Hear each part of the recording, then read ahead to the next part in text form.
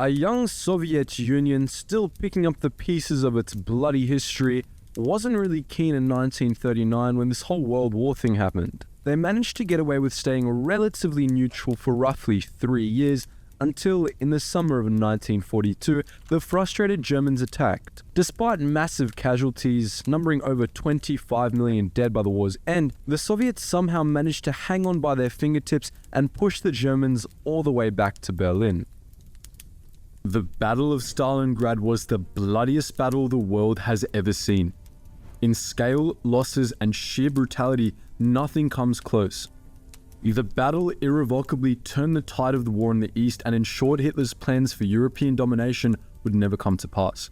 But how well do you know the battle?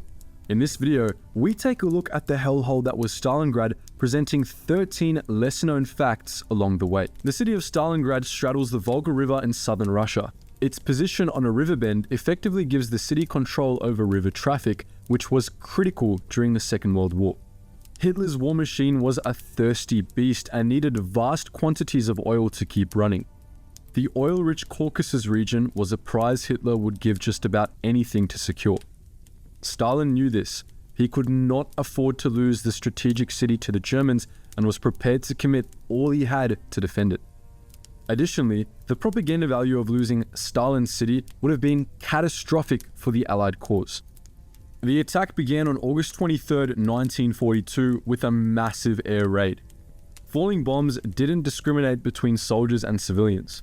The Luftwaffe scorched the city with firebombs and the smoke column stretched 3.5 kilometers into the sky. The city was rendered to rubble and roads were buried under meters thick piles of concrete. But this gave the Soviets an unexpected advantage. With the roads impassable, the Germans could not easily bring their superior armor to bear. They would have to clear the city the hard way. The Soviet defense was desperate. Everyone was mobilized. Reportedly to inspire the defenders, Stalin forbade the evacuation of much of Stalingrad's civilian population. Women and children were put to work digging trenches and constructing earthworks, while men were enlisted into workers' militias. Many of these conscripts weren't even given rifles and were sent to the front unarmed. This wasn't the case, however, for regular troops. This was 1942, but the Soviets were fairly progressive when it came to gender equality. Everyone was permitted to fight and die for the motherland. The all-female volunteer 1077th Anti-Aircraft Regiment put up ferocious resistance against a German attack, their leveled anti-aircraft guns doing deadly work. The German 16th Panzer Division recorded the following: "Right until afternoon, we had to fight shot for shot against 37 anti-aircraft positions manned by tenacious fighting women until all were destroyed." In the industrial district, the Stalingrad tractor factory kept producing tanks while under attack. Their tanks rolled off the production line, crudely finished and unpainted, and then onto the front line. Still, the factory kept producing war machines right up until the Germans burst through the front doors.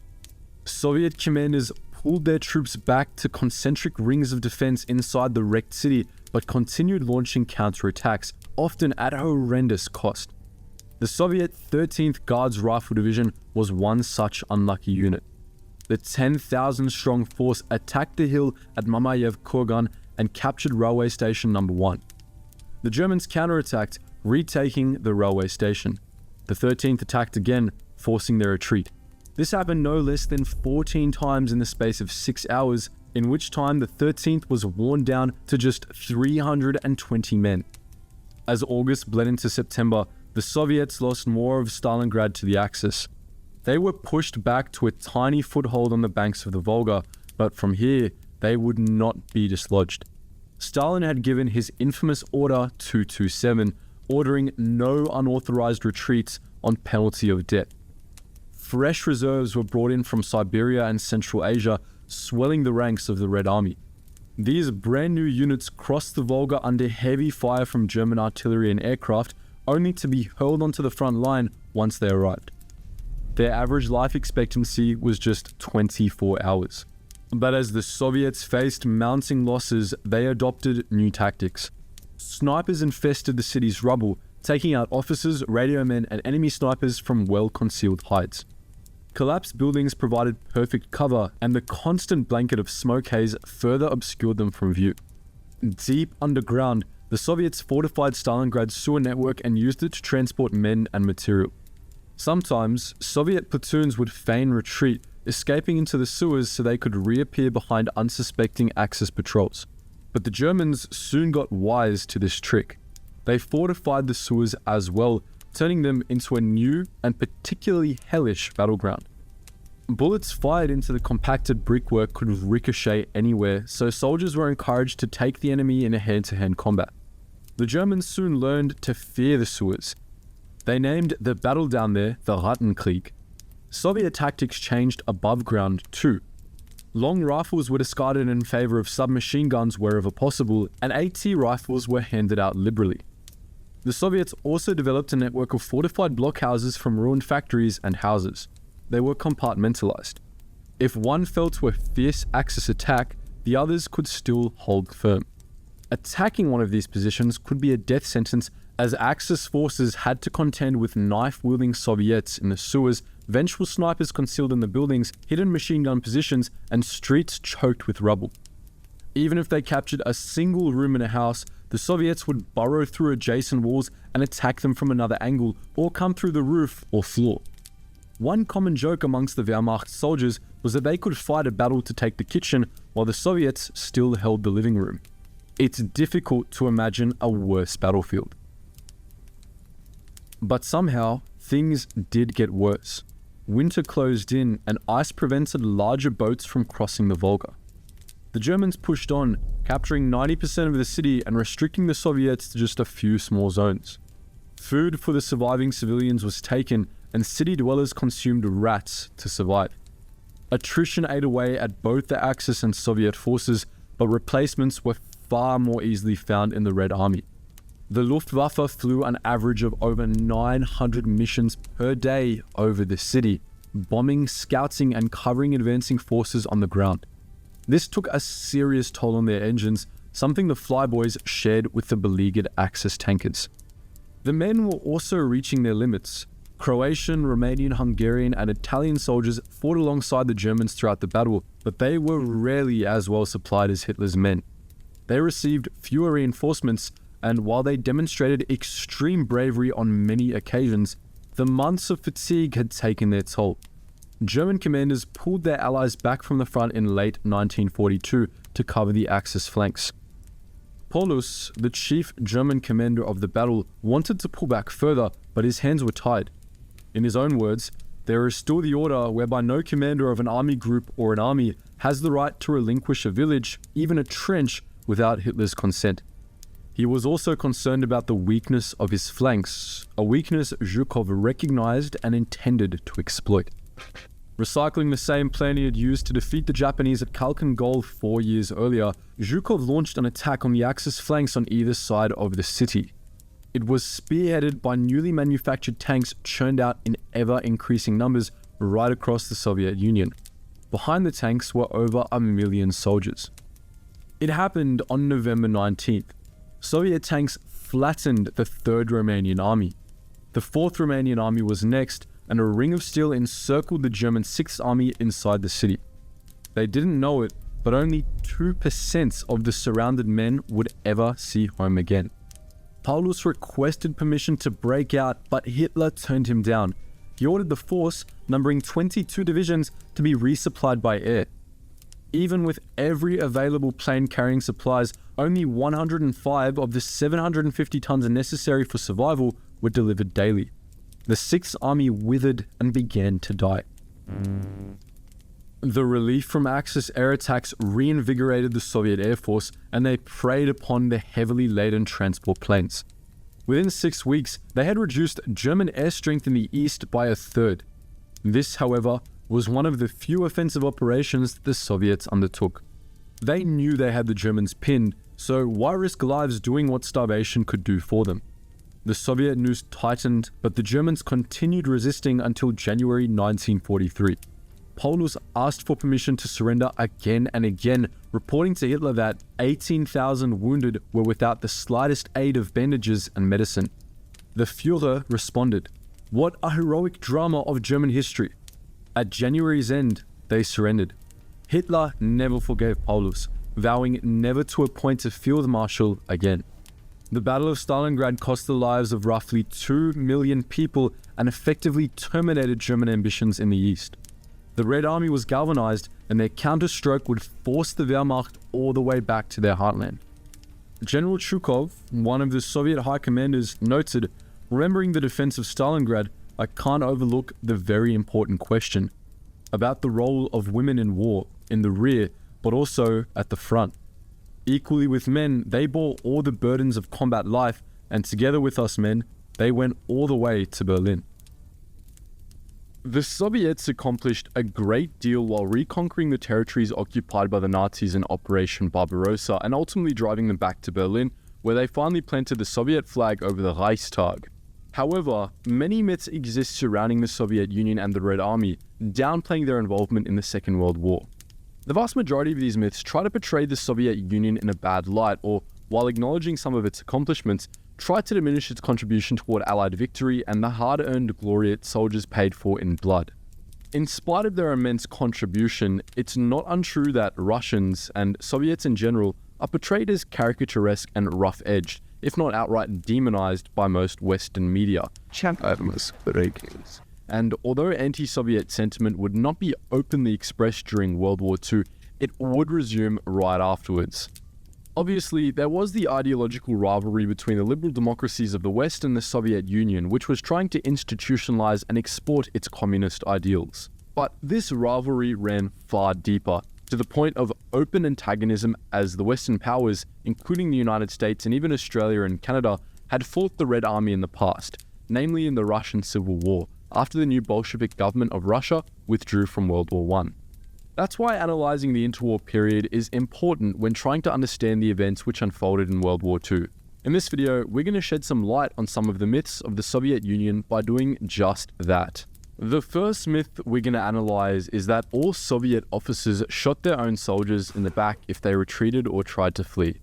Although the Red Army did have a history of using barrier troops or blocking units to prevent soldiers from deserting or retreating without authorization, the practice of shooting their own soldier hardly ever happened. In 1918, Leon Trotsky, who was the People's Commissar of Military and Naval Affairs at the time, allegedly ordered Mikhail Tukhachevsky, commander of the First Army, to station barrier troops behind unreliable Red Army infantry regiments with orders to shoot them if they tried to desert or retreat. In the same year, Trotsky commissioned additional barrier troops for attachment to each infantry formation in the Red Army, saying, "It is absolutely essential that we have at least an embryonic network of blocking units and that we work out a procedure for bringing them up to strength and deploying them." However, this was during the Russian Civil War, and the practice of shooting their own men in the back did not become even remotely common.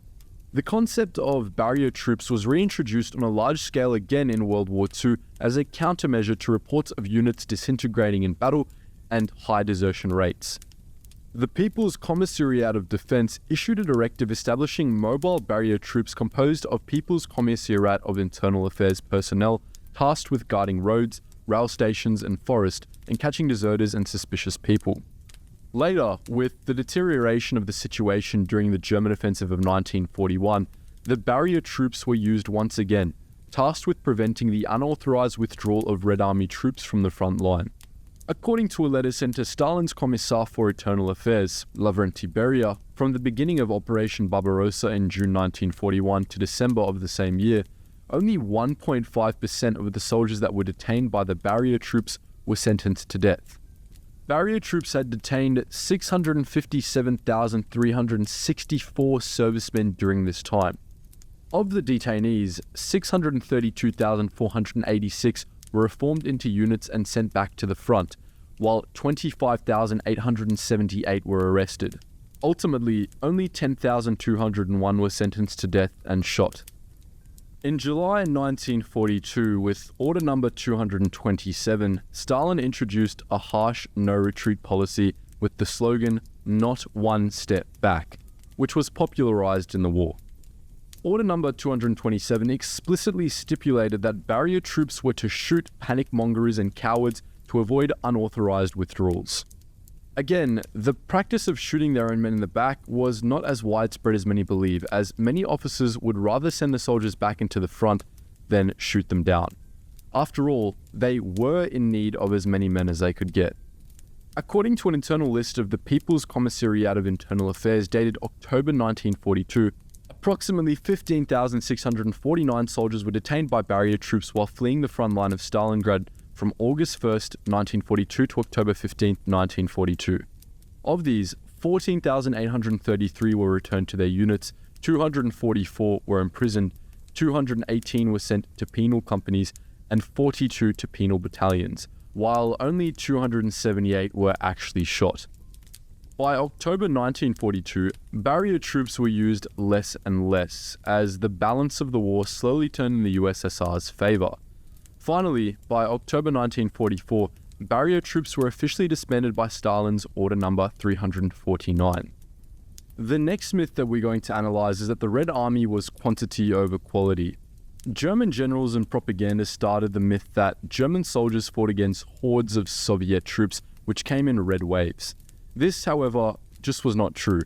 By the beginning of Operation Barbarossa in 1941, the Soviets had 2,680,000 soldiers stationed on its provinces west of the Urals, while the Germans attacked with a force of 3,767,000. The rest of the Soviet forces were stationed in its far east provinces. The balance of forces started to shift in the Soviets' favor from December 1941 onwards, with the arrival of Soviet reinforcements and heavy German losses. With the arrival of said reinforcements, the Soviet army managed to maintain its size, while the Germans just couldn't replace their lost soldiers and started to slowly lose ground. It's true that by 1941, the Soviet Union fielded the largest land and air force in the world. Nevertheless, this alone would not deter Hitler's publicly announced plan to invade and colonize Eastern Europe. Although the Soviet Union boasted the largest air force, it was completely unprepared for the war.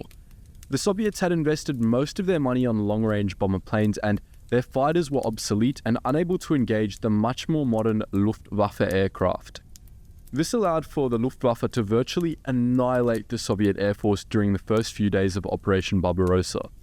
According to the Luftwaffe's reports, over 2,000 Soviet aircraft were destroyed in the first day, while over 3,100 were destroyed in the first 3 days. On the other hand, a Soviet document recorded the loss of 3,922 Soviet aircraft in the first 3 days. This secured the Third Reich's air superiority over the whole European theatre. It also allowed the Luftwaffe to uncontestedly support the Wehrmacht's advance with air raids on artillery positions, communication centres, and supply and weapons depots. Another reason why Operation Barbarossa was so devastating for the Soviet Union was the fact that the Soviet Union and its military had just gone through a purge. Of the 5 original marshals of the USSR, only 2 remained in service. This should give you a solid idea of the state the Red Army was in when Operation Barbarossa was launched in June 1941. Almost all of the Red Army's command lines had been replaced. Not only this, but valuable veteran officers were also purged from the military in favor of inexperienced ones, chosen for political reasons rather than experience or qualifications. This completely crippled the Red Army's decision-making abilities and ability to pass on orders and carry out commands. However, the more than capable Soviet soldiers fought with tooth and nail to hold on to their homelands for as long as they could while awaiting reinforcements from the Russian Far East. Unlike many Western armies, the Red Army did not train elite units. The Soviet government had abolished elite units from their army, namely the Imperial Guard, as they were reminiscent of the aristocratic ways of Imperial Russia. The Red Army had also abolished all officer and general ranks and replaced them with a system of positional ranks during the revolution. However, they started to readopt officer and general ranks in 1935. Similarly, Guard units re-emerged in 1941, in the wake of Hitler's nasty surprise. Named after the Imperial Guard, Guard units did not receive any special training, although they did get better equipment. Instead, Guard status was an honorific title bestowed upon units that had proven their bravery and ferocity in previous battles. Their name was the only thing that the Red Army's Guard units and Imperial Russia's Imperial Guard had in common. Guard units were like any other units, and their status was due to their merit, not their social class. In the end, it would be Soviet soldiers' bravery and determination in defending their homes, coupled with good logistics, that finally gave the USSR the upper hand. By December of 1941, the Soviet Union had mustered an army of around 1.1 million men, giving them a slight numerical advantage over the Germans. Then a war of attrition started, and the Soviets took advantage of the harsh winter conditions. The Soviet counterattack finally ended the Third Reich's hope of conquering Moscow and gaining a rapid victory, just like they had against the French. As usual, we saved what we considered to be one of the biggest myths about the Soviet Union for last, that the Soviet Union had an early alliance with the Third Reich. And though there is some truth to the foundations on which this myth is based, there was never an actual alliance between these two states. Their relations were always rather tense, and they viewed themselves as competing economies at best, and as each other's ideological, if not actual nemesis at the very worst. Actually, even before the Soviet Union entered World War II, the two countries had already been not only ideologically opposed, but materially opposed as well, as they both supported different parties in the Spanish Civil War. The Soviets sided with the Second Spanish Republic forces, while the Third Reich sided with Francisco Franco's nationalist forces.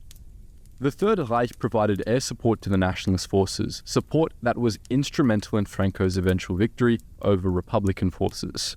This myth mainly revolves around the Molotov-Ribbentrop Pact, officially known as the Treaty of Non-Aggression between Germany and the Union of Soviet Socialist Republics. This is what the treaty actually was, a non-aggression treaty. It stipulated that no signatory party would attack the other, nor ally itself with or aid an enemy of the other. However, as it would be revealed during the Nuremberg trials, the pact contained a secret clause through which Germany and the Soviet Union divided Eastern Europe between German and Soviet spheres of influence. What this means is that they drew a map detailing in which direction each state could expand without harming the other's declared interests. The Soviet Union is indeed guilty of both appeasing the Nazis' expansionist ambitions and benefiting from them by annexing parts of Poland. However, the rest of the European powers, and even Poland itself, are guilty of the same sin. Poland had in fact similarly signed a non-aggression pact with Germany back in 1935, and in the aftermath of the signing of the Munich Agreement, otherwise known as the Munich Betrayal, when Hitler decided that the Sudetenland was not enough and took control of the whole country, the Polish decided to have their piece of the pie and grab Solti for themselves. The SS and camp guards at Auschwitz tried to get rid of as much evidence as possible before the Allies arrived. Documents were burned en masse, and the prisoners who were still fit enough to work were force-marched deeper into German territory. The Soviet 322nd Rifle Division arrived at Auschwitz on January 27, 1945. SS holdouts were still active in the area surrounding the immense camp complex, and over 200 Soviet soldiers died during the advance toward the camp. When they saw the Red Army arrive, the roughly 7,000 prisoners abandoned in the camp wept with joy. The Soviets had no idea what they had just found, and the first question they asked the desperate prisoners was, "What are you doing here?" It wasn't long before the advancing Soviets uncovered the true scale of the Nazi crimes at Auschwitz. Even the most battle-hardened men, veterans of Stalingrad who had seen the atrocities of Einsatzgruppen in their own country, were in complete shock. Colonel Vasily Petrenko, commander of the 107th Infantry Division, arrived with his men to assist the camp's liberation. He later said, "I, who saw people dying every day, was shocked by the Nazis' indescribable hatred toward the inmates, who had turned into living skeletons. I read about the Nazis' treatment of Jews in various leaflets, but there was nothing about the Nazis' treatment of women, children, and old men." No records detailing Soviet soldiers taking revenge on camp guards exist, but that doesn't mean it never happened. War crimes were committed by the advancing Soviets in German territory in retribution for German war crimes committed in the Soviet Union.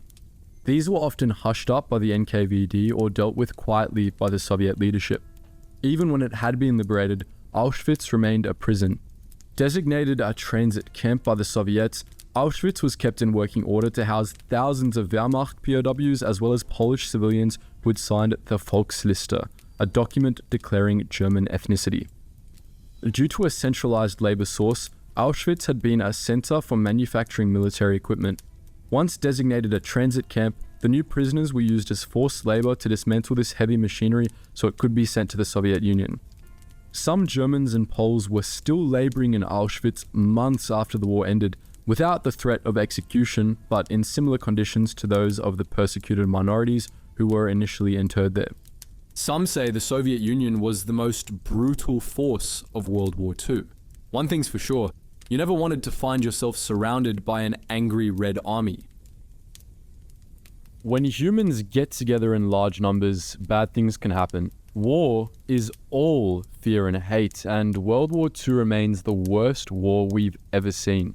I don't think any belligerent state was without its atrocities and war crimes. Even the kindest of us can devolve into monsters, but it shouldn't come as too much of a surprise to you that the Soviet Union was right up there with Nazi Germany and Imperial Japan. In this video, we're going to outline the atrocities of the USSR and its blood red army in the Second World War. The Soviet Union engulfed a whole lot of land before, during, and after the Second World War. Free real estate.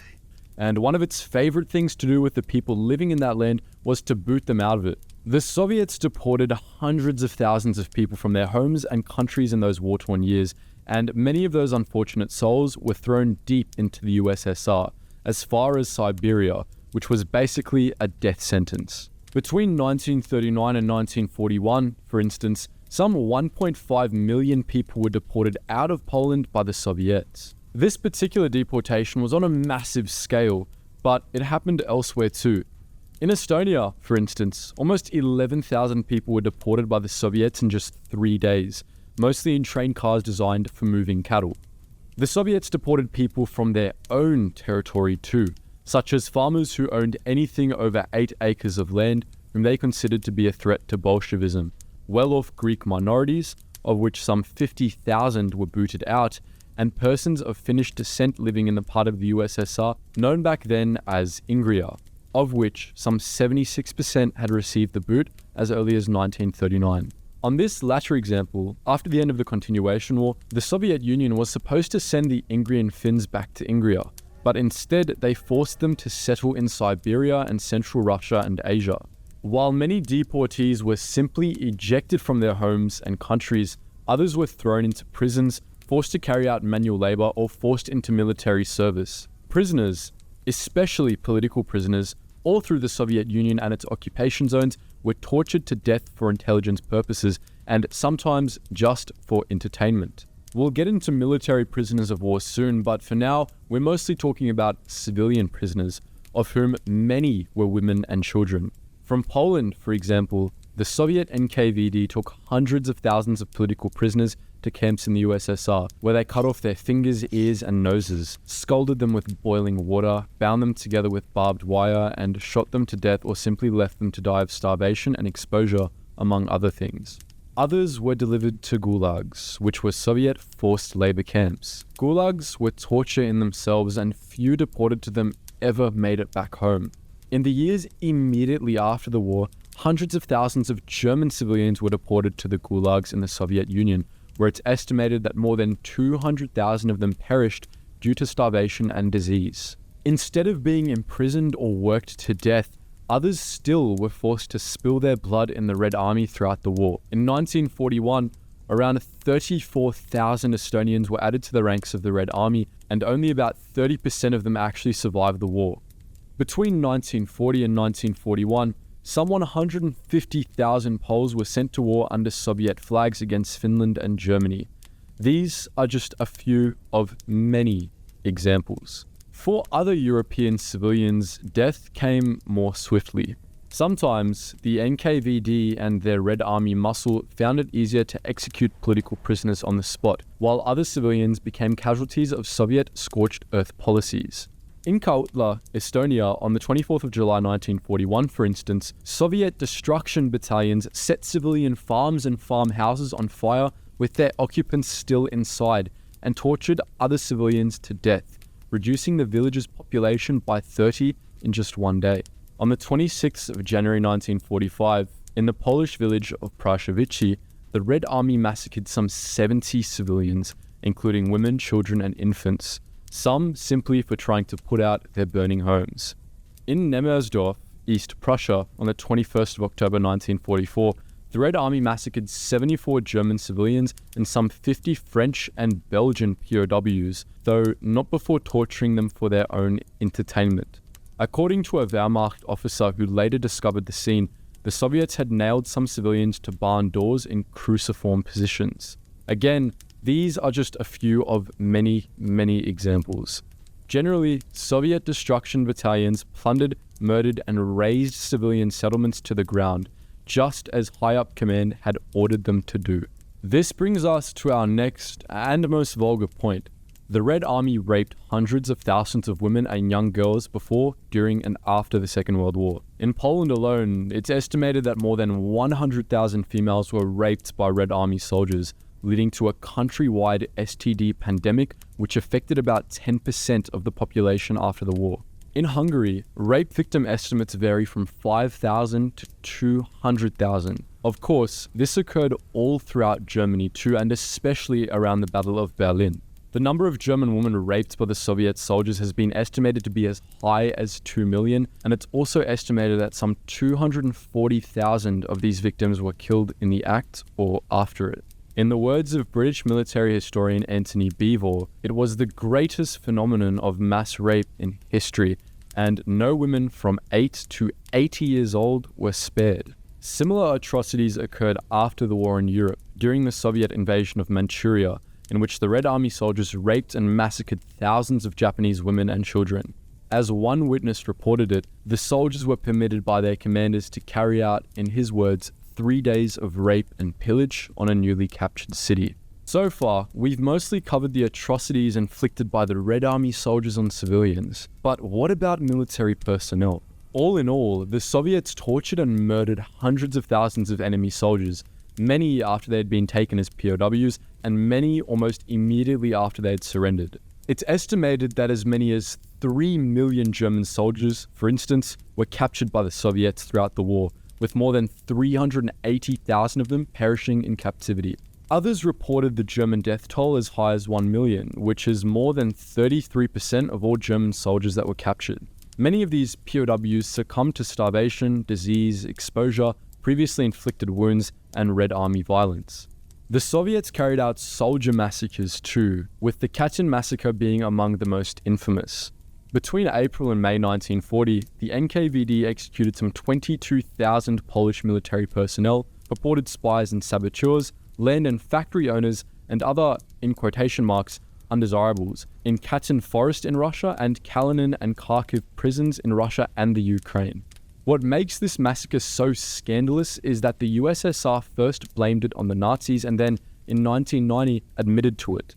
As it turned out, unsurprisingly, Stalin himself had approved of the massacre. While not quite on the same scale as Katyn, between the 29th of December 1941 and New Year's Day of 1942, the Red Army executed up to 160 German soldiers in the Crimean port city of Feodosia. Here, the Soviets mutilated the helpless soldiers, threw them out of windows, and soaked them in cold water so they would slowly freeze to death. Across several Ukrainian towns in February 1943, the Red Army took 596 Axis personnel prisoner, of which 508 were military and 88 were civilian. Not just Germans, but Italians, Romanians, Hungarians, and fellow Ukrainians too. Just like in Feodosia, the Soviets mutilated them horrifically, cutting pieces off their body and stuffing them into their mouths before killing them. Pretty atrocious and grim, right? But what we mustn't forget is that the Soviets weren't the only ones who did stuff like this, and this video, of course, doesn't detail what the soldiers of other nations, namely Germany, did to the soldiers and civilians of the USSR. Not to say that revenge is an excuse. It isn't. Few fates were more horrifying than imprisonment in a Soviet gulag. Sent to labor camps in the farthest reaches of civilization, gulag prisoners provided the slave labor that fueled the USSR's rapid industrial growth. In this video, we tell the stories of 4 of the worst gulag camps in the Soviet Union. Once Joseph Stalin, one of history's most brutal tyrants, seized power over the fledgling Soviet Union, prisons rapidly filled up. Stalin's paranoia regarding so-called counter-revolutionaries knew no bounds, and decades-long sentences were handed out for the most minor infractions. But there was a method in this madness. Stalin and his henchmen needed a workforce to extract raw materials and start building the immense construction projects detailed in their 5-year plan. Camps were either centered around the extraction of a specific raw material, such as lumber, minerals, or fuel, or served to house construction workers while they worked on a major project. Many small and large camps were run by regional administrators, and they, in turn, reported to the Central Committee. This committee set production quotas and was known as Gulag, while the regional administrators were named after settlements. Centralized management often meant those setting production quotas were severely out of touch with camp conditions. It didn't matter if the coal miners at Vorkuta were already working 16 hours a day. If the Central Committee demanded more coal, they would get more coal. This committee also had an approved mortality rate for prisoners. If mortality fell below that rate, inspectors would be sent to the camp to determine if the guards were going too easy on the prisoners. If mortality rates rose too high, they just sent more prisoners. As long as quotas were being filled, they didn't care what went on. With management like this, camp administrators had free rein to exploit their prisoners for all they were worth. From 1925, the prisoner barracks at Solovetsky Special Prison Camp began filling with political prisoners, ex-White Army officers, Kronstadt sailors, and aristocrats from the Tsar's regime. The camp was spread over several islands in the ice-blocked White Sea just below the Arctic Circle. Here, prisoners worked as slave laborers, chopping wood without breaks, all day, every day. Life was almost unbearable for Solovetsky's 6,000-odd prisoners.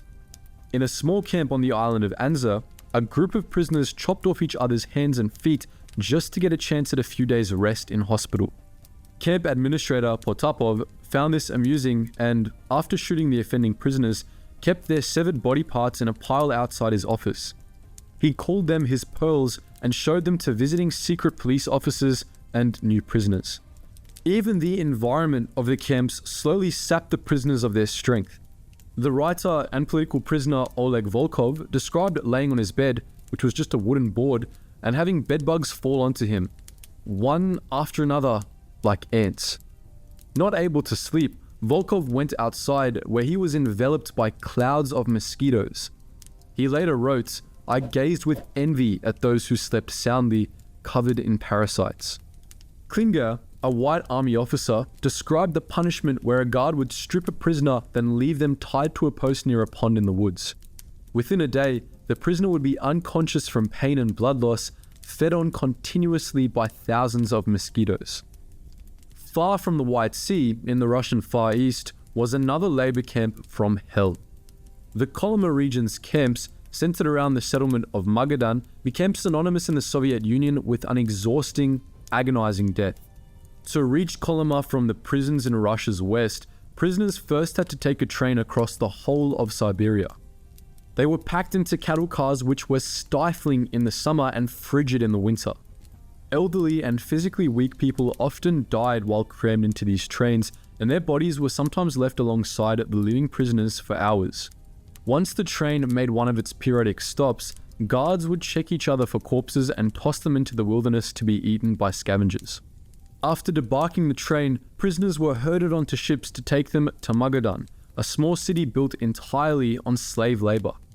Conditions were no better on the ships, and this voyage usually claimed more lives. In Magadan's first year, only 9,928 of the initial 16,000 prisoners made it to the camp alive. Even though they were technically on the mainland, camp residents saw themselves as part of an island chain or archipelago. The famous dissident, Alexander Solzhenitsyn, coined the term Gulag Archipelago when describing his time around Magadan. In his account detailing the horrors of camps, he quotes Camp Commandant Naftali Frenkel. Frenkel, one of the masterminds behind the Solovetsky camp, stated, "We have to squeeze everything out of a prisoner in the first 3 months. After that, we don't need him anymore." After those 3 months, these prisoners were called goners. Drained of energy, motivation, and hope, these men and women weren't expected to survive much longer.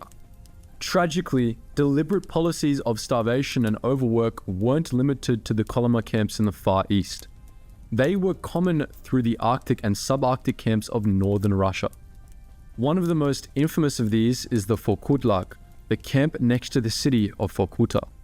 Vorkuta was established in 1932 as a mining base to extract coal from the immense Pechora coal basin. Unfortunately for the prisoners, it was located 160 kilometers north of the Arctic Circle, where conditions were atrocious.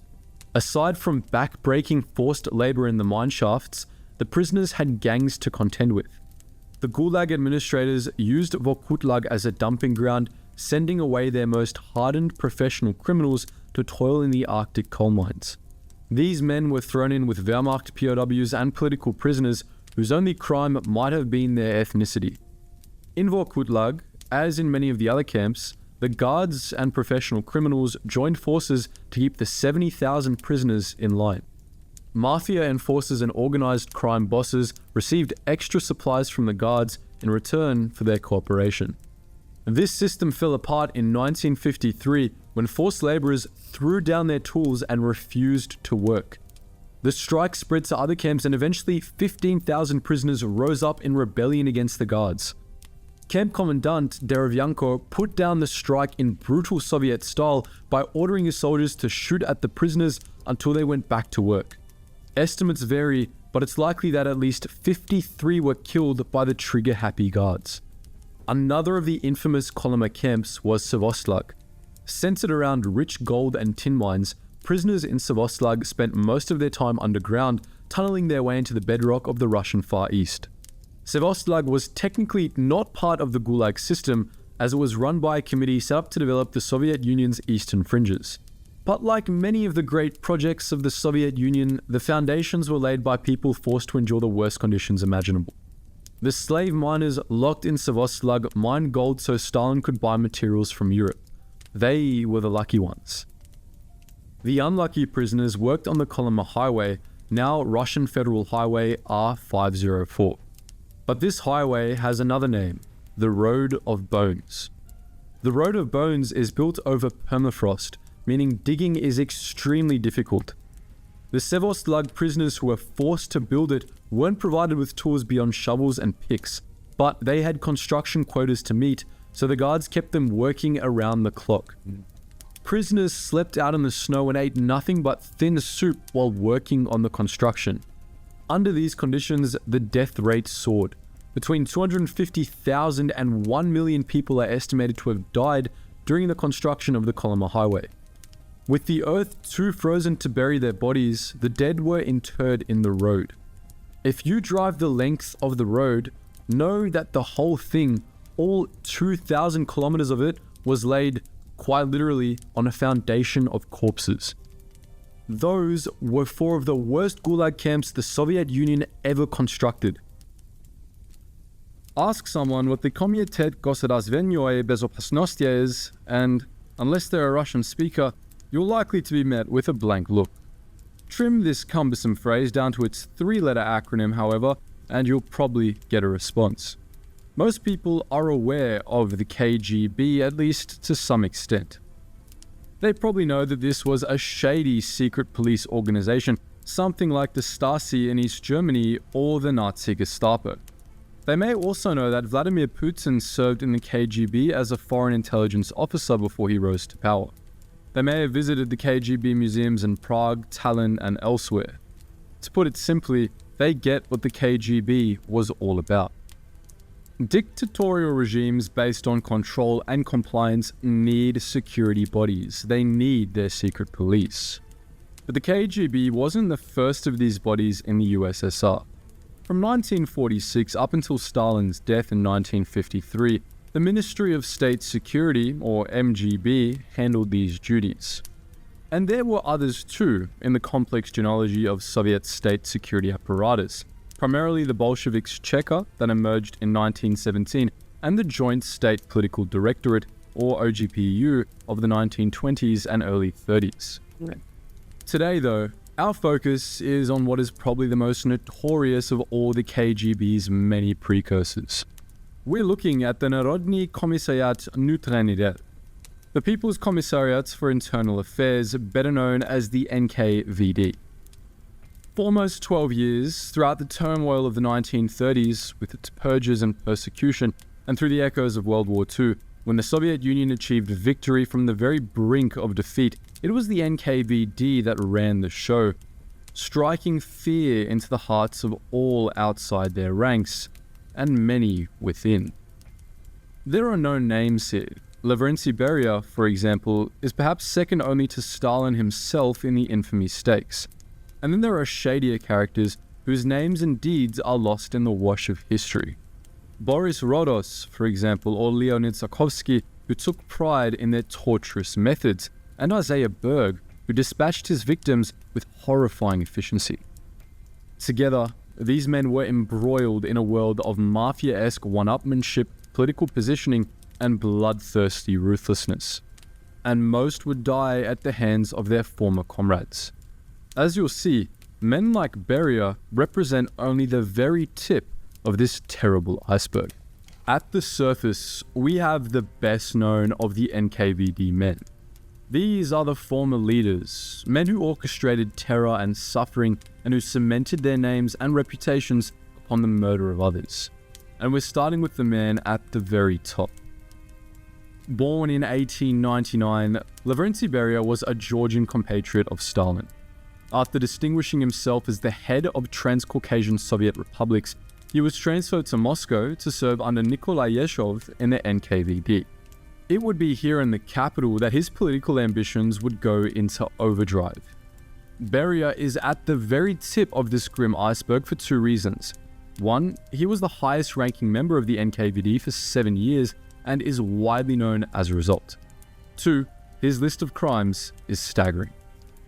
Beria oversaw the last phases of the Great Purge, executing and banishing political opponents as he jostled for power. He put in place the infamous Gulag archipelago, a vast penal network that swallowed up countless lives. He ordered the Katyn massacre, murdering hundreds of Polish army officers during World War II. He was known to use torture and murder for political gain. On a personal level, he was also known for raping countless women and even minors for his own pleasure. An even-handed view is always important when we examine history, but even the most objective view paints Beria as a deeply unpleasant and sadistic figure. The Soviet Union was not supposed to be an empire or a monarchy in the traditional bourgeois sense of those words. But still, the death of Stalin in 1953 led to a succession crisis, and Beria seemed poised to take his place as the next leader of the USSR. But with Stalin gone, Beria had no one left to protect him from his powerful enemies. The official line goes that Beria was arrested, tried for 6 days, and then hanged, leaving the way clear for Nikita Khrushchev, who had been a rank outsider, to take over as a leader. Although some believe he was simply apprehended and shot by those who had grown appalled by his behavior. Before Beria, there was Yezhov. Serving as head of the NKVD for 2 years before Beria took over, Yezhov could be just as monstrous as his successor. The fact that the Great Purge is also known as the Yezhovchina provides some clue as to just how influential this man was in the mayhem that ripped through the Soviet Union in the 1930s. Only 5 foot tall and hindered by a malformed leg, Yezhov was known as the Bloody Dwarf by many. What he lacked up in size, he made up for in meticulousness and brutality. You do not need to check his work, one colleague noted. He will do it all. His only problem? He doesn't know when to stop. For a while, it may have seemed like Yezhov didn't need to know when to stop. He ordered the arrest, torture, and execution of his forerunner, Genrikh Yagoda, and he rid himself of all who got in his way. He was also a favorite of Stalin. He was untouchable, basically. One of the most famous images of the Stalinist period depicts the General Secretary himself beside the Moscow Canal, with Vyacheslav Molotov on his right and his beloved Nikolai Yezhov on his left. Later, the very same image appears again, but to Stalin's left, there's no one. Yezhov had learned the hard way that no one is untouchable. After falling out of favor with Stalin in 1938, Yezhov was denounced, then arrested, tried, and executed on trumped-up charges of counter-revolutionary activities. Images of him, like the ones we just mentioned, were stricken from the record. It was on February 4th, 1940 that Yezhov met his end, in the basement of an NKVD station in Moscow that had been specially designed for executions. Yezhov himself, in a final twist of irony, had designed the chamber himself. As Yezhov had been shot in a basement, rather than the main execution chamber at the Lubyanka, the execution was kept secret for a number of years. It was thought that it was Ivan Serov, a future chairman of the KGB, who pulled the trigger, although some believed it was Vasily Blokhin who held the gun. Whoever it was, Yezhov's body was cremated immediately. The man and his likeness were erased from history. Just below the surface, hidden from view, deputy commissars, regional chiefs, and high-ranking officials went about their work. The crimes of the men at this level are vast, but they're largely forgotten about by popular history books and general overviews of the period. Born in Narvsov, the Russian Empire, in 1898, Mikhail Frenovsky was only 20 when he joined the Communist Party, and he quickly became a leading member of the Cheka, the Bolshevik secret police. As Deputy People's Commissar of the NKVD, Frenovsky was right beside the more famous Yezhov as a fellow architect of the Great Purge, ordering mass arrests and executions, and even personally overseeing the murder of political opponents such as Abram Slutsky, head of the NKVD's foreign department, who met his end in Frenovsky's own office. By 1938, Frenovsky was highly thought of among the Soviet Union's upper leadership and was appointed to People's Commissar for the Navy. This goodwill would not last, however. In 1939, the new NKVD head, Lavrentiy Beria, accused Frenovsky of masterminding a Trotskyist fascist conspiracy. Perhaps in the hope of saving his own skin and that of his family, Frenovsky submitted a confession on April 11th and was arrested the following day, along with his 17-year-old son Oleg and his wife Nina Frenovskaya.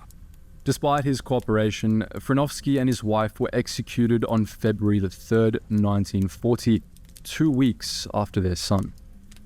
Stanislav Redines was an enthusiastic party member, serving as head of the Odessa Cheka in Ukraine and overseeing the deportation and execution of prosperous peasantry in this part of the Soviet Union. This process, known as dekulakization, resulted in the deaths of hundreds of thousands, possibly even millions, of people deemed to be class enemies of the USSR. In 1933, Redines was redeployed to Moscow, where he became the head of the NKVD units in the capital. Here, he was responsible for more purges, as Stalin sought to avenge the assassination of Sergei Kirov in 1934. Redines should have been safe. He was married to the sister of Stalin's second wife and was a recipient of the Order of Lenin. But in fact, no one was safe. Born in what is now Poland, Redines' own background would put him in the firing line. He was accused of joining up with a Polish subversive spying group and arrested in 1938. On July 21st, 1940, Stanislav Redines was executed by firing squad. 2 decades later, First Secretary Nikita Khrushchev would posthumously rehabilitate Redines. Along with Mikhail Frenovsky, Leonid Sokovsky found himself incredibly busy in 1935 as the Soviet Union's leadership dealt with the aftermath of Stalin's dear friend Sergei Kirov's assassination. Zhukovsky arrested, interrogated, and executed a large number of accused dissidents, and he was proud of his abilities. "Give me Karl Marx to interrogate," he is reported to have said, "and I could make him confess to being an agent of Bismarck." Zhukovsky was not only present in Frenovsky's office when the head of the NKVD's foreign department, Abram Slutsky, was murdered, it was Zhukovsky himself who knocked him out with chloroform. Zhukovsky also interrogated and tortured former NKVD head Genrikh Yagoda, eventually forcing him to admit to numerous crimes against the Soviet Union, including terrorism. In 1938, Order 49990 extended the Great Purge to cover ethnic Latvians within the Soviet Union. This was a bit of a problem for Zhukovsky, as his birth name was, in fact, Henrik Stubis, and he was from Aizpute in present-day Latvia. Accused of organizing a Latvian nationalist movement within the ranks of the NKVD and being an agent of Polish and German counter-espionage, Zhukovsky was arrested and subjected to torture himself. With Beria now making moves toward the head of the NKVD, Franovsky got jittery about what Zhukovsky might have to say about him, fast-tracking his former comrade's trial and execution. Zhukovsky faced the firing squad on August 29th, 1939. Deeper down into the structure of the NKVD, we find the men who not only gave the orders but also got their hands dirty with the actual killing and maiming. Bodies like the NKVD need their elites, but they need their middle managers and soldiers out in the field too. When the higher-ups ordered arrests and interrogations, it was usually the job of other men to actually carry these orders out. One of these other men was Boris Rodos, the son of a tailor from Melitopol in present-day Ukraine, a shady figure who had once been expelled from the Communist Party after an attempted rape. Rodos went about this task with dutiful enthusiasm. He smashed Pyotr Zupov's knees with a hammer after his arrest following the failure of the coup in Yugoslavia. He beat the hell out of Nikolai Yezhov after the former NKVD head's arrest in 1939. He used torture to extract confessions of Ukrainian Communist Party and governmental heads Vlas Chuba and Stanislav Kosyo, as well as Alexander Kosarev and writer and journalist Isaac Babel on the eve of World War II. When it was former First Secretary of the Siberian Communist Party Robert Ikhe's turn to be interrogated, Rudos gouged out his eye. Rudos was promoted to Colonel of the NKVD in 1943, but was dismissed from the NKVD's successor organization, the MGB, in 1952. In 1956, with Stalin now gone, Rudos was denounced by Khrushchev, even being mentioned by name in the famous secret speech. Despite protesting his innocence, Rudos was quickly sentenced to death, a sentence that was carried out only a month later. The scale of killing during the Great Purge was so great that new and innovative methods of dispatch were required. The step forward Isaiah Berg. Berg was credited with inventing a mobile means of execution, an airtight van into which poisonous gas could be pumped, extinguishing the life of whoever was inside before they even arrived at the firing range. Isaiah Berg oversaw a huge number of executions during the Great Purge and became popular in the party as a result. When 59 corpses were exhumed from one of Berg's execution sites in 1997, forensic archaeologists believed that all but 4 of the victims had been gassed. Berg may have been celebrated during the Great Purge, but the end was fast approaching for him. As Beria worked to root out Trotskyists from the NKVD and from the Communist Party, he found that Berg's name came up time and time again. Accused of inhumanity, which is somewhat hypocritical coming from Beria and his senior NKVD men, Berg denied inventing the gas van. It was the charges of terrorist conspiracy, however, that carried the heaviest penalty. On March 7th, 1939, Isaiah Berg was presented to the firing squad. He may have been spared a ride in one of his vans, but he would not escape with his life. Grigory Rapoport was born near Minsk in what is now Belarus in 1890 and joined the Communist Party in September 1918. In his youth, Rapoport, who was of a Jewish background, had been a member of the Pol Zion Party between 1904 and 1905. He would rise to become a leading Chekist in Ukraine during the 1920s. As head of the Joint State Political Directorate, or OGPU, in Crimea for 18 months between 1928 and 1929, Rapoport oversaw the dekolokization of the region and would have been responsible for mass deportations and murders during this time. At the end of 1929, Rapoport was transferred to the Belarus military district. He later served in the NKVD in the Stalingrad region of Russia, but it seems he fell out of favor while in this role. On July 16, 1937, Rapoport was arrested and sentenced to death after alleged party disloyalty. This sentence was carried out on February 10, 1938 in Moscow. At the lowest reaches of the NKVD's sprawling iceberg, we find men who have faded into obscurity in the decades that separate us and them. Despite this obscurity, these men were responsible for heinous acts of violence and exploitation, and their stories form an important part of our understanding of mid-20th century history. Leonid Fakevich Bashtakov was born in 1900 and would have been in the first flush of youth when the Bolshevik Revolution came to Russia at the end of the First World War. By the 1930s, Bashtakov was ensconced in the structure of the NKVD, eventually rising to the rank of Major General in 1945, and later becoming Commandant of High Ministry of State Security MGB School in 1947. In March of 1940, Bashtakov received his promotion from Captain of State Security to Major of State Security. It was at this time that Bashtakov put together a plan that would make him infamous for his cruelty and callousness, the Katyn massacre, which claimed the lives of thousands of Polish prisoners of war. As we've already seen, it was Beria who ordered the massacre, but it was Bashtakov and his NKVD Troika, an executive group of 3 officers, who were its architects. Along with People's Commissioner for Internal Affairs, Vsevolod Merklov, and his deputy Bogdan Kobolov, Bashtakov drew up sprawling death lists that ran to tens of thousands of names. When these death lists reached the POW camps in April 1940, the extermination began. By the time the massacre reached its end in May, almost 22,000 Poles had been murdered. It's not clear precisely what happened to Bashtakov after the war. He retired in 1947 after a celebrated career in the NKVD and MGB. In 1955, as the USSR underwent wholesale changes after the demise of Stalin, he was arrested and imprisoned.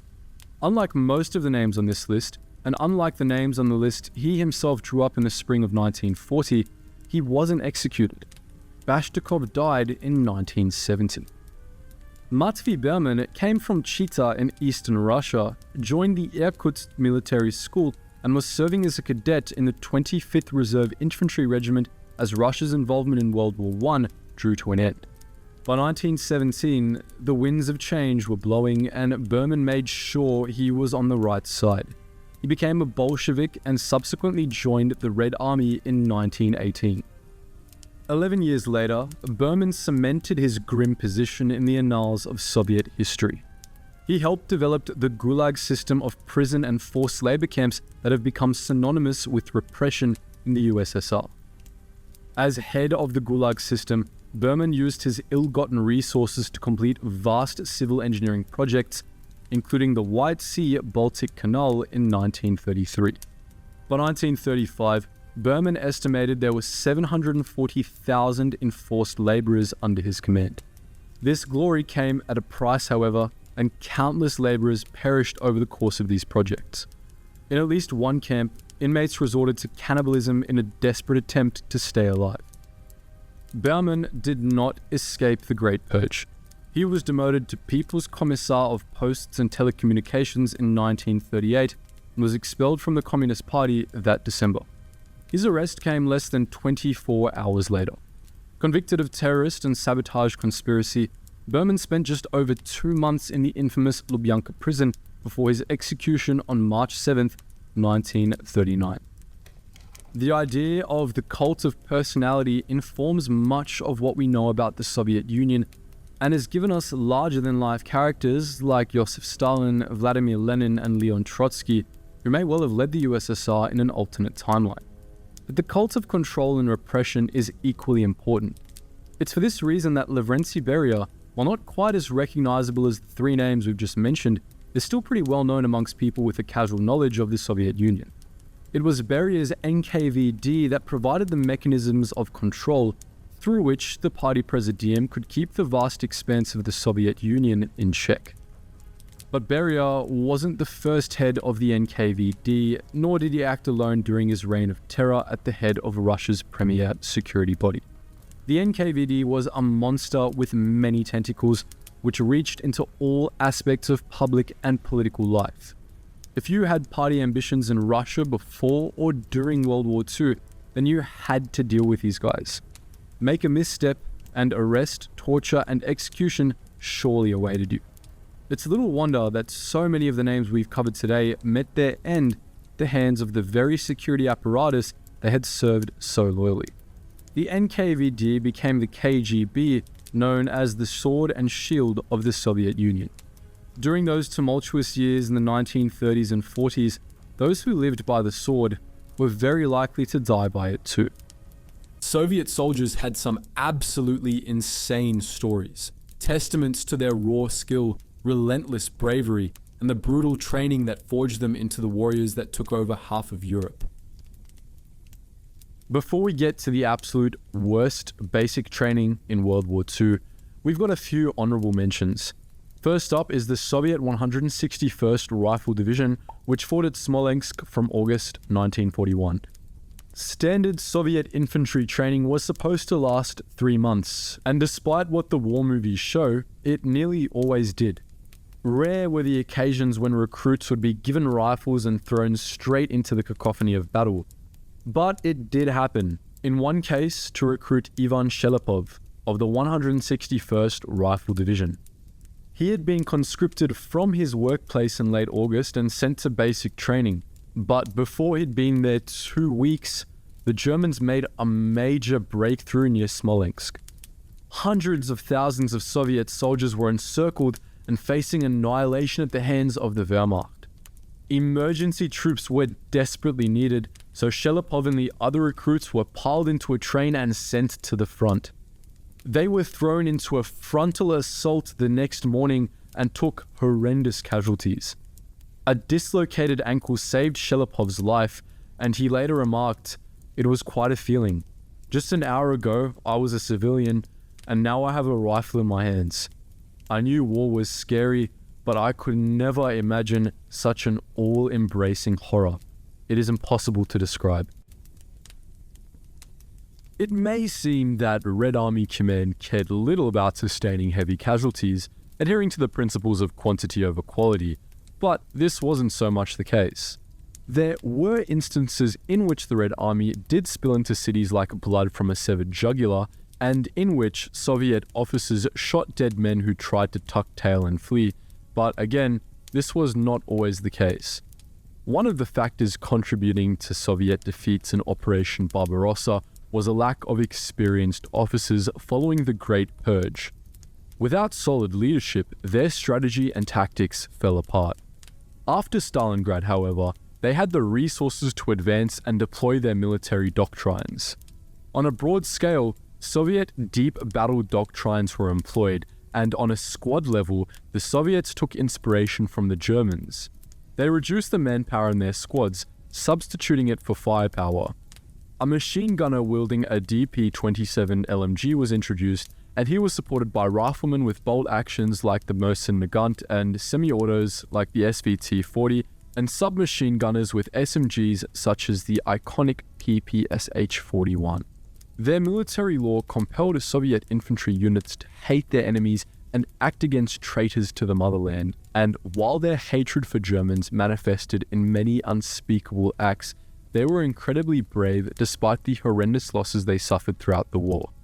Without this bravery, the outcome of the war would have been very, very different indeed.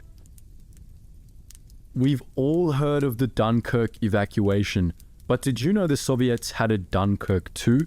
While not quite as many as 338,000 soldiers were evacuated from the Estonian port city of Tallinn, the lesser-known Soviet Dunkirk was still of tremendous importance to the Soviet war effort. If the Germans and Finns had obliterated the Baltic fleet here, in the Gulf of Finland, it would have shifted the weight of the entire war. In this video, we're going to shed some light on this desperate operation, as it's in sore need of it. Before they sandwiched poor Poland in September 1939, Germany and the USSR looked to the sovereign states of Europe with hungry eyes.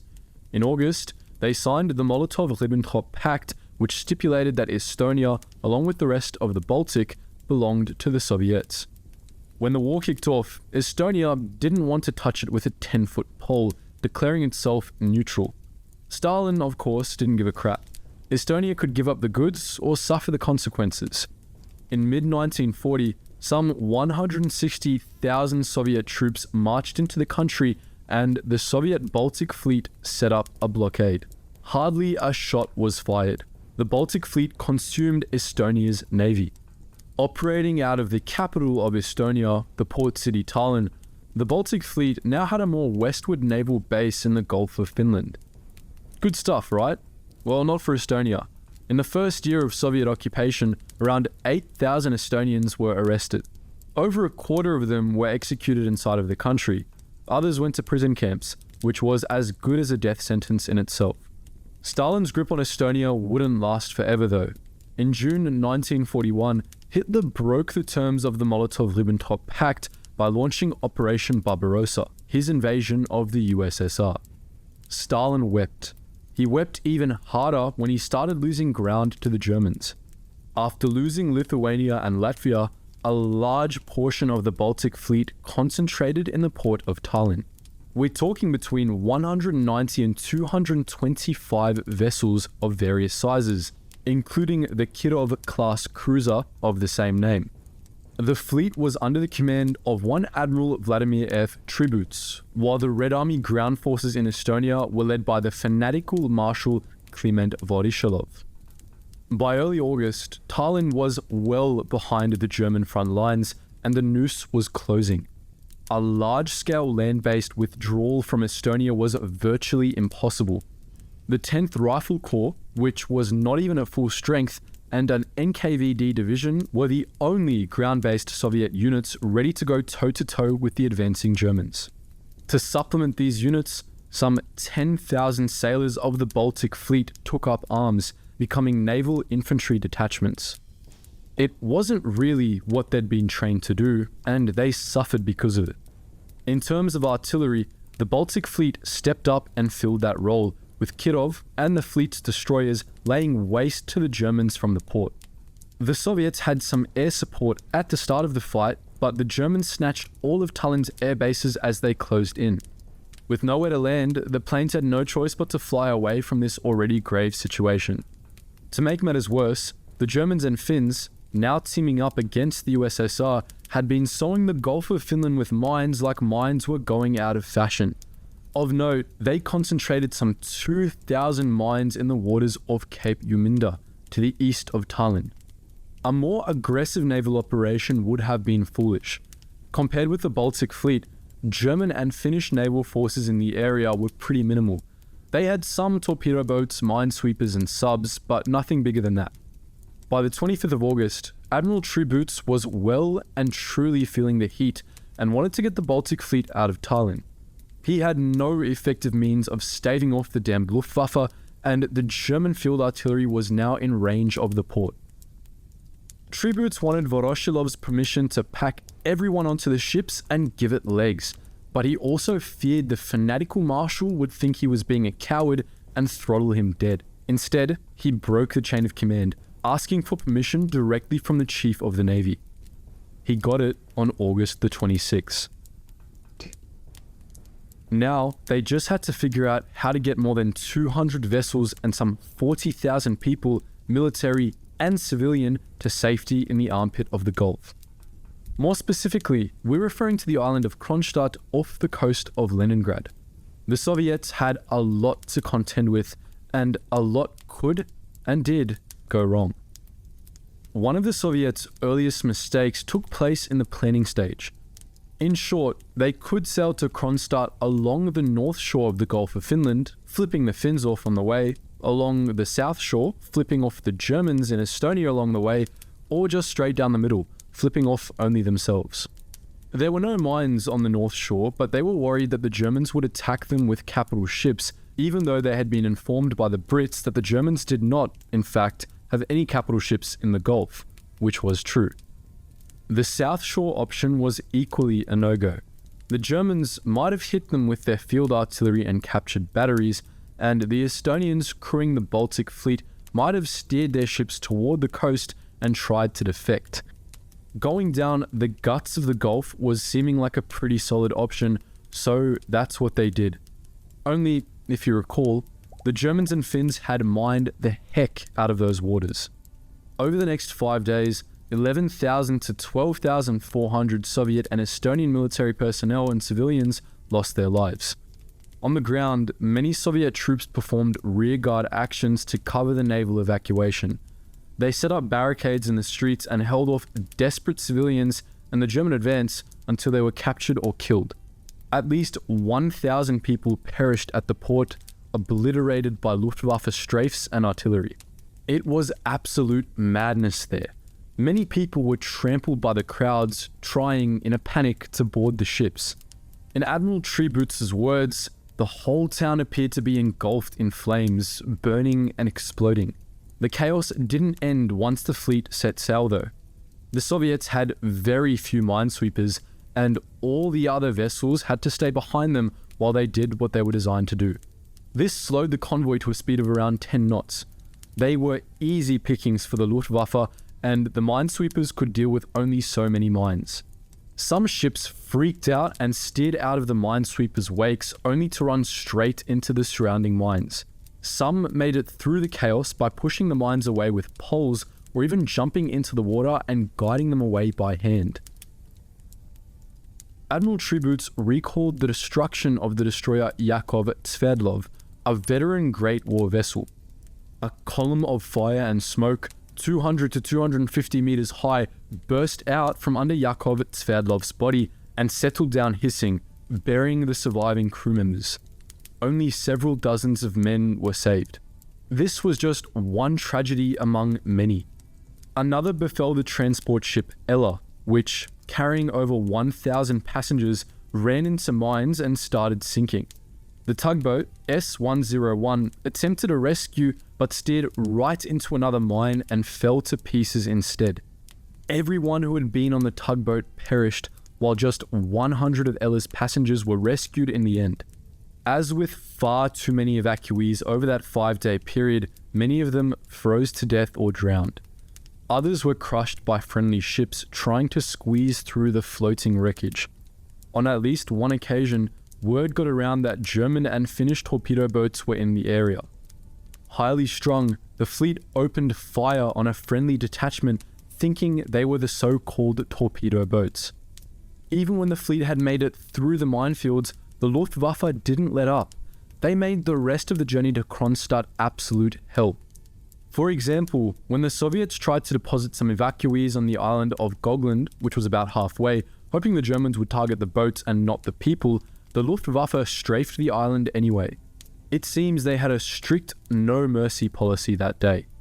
In the end, while some 12,400 perished running the so-called gauntlet to Kronstadt, as many as 28,000 survived the ordeal. The Soviets also managed to get 163 to 165 vessels to safety, including the carrier Kirov. If she, and the fleet's other capital ships, hadn't reached the waters of Leningrad, the brutal siege of that city might have been even more brutal. The entire war might have been more brutal. Russian pilot Aleksey Maresyev was one kill off becoming an ace on the 4th of April 1942 when he was shot down by a German ace in a forest near the Russian city of Staraya Russa, where he was almost captured by the Germans occupying the area. In his descent, Aleksey tried to land on a frozen lake but failed, though he did manage to crash into the snow. Aleksey dragged his broken, bleeding legs through the snow-covered forest for 18 days, in which time his blood became poisoned and gangrene set in. He eventually crawled to the safety of a village where the villagers tended to him as well as they could. Later, a Soviet plane landed by the village and took Aleksey to a proper hospital, where both of his legs, frostbitten and infected beyond repair, were sawn off above the knee. Waking from surgery, Aleksey was furious, though keen to get back in the cockpit.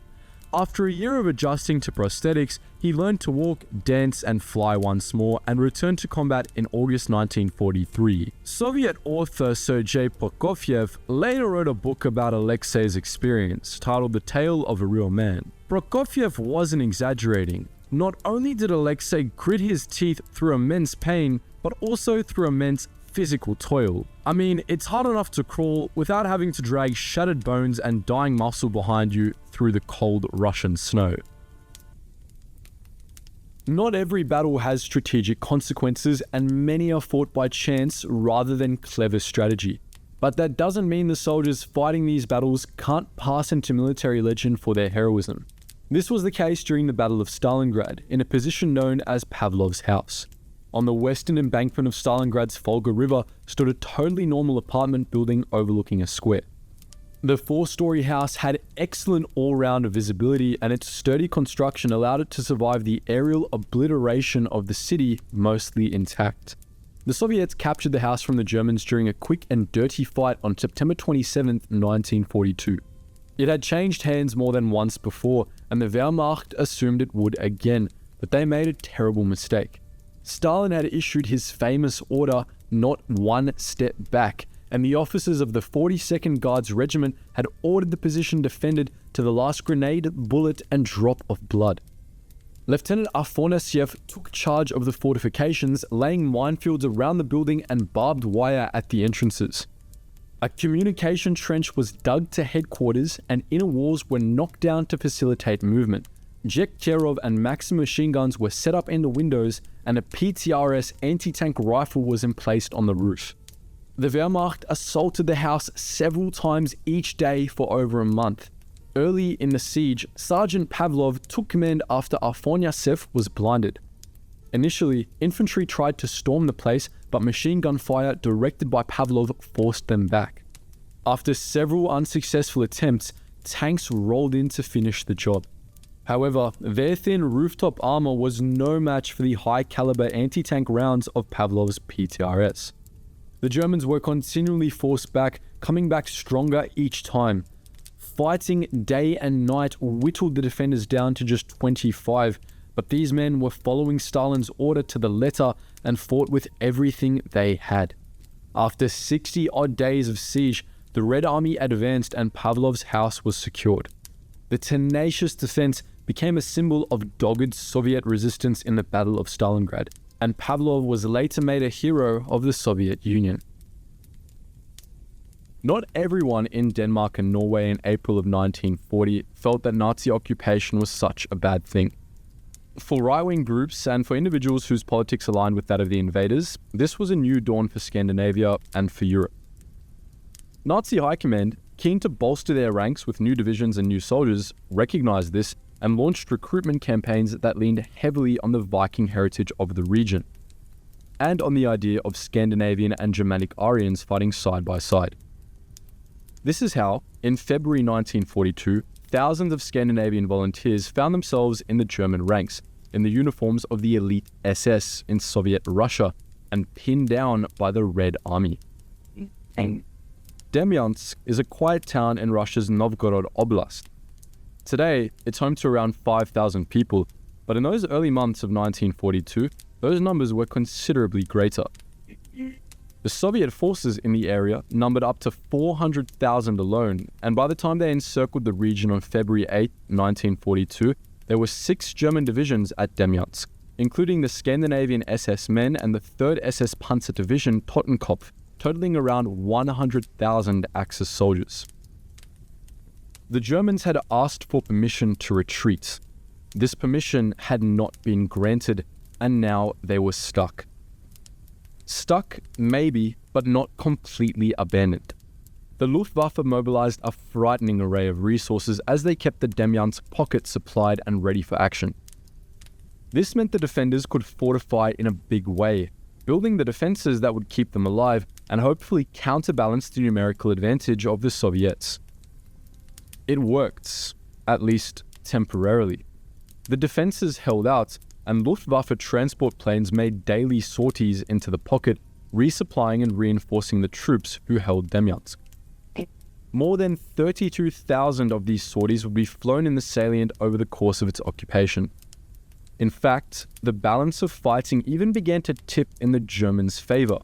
A brutal action to secure the village of Ramoshevo would see more than 3,500 Nazi soldiers killed and many more wounded or captured. Opening up the Ramoshevo corridor, appropriately known as the Corridor of Death, would be a huge psychological, tactical, and logistical victory for the Nazi troops in the pocket, enabling more effective resupply and bolstering their chances of survival. But this was 1942. The German invasion of the Soviet Union may have been a bloody affair, but it had not yet stalled. 1943 would be very different. It could be argued that the early successes in the Demyansk Pocket set a bad precedent for Germany's forces. The commanders in the field had requested permission to retreat. Hitler denied the request, and Hitler had been right. German forces would not give up ground in the USSR, so when the request came in to retreat from Stalingrad, it was denied again, and the result was a disaster for the Germans. The Red Army was now on the offensive, and Demyansk was in its sights. With Stalingrad now gone, the German divisions at Demyansk were in disarray. The Luftwaffe was now stretched to breaking point. Resupply was difficult, and the Red Army was free to bring down its full might upon the defenders. But Ramoshevo was still open, and so, in February 1943, the defenders made a break for it. They fled the town, rigging the Ramoshevo corridor of death with mines as they did so, a final parting gift for the advancing Soviets. Germany's invasion of the Soviet Union is one of the big talking points of World War II. We tend to view it now as an enormous tactical blunder and one of the early nails in the coffin of the Third Reich. But for over a year, the Demyansk Pocket was successfully held up by Nazi forces while also inflicting sickening losses on the Red Army that were between 2.5 and 4.5 times greater than those inflicted on the defenders. While German forces remained in Demyansk, a huge section of the Wehrmacht was essentially immobilized, limiting operations elsewhere along the front. The Demyansk Pocket also prevented any effective end of the siege at Leningrad. The German forces would never enter Leningrad.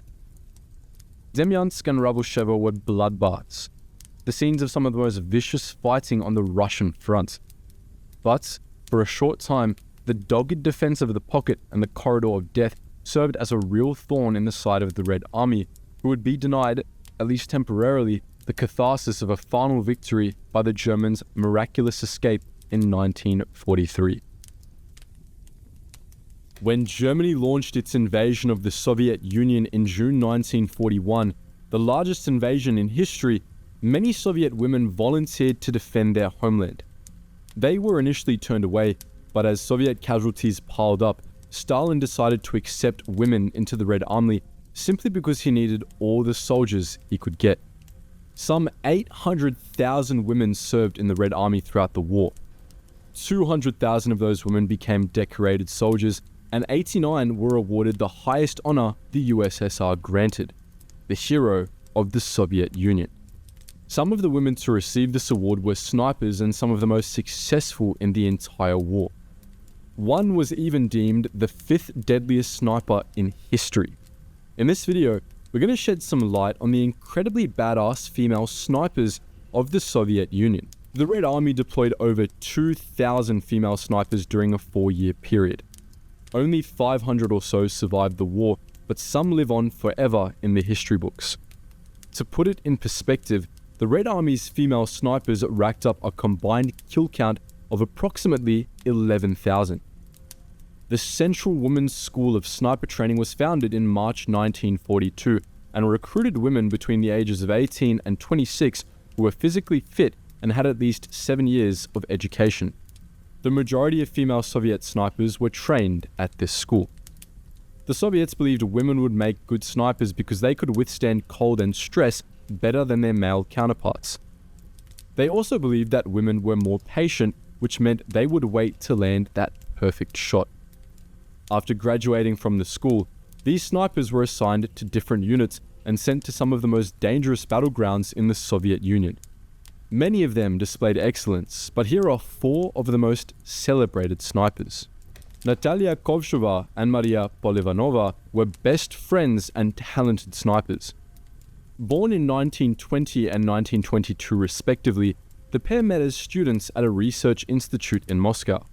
After the Germans invaded the Soviet Union in 1941, Kovshova, the older and more battle-ready of the two, joined the People's Militia, an unofficial military group.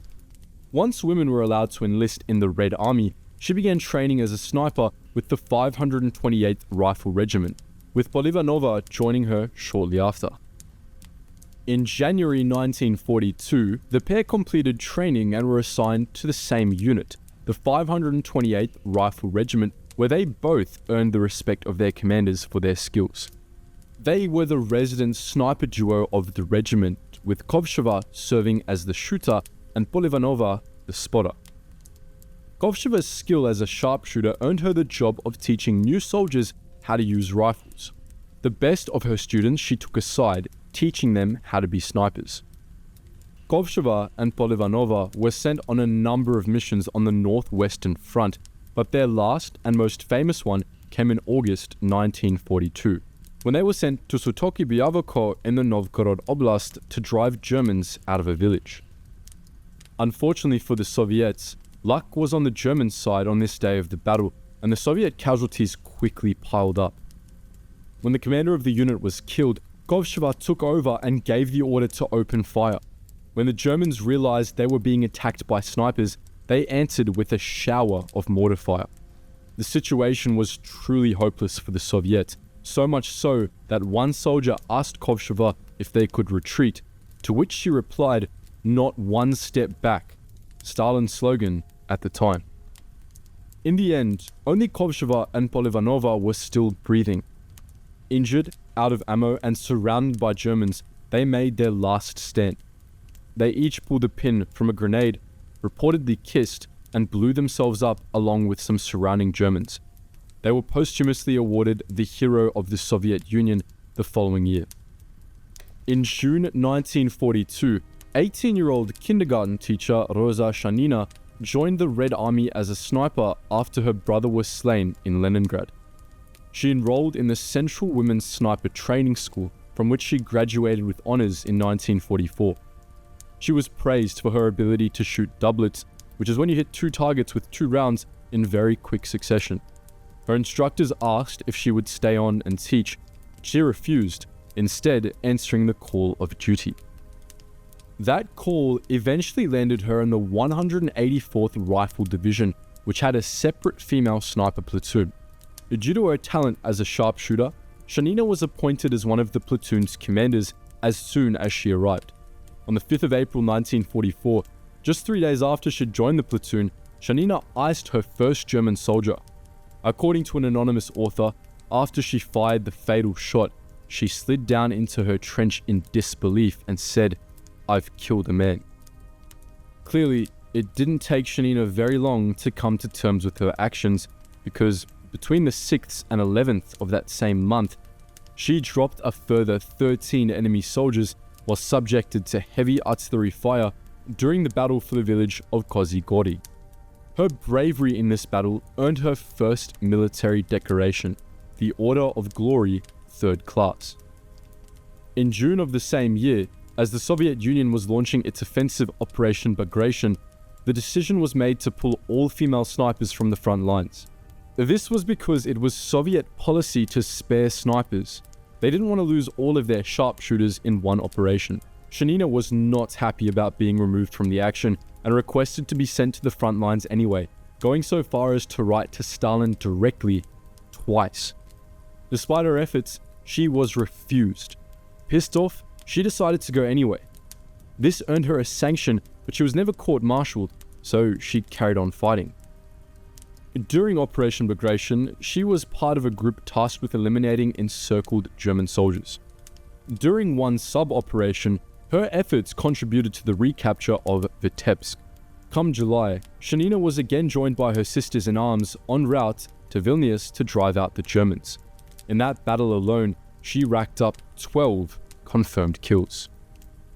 By the end of August, just 5 months after she'd come out of training, Shanina's confirmed kill count reached 42. That month, she was serving under the 1st Soviet Division to enter East Prussia. In a single day of war, she managed to kill 5 enemy soldiers on their own soil from the safety of a sniper's nest, much to the amazement of some Canadian journalists who branded her the unseen terror of East Prussia. In October, Shanina became one of the first female snipers to receive the Medal of Courage, but unfortunately, Shanina didn't live long into the following year. In January 1945, while stationed in East Prussia, Shanina knew the end was approaching. With 72 of 78 soldiers in her battalion killed, she wrote in her diary about how she may also soon be dead. In her last ever diary entry, she wrote about how she and her remaining comrades were hiding out in tanks after the German fire became too intense. The day after this entry, a shell fragment tore open her chest. She was taken to a Soviet hospital, but there was nothing they could do.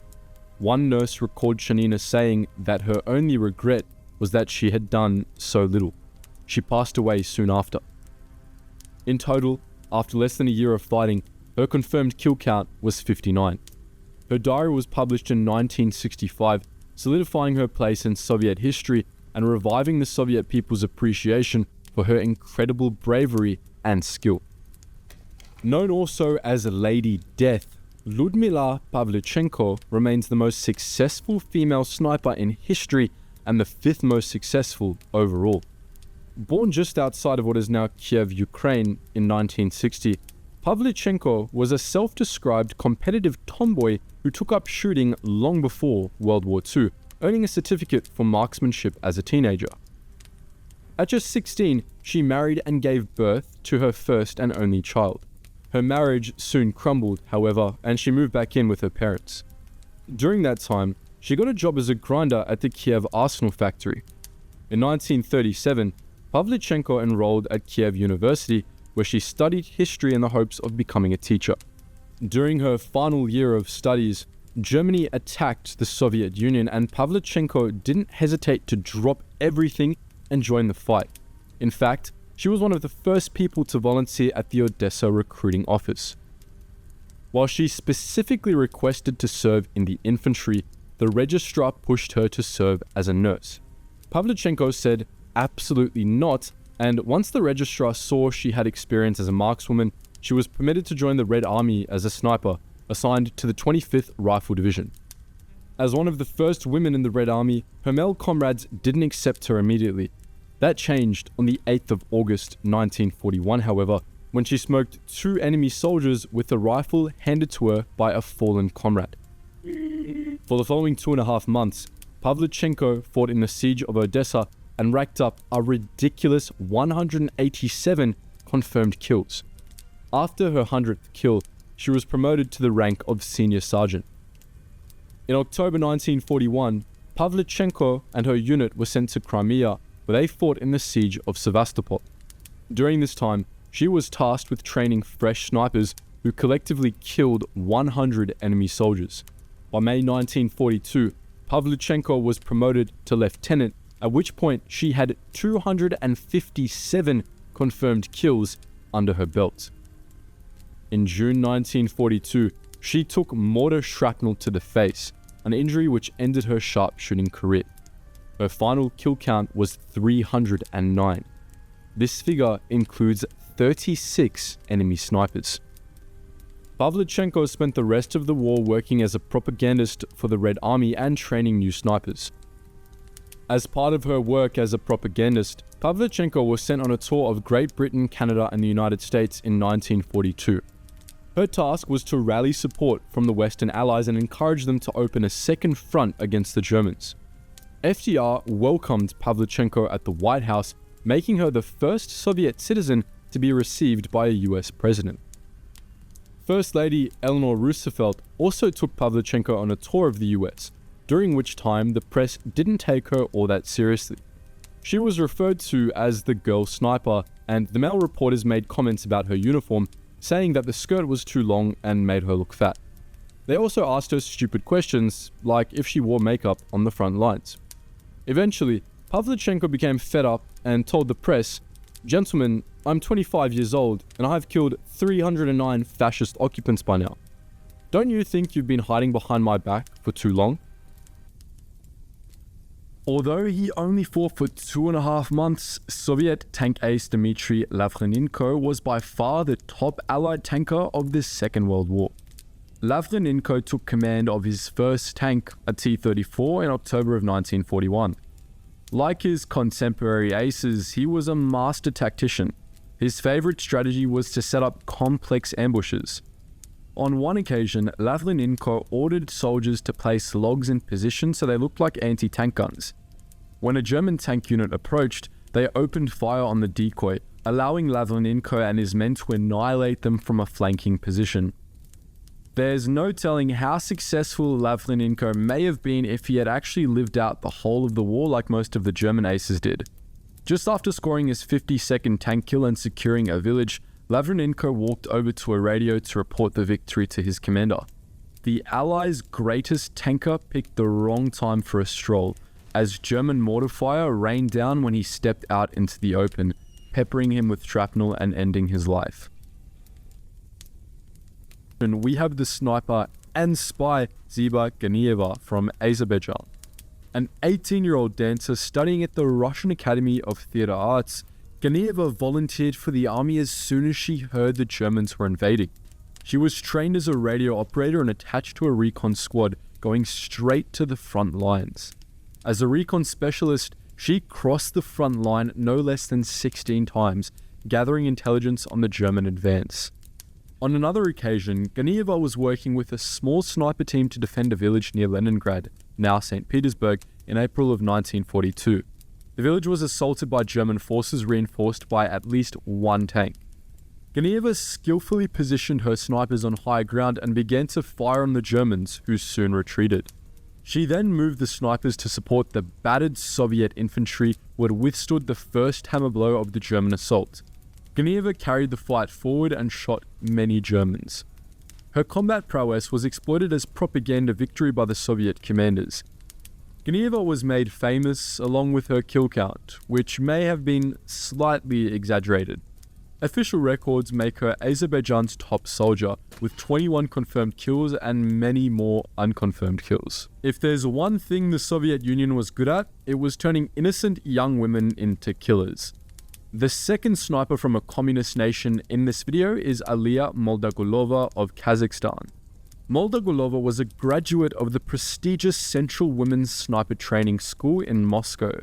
This was the only school of its kind in the world where over 1,000 young women were trained in the art of dealing death from afar.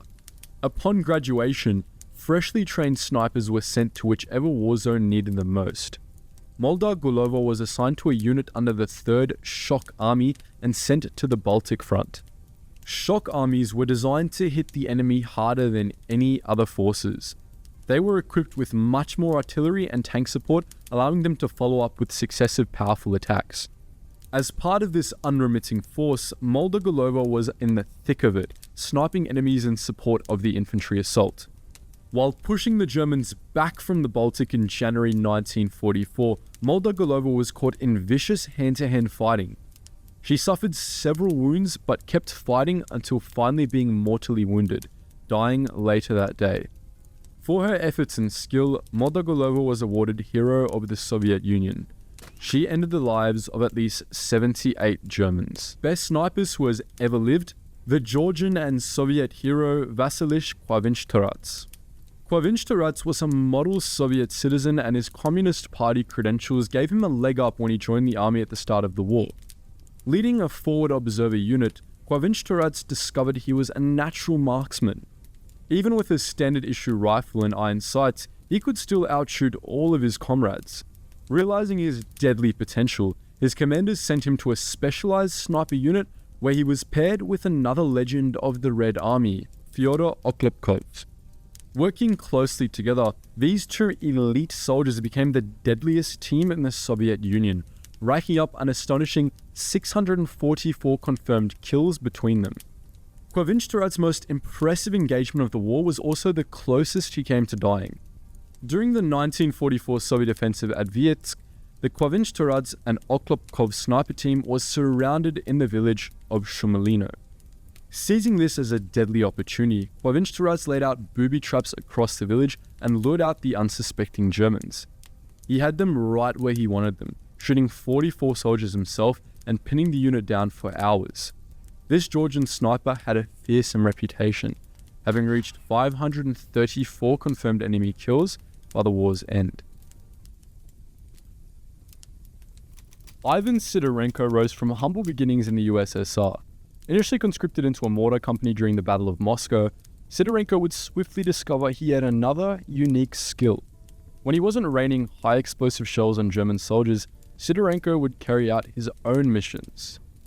Arming himself with the standard Mosin-Nagant rifle, Sidorenko would strike out alone into the outskirts of Moscow. There, he would camouflage himself in the rubble of the scarred city, sniping the enemy from great distances. A natural predator fighting on his home turf, Sidorenko began to rack up an impressive number of kills as well as vehicles destroyed. On one mission, he destroyed 4 enemy vehicles, one after another, with 4 shots aimed at the fuel tanks. His commanders recognized the deadly potential of this part-time sniper both as a killer and valuable propaganda piece. Sidorenko was given a sniper variant of the Mosin Nagant and recruits to train. Their training was tough, and recruits had to learn to live by Sidorenko's ethos. 1 shot, 1 kill. Soviet snipers like Sidorenko were hugely influential in the chaotic street-to-street fighting in Russia's bombed-out cities.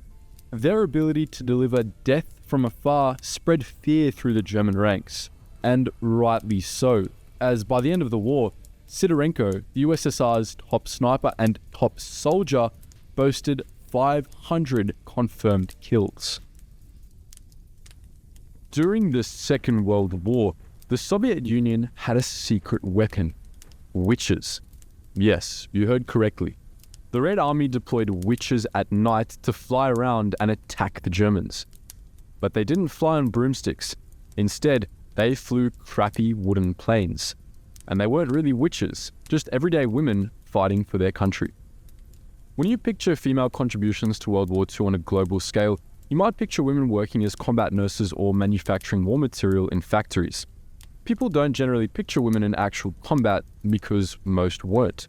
However, in the Soviet Union, 800,000 women served in the Soviet armed forces, and at least 89 of them went on to earn the Hero of the Soviet Union, the USSR's highest military honor. The women who served in the Red Army were snipers, tank drivers and mechanics, and pilots. The pilots, in particular, were so successful in combat that the Germans came to fear them and refer to them as the Night Witches. In this video, we're going to dive into the story of the Night Witches and what they did to terrify the Germans so much. When Germany attacked the Soviet Union in June 1941, many women volunteered for the Red Army, but were turned away due to, well, being women. It wasn't until later in Operation Barbarossa, when the Soviets were desperate, that the door opened for women to join the Red Army. Many joined as nurses, doctors, and even surgeons, but for every woman who entered the medical field, there was another who was ready to fight. Some of the women who were trained up for action were already pilots or had some kind of flying experience. Many of them wrote to a woman named Marina Raskova, asking what they could do to serve. Raskova had become a famous pilot since the early 1930s and was known as the Russian Amelia Earhart for her record-setting long-distance flight and her skills as a navigator. She began serving as a navigator for the Soviet Air Force in 1933, and though she faced a lot of criticism from her male comrades, she more than proved herself capable, eventually becoming an instructor for new male recruits, and later female ones as well.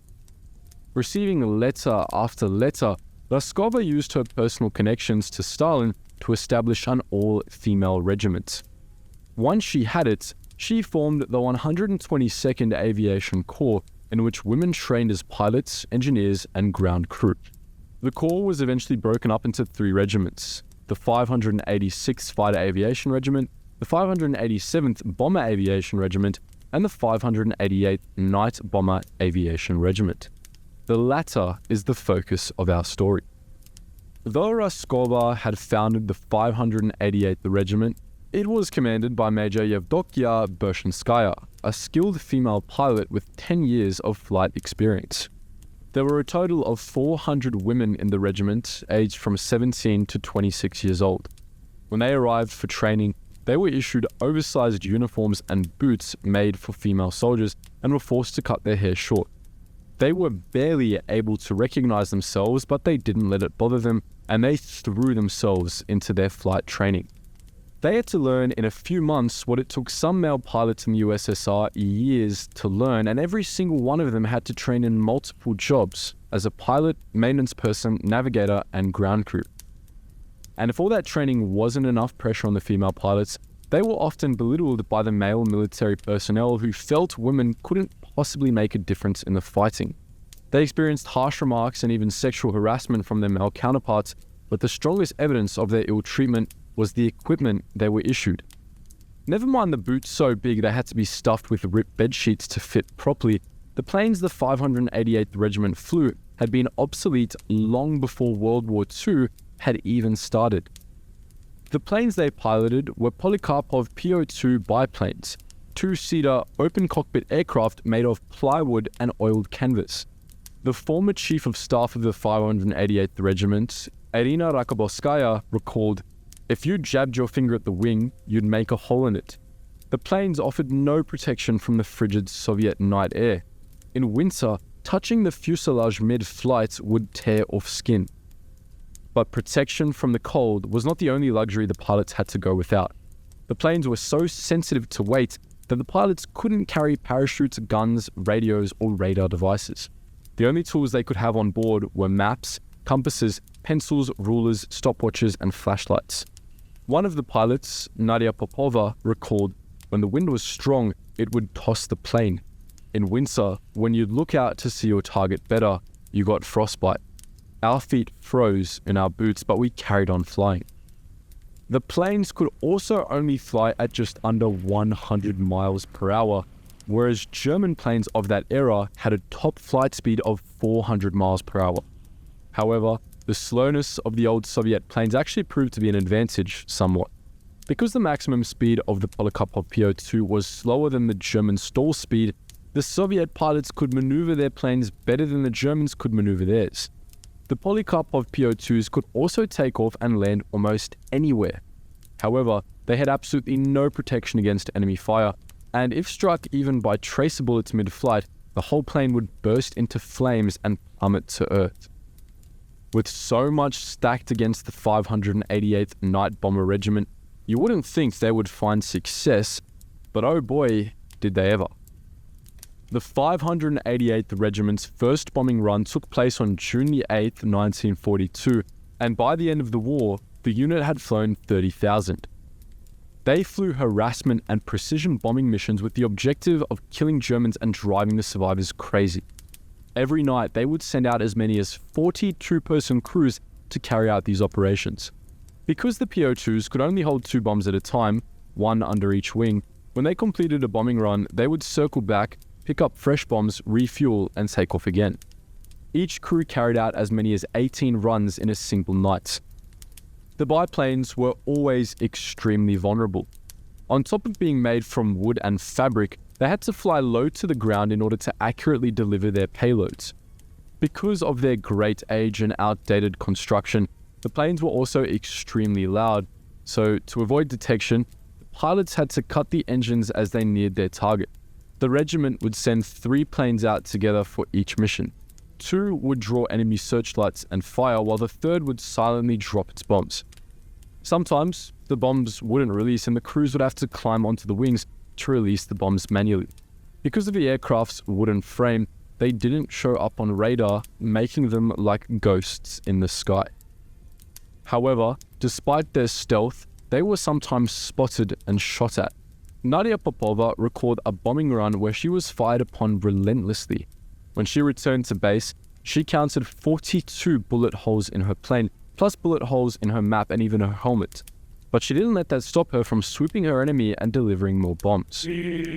When the planes glided over their targets, they made a whooshing sound like a witch's broom, so the Germans began calling them Nachthexen, which translates to night witches. The pilots saw the name as a badge of honor and happily referred to themselves as witches. The Germans couldn't believe they were being bested by, in some cases, teenage girls. Rumors spread through German camps that the Soviets were giving the night witches pills that made them see in the dark like cats. This was nonsense, of course. What we did have were clever, educated, very talented girls, said Nadezhda Popova, a night witch who ran 852 missions and earned herself the title of Hero of the Soviet Union. While they were laughed at and treated with disdain by their male colleagues simply for being women, the night witches never let that bother them and they always embraced their femininity. One of the 12 commandments of the night witches was to take pride in being a woman. They spent some of their downtime taking part in activities like dancing, needlework, and decorating their planes, often with paintings of flowers. They even used the pencils they were given for navigating purposes as eyeliner, because whoever said you can't look cute while killing Germans? The Night Witches flew their last mission on May the 4th, 1945, just 3 days before Germany surrendered. By the end of the war, they had lost 30 pilots in total. Of the surviving pilots, 24 of them were awarded the Hero of the Soviet Union, making the Witches the most decorated unit of the Soviet Air Force. However, they were not included in the giant Victory Day parade in Moscow because the powers that were decided that their planes were too slow. Today, the Night Witches are fondly remembered in Russia for their incredible contributions to the Soviet war effort. It wasn't until somewhat recently that their story made it to the West, however, and it has since captured the minds of women and men alike. This was especially true for the Soviet infantry fighting against the grey tide of the German advance into Russia. Managing to get destroyed twice over, we have the Soviet 103rd Rifle Division. The German Panzer Spearhead crashed through Russia in October 1941, encircling 4 entire Soviet armies in 2 pockets. The 103rd was unlucky enough to be caught in the Demyansk Pocket, the results of one of the 2 major encirclements by the 3rd and 4th Panzer groups. The 103rd fought hard, but was eventually crushed with the other Soviet units by no less than 28 German divisions.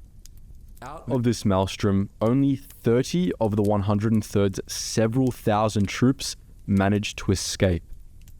Reformed and rearmed in Central Asia, the 103rd would go on to get obliterated yet again. Just 7 months after the disaster of the Demyansk Pocket, the 103rd was encircled again during the Second Battle of Kharkov in May 1942. Without air cover and running out of supplies, the Soviet soldiers reportedly charged into the German lines with their arms linked together, shouting "Hurrah!" The German machine gunners had a field day, and the 103rd Division was wiped out for the second time. It's no surprise that another Soviet infantry unit features here. Next up is the 284th Rifle Division. The 284th was formed rapidly in July 1942 as part of the rush to put as many Russian bodies between the advancing Germans and the Russian capital, Moscow, as possible. Ordered to defend the approaches to Kiev, the unit was encircled when German forces diverted further east. The 284th was trapped around Kiev and, just 2 months after its founding, annihilated. The 284th was founded for a second time from Siberian recruits. They quickly made a name for themselves, defending the region of Kshitiz with exceptional stubbornness, even though they were woefully ill-equipped with heavy weaponry. Reinforced with sailors due to manpower shortages, the 284th was sent to Stalingrad. They fought hard to secure landing sites across the Volga River and then pushed forward to capture the hill named Mamayev Kurgan from the Croatian Jaeger Regiment. It was during these battles that one of the Navy reinforcements came to the commander's attention, Sergeant Vasily Zaitsev. A master sniper, Zaitsev scored around 300 confirmed kills while fighting with the 284th in Stalingrad. The sniper survived the war, but most of the 284th weren't as lucky. Fighting in Stalingrad mauled the division so heavily that even Stalin took notice, reforming it into the 79th Guards Rifle Division as a reward for the unit's courage. These soldiers were either fiercely motivated or more likely terrified out of their minds by their leader, Stalin. On July 23, 1942, Rostov-on-Don was abandoned by its Soviet defenders. The city was given up without much of a fight. The fleeing Soviets were demoralized and weak, desperate to avoid the seemingly unstoppable Axis advance. Stalin was furious and responded with the now infamous Order 227. It stipulated every soldier must fight to the death, established penal units, and gave special blocking units permission to execute anyone accused of panicking or cowardice. It applied to officers the same as it did to soldiers, demanding they take not one step back. In the 3 months after its inception, 24,000 soldiers were sent to penal battalions and 1,000 more were executed under Order 227. Officers could find themselves in hot water for failing to carry out Stalin's orders fast enough, so they went overboard catching supposed deserters and spies. Some soldiers were thrown into penal units for making jokes or cooking bad food, others for stopping to help wounded comrades. Order 227 was supposed to galvanize Soviet morale and help them better fight the enemy, but it had the opposite effect instead. Commanders were forced to waste manpower on useless blocking units and lost valuable officers to the penal battalions. Most of the time, the blocking units were stuck in the rear pulling guard duty and cleaning latrines while the other soldiers fought at the front. After 3 months, the Red Army high-ups decided they could no longer afford this colossal waste of manpower and scrapped the idea. In recent years, much light has been shed on the 40-odd assassination attempts against Hitler. We've even done a video on the topic. But what about his mustachioed counterpart? Were there any attempts on the life of Stalin, and if not, why? In this video, we discuss the plots to kill the Red Tsar, as well as a conspiracy that, to this day, has yet to be solved. When Vladimir Lenin, the undisputed head of communism in Russia, died in 1924, his party plunged into crisis. Government factions were becoming violently opposed to one another, and the people demanded a strong leader. A quietly reserved, calculating, and short man stepped forward to fill the vacuum. His name was Joseph Stalin. Focusing on building his image for the younger party members, Stalin progressively removed all his adversaries until he became Lenin's successor. It wasn't easy, and he'd stabbed nearly all of his friends in the back to get there, but by 1929, Stalin was firmly in power. He wasn't content though. The one thing a usurper fears more than anything else is, naturally, another usurper. So Stalin fell back to his old strategy. He couldn't bribe and backstab the entire population of the USSR, but he could win them over using his image. From 1929, Comrade Stalin led one of the biggest PR campaigns in history. No longer would he be the quiet 5'5" party leader. No. From his supposed 50th birthday in December 1929, tall statues and posters with the words "Great, Beloved, Bold, Wise, Inspirer, and Genius" appeared throughout Moscow. People marched into the streets waving banners depicting Stalin's face. Youth groups tried to outdo each other in their support of the so-called father of the nation. And it was a good idea too, as being seen supporting the party was a great way to secure a well-paid job, which was scarce at the time. Through the 1930s, Stalin's cult of personality expanded. In some places, it even took on a quasi-religious significance. Some people wrote hymns about him, like this hymn to Stalin written by Avadenko. Centuries will pass, and the generations still to come will regard us as the happiest of mortals, because we were privileged to see Stalin, our inspired leader. Everything belongs to him, chief of our great country. And when the woman I love presents me with a child, the first word it shall utter will be Stalin. Very rapidly, Stalin was transformed from a faceless apparatchik to a fatherly figure, seemingly carrying the whole USSR on his shoulders. People genuinely believed he was indispensable, and therefore, few tried to assassinate him. But there were some. The first major attempt was in 1931, where a veteran from the counter-revolutionary White Army named Ogarev tried to shoot Stalin as he walked down the street. Stalin's secret police, the NKVD, were on scene and tackled Ogarev after he missed his first shot. They executed the White Guardsman a few days later, and Stalin, now paranoid, stopped walking the streets of his own city. In 1935, another bullet meant for Stalin missed, this time in the Kremlin library. It was fired by an aristocrat connected to the Orlova Pavlova family. The Kremlin guards wrestled the young man to the ground before he could get off another shot, and Stalin escaped unharmed. As usual, the would-be assassin was executed, but that's not where this story ends. The NKVD investigators tied this assassination attempt to their ongoing case against prominent Central Committee member Avel Yanokidze, Kremlin Commandant Peterson, and several Red Army officers. Called the Klubok case, roughly translating to ball of thread, the NKVD charged Yanokidze, Peterson, and the officers with conspiracy to assassinate Stalin. They were all executed. The records of this case, which was closed in 1935, remain classified today. It's still unclear whether the conspiracy was real or if Stalin was just cleaning house. Records from the French intelligence archive state that on March 11, 1938, another assassin attempted to kill Stalin. Dressed in a Kremlin Guards uniform, Lieutenant Danilov of the Tula garrison used forged documents to enter the Kremlin. Armed with a pistol, he then went hunting for Stalin. Minutes later, the NKVD realized the documents were fakes and chased Danilov down. He planned to kill Stalin out of revenge for the execution of visionary military strategist Marshal Tukhachevsky. Danilov was executed, but both he and the dead marshal were vindicated when the Wehrmacht used Tukhachevsky's deep battle and combined operations doctrines against Stalin in Operation Barbarossa. Up to this point, those trying to assassinate Stalin had done so for domestic reasons, but this all changed in December 1938 when the Japanese decided they'd have a red-hot go.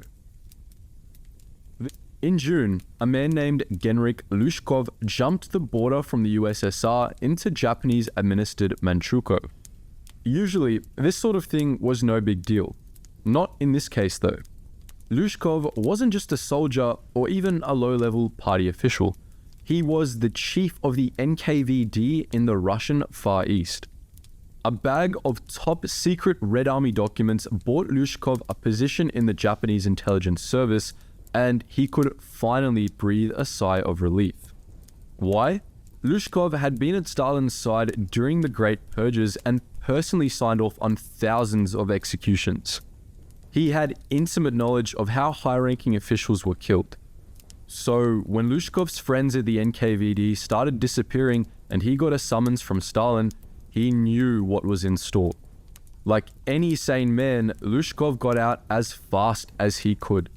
This story and the gift of top-secret documents won over the Japanese, who were looking for ways to knock the Soviet Union down a few pegs. The best way to do that? Well, kill Stalin, of course. Zhukov informed the Japanese that, in December, Stalin would travel to Sochi to bathe in the Machesta River. He knew how the guard detail would be organized and knew how to get around it. 6 Russian agents on the Japanese payroll were sent over the Turkish border into Russia for the mission. But the minute they stepped over the border, the NKVD gunned them down. 3 agents managed to escape, but were hunted down and ultimately shot. The NKVD knew about the plan from the get-go and had set an ambush. They were tipped off by the master spy Richard Sorge, who we've incidentally done a video on before. Sorge was king of spycraft and had connections throughout the German embassy and Japanese intelligence service. He made sure Comrade Stalin knew about the plot to assassinate him the minute Zhukov started planning it. Each of these failed assassinations has a common theme: the NKVD mercilessly executing Stalin's would-be assassins. On the flip side of Stalin's cult personality was the terror of his secret police. Life during the purges was terrifying. Friends or family members could disappear into an NKVD truck at night, only to reappear in the newspaper weeks later as confessed traitors. Confessions were what the NKVD was after, and the people were tortured for however long was necessary to extract them. If a defendant changed their plea in court, back into an NKVD cell they went, only to emerge later with broken bones, dislocated joints, and missing fingernails. People regularly died before confessing and were recorded as traitors anyway. In a society where simply telling a joke about Stalin could have you torn out of bed in the middle of the night, locked up, then beaten until you confessed to conspiring with foreign powers, even thinking about harming the Red Tsar would have seemed dangerous. But there were some that even the NKVD dared not to touch unless given specific orders from the big man himself, Stalin's inner circle. These men saw right through Stalin's cult of personality. This raises a tantalizing question. Did they assassinate Stalin? It might seem crazy, but it's within the realm of possibility. In the month preceding Stalin's death, the wheels of the great communist killing machine started turning again. It was clear from his actions during the 1952 Communist Party Congress that Stalin was gearing up for another set of great purges. The last time he did this, during the 1930s, he had wiped out a huge portion of the party leadership. Stalin's four closest advisors, Malenkov, Beria, Khrushchev, and Bulganin, all knew they could very easily be next. But conveniently, Stalin died on March 5th, 1953, before any more of his infamous kill lists could be signed off. The cause of death was reportedly a stroke, which Stalin suffered sometime on the morning of February 28th. The night before, the four men had attended a dinner party at Stalin's dacha where they drank until 5 or 6 a.m. After seeing them off, Stalin drank some diluted wine, as he customarily did, and then went to bed. He later collapsed and went into a critical condition. After slipping in and out of consciousness for 5 days, he died. What was kept out of official history until 2013 was that Stalin suffered a stomach hemorrhage and vomited copious amounts of blood prior to his death. The doctors who attended him in his final days were also watched 24/7 by the four men, who at this point were effectively in charge of the Soviet Union. It would have been all too easy for either Malenkov, Beria, Khrushchev, or Bulganin to slip poison into Stalin's wine and then threaten the doctor to ensure the death was ruled as natural. Each of these men had the most to gain if Stalin died and the most to lose if he lived. They had motive, means, and ample opportunity. Was Stalin assassinated by his closest friends in 1953? Unfortunately, we'll never know for sure. It's well known that throughout the Second World War, the Germans were building a plethora of weird weapons they hoped might turn the tide. Not to be outdone by a man with a smaller mustache, Stalin went all in on crazy weapon designs too. Reflecting his focus on land and air warfare, the big man in Moscow greenlit a whole host of experimental weapons projects. In this video, we shed light on just 8 of Stalin's mad projects, saving the craziest for last. All the European armies had realized that tanks would be critical in the inevitable round 2. But how do you make your tanks better than everyone else's? The Russians threw their best German scientists at the problem and came up with the monstrous T-35. What made this tank superior? It had 5 turrets. It was also enormous, weighing 54 tons when loaded for battle. Obscenely expensive, the Soviets were forced to stop production in 1939 after they'd made 61 of these monsters. Gigantic, slow, and prone to breaking down, the T-35 had a terrible combat record. Some were thrown into chaotic defensive battles during the initial phases of Operation Barbarossa. This wasn't to halt the German advance, but to get rid of a vehicle most officers consider a total liability. The 1930s were the golden age of crazy Soviet weapons, and a major reason for this was resources. The rapidly industrializing Soviet Union was keen to manufacture everything using its nationally available materials. This worked great until Konstantin Kalinin of the Kharkiv Aviation Bureau asked for metal to build his massive experimental plane. The government gave him steel. Steel is pretty strong but also very heavy, so when Kalinin built his plane, the K-7, he had to add extra engines to get it off the ground. That meant increasing the wingspan to maximize lift too, and the project grew out of hand. The final prototype was 53 meters from wingtip to wingtip and weighed a whopping 38 tons. The behemoth needed 8 engines to get off the ground, but could deliver 112 paratroopers or drop 19 tons of bombs. During the K-7's initial set of test flights, the crew discovered the engines vibrated so much that they damaged the airframe. The engineers tried to fix this by shortening the tail booms, but this made the monster plane so unstable that it crashed on its next test flight, killing everyone on board. The project was scrapped. For most people, tanks and planes are two very different types of vehicles that don't share many design features, but the Soviets thought a little differently. Oleg Antonov, the famous aircraft designer, looked at a tank and decided he would make it fly. The idea was simple. Wings and a tail would be attached to a T-60 light tank, allowing it to glide. Then, this tank glider would be towed to its target by a TB-3 heavy bomber. When the tank crew were overhead their destination, they would glide the tank gently down to Earth where they could support paratroopers right away. Antonov called it the A-40. While it seems crazy to us, for the Russians, airdropping tanks wasn't out of the question. The TB-3 bomber had successfully airdropped T-27 tankettes from a few meters above the ground during the 1940 Bessarabia campaign. If they were left in neutral, the T-27s could roll to a stop when they hit the ground.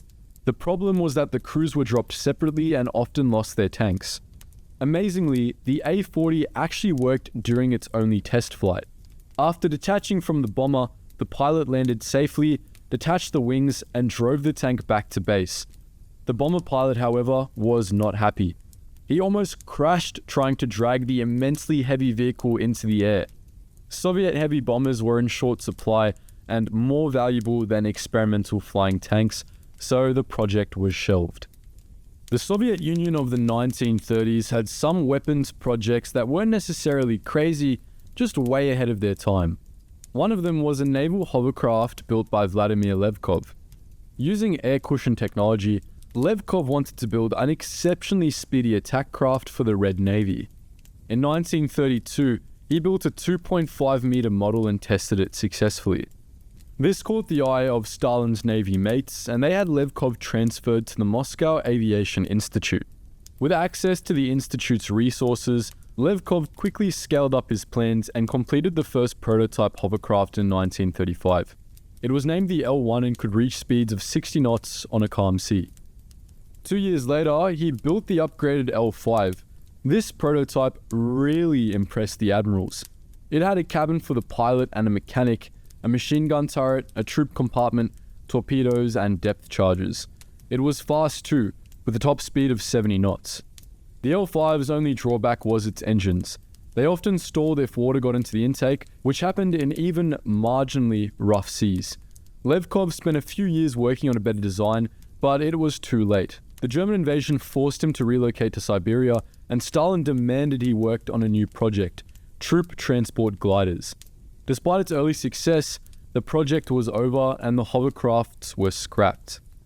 This next vehicle is a classic example of a Russian solution to a Russian problem. I imagine the development went like this. Comrade Igor, how to move soldier quickly in deep snow in middle of glorious Soviet winter. Ah, Comrade Ivan, it is simple. We make sled from old car and old plane. But what if we must kill fascists too? We attach machine gun. The resulting vehicle was named the Aerosan and was extremely successful. There were many iterations, but the basic design was a two-man cockpit with a gunner up front and the pilot behind, sitting on four skis and powered by an aircraft or car engine spinning a propeller. The Aerosan was set low to the ground, giving it exceptional maneuverability on ice and snow. In snowy conditions that stopped trucks and tanks, the Aerosan could zip around easily, carrying out reconnaissance, transmitting messages, and raiding enemy supply lines. One of the most successful Aerosani was the RF-8, which was used against the Finns during the Winter War and the Germans during the freezing winters on the Eastern Front. Before the adoption of the aforementioned T-38 heavy tank, the Soviets experimented with plans for an even bigger monster, the T-42 super heavy tank. Like the T-35, this behemoth had 5 separate turrets, one armed with a 107mm howitzer, 2 with 45mm anti-tank guns, and 2 with 7.62mm machine guns. It needed a crew of 14 to 15 to operate and would have weighed over 100 tons. The design team quickly ran into a problem. Even with their German engineering expertise, they couldn't develop an engine capable of producing 2,000 horsepower. It was 1932 and an engine capable of powering their monster tank was still 6 years away from being invented. To remedy this, the design team decided just to use two 1,000 horsepower engines. This made the already massive tank even bigger. The final T-42 was such a huge target for bombing planes that it needed to keep two machine gun turrets reserved as anti-aircraft guns, something no other tank needed. The design eventually got so massive that the Soviets canned the project. The T-42 never left the drawing board. What's the best way to increase the range of your aircraft? The Germans thought better engines, the Brits thought better fuel, and the Americans thought more planes. But the Soviets had a different idea, bolting several planes together. Called the Zveno project, Soviet designers wanted their heavy bombers to be able to carry several fighter planes and deploy them from the air. The idea was that fighters could be deployed at further ranges, escort the bombers, and carry heavier payloads. Early designs had fighter planes fixed to the top of the bombers, but tests proved that getting them up there was very difficult, so they bolted them under the wings instead. Shockingly, the crazy idea worked pretty well. Testing showed that the Zveno SPB was the most practical. A TB3 heavy bomber would take off with two stumpy Polikopov I-16s under the wings. The I-16s would detach and then dive bomb their target, returning to base under their own power. In July 1940, Zveno SPBs of the Black Sea Fleet Air Force bombed an oil depot in occupied Romania. The raid was successful, and between July and August, 30 Zveno SPB raids were carried out on Romanian infrastructure.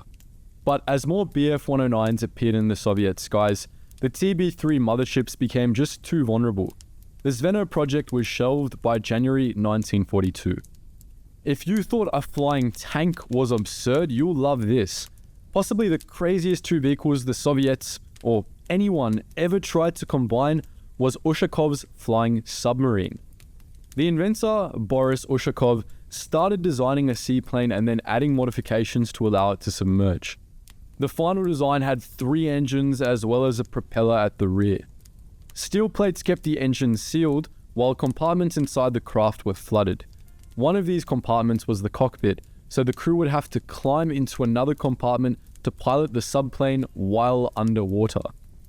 The rationale was that the crazy contraption would search for enemy shipping from air, then once it had located a target, fly ahead, land, and submerge until the ship steamed into torpedo range.